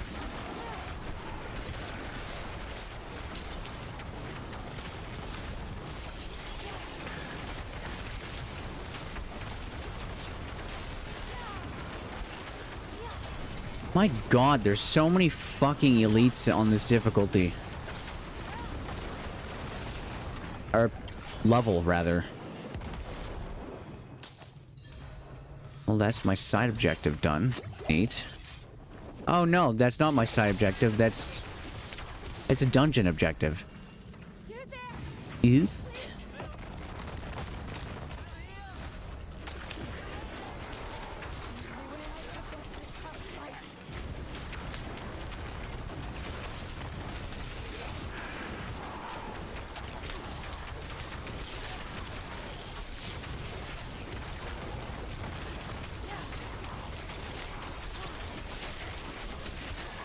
Okay, yeah, that's fair.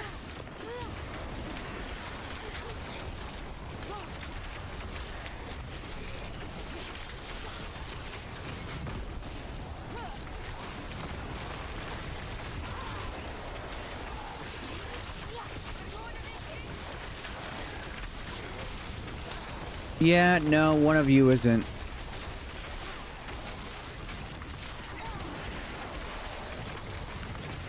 Maybe 2 of you won't.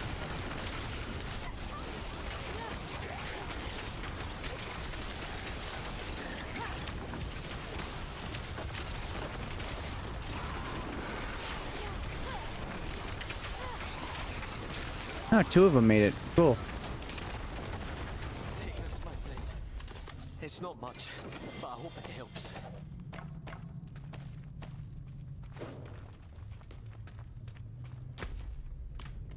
I need time to prepare that. Ooh. It's nice.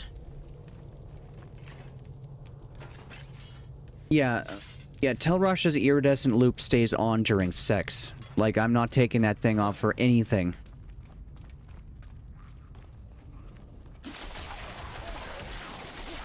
It is the only reason I am even able to do this difficulty. Because I cannot say no to 40% more damage. Or 52% more damage, rather. A crazy amount. I'm not ready yet.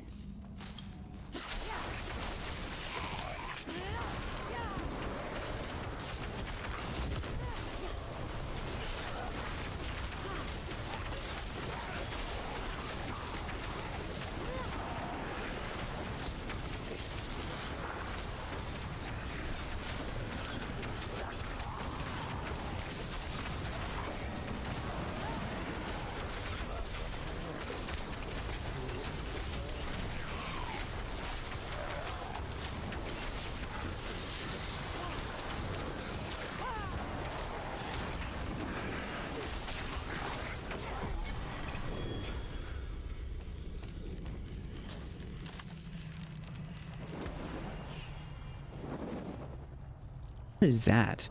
I don't know what that is.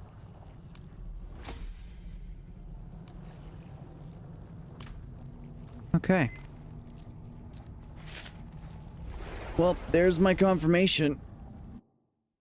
I can handily do World Tier 4 now. Makes sense. It was only a matter of time.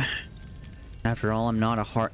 You know, this character isn't hardcore, so even if I die, it doesn't matter.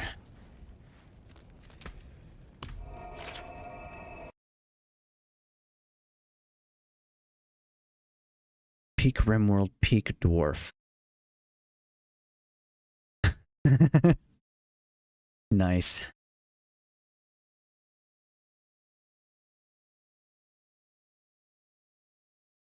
Oh.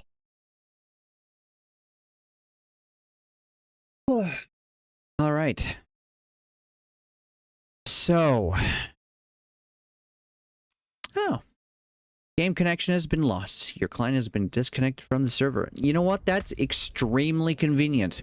Because I am ending the stream now anyways. Thor farms people twice. Yes. Yes. People leave negative comments, and then just for shits and giggles, he bans them, and the people are like, oh yeah, this guy bans comment, this guy deletes comments. It's like, yeah, I farmed you twice. What are you gonna do about it? Like, the only thing you can do at that point is just not make the mistake of remaking the comment, right? It's actually why I don't feel bad at all about making multiple comments in a row. Sometimes I'll make like 4 comments under a video. It's like, yeah, I like the video. I want more people to see it. So yeah, I'd like to thank everyone for joining. I'd like to thank specifically Maxi and Nacho. I'd like to thank both of you guys for joining me for the stream. So I've been trying to adjust my sleeping schedule, so the stream schedule will probably change. But for now, until further notice, it's going to be still at 2 p.m. Pacific Standard Time. Can't even talk.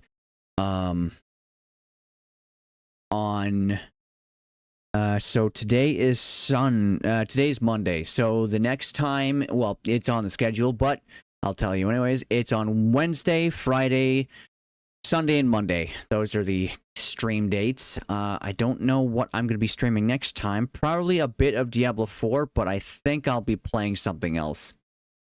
I won't be playing Meteor Maker anymore, though, because, well, that game has easy anti-cheat. And I am not going to make the I'm not going to fuck with anything that has kernel level anti-cheat. That's just, yeah. Yeah. Oh. Yeah, automatically sent me to a survey page. Is there a specific element that led to your decision to uninstall kernel level anti-cheat? Correct. Are you planning to come back? Not until significant changes.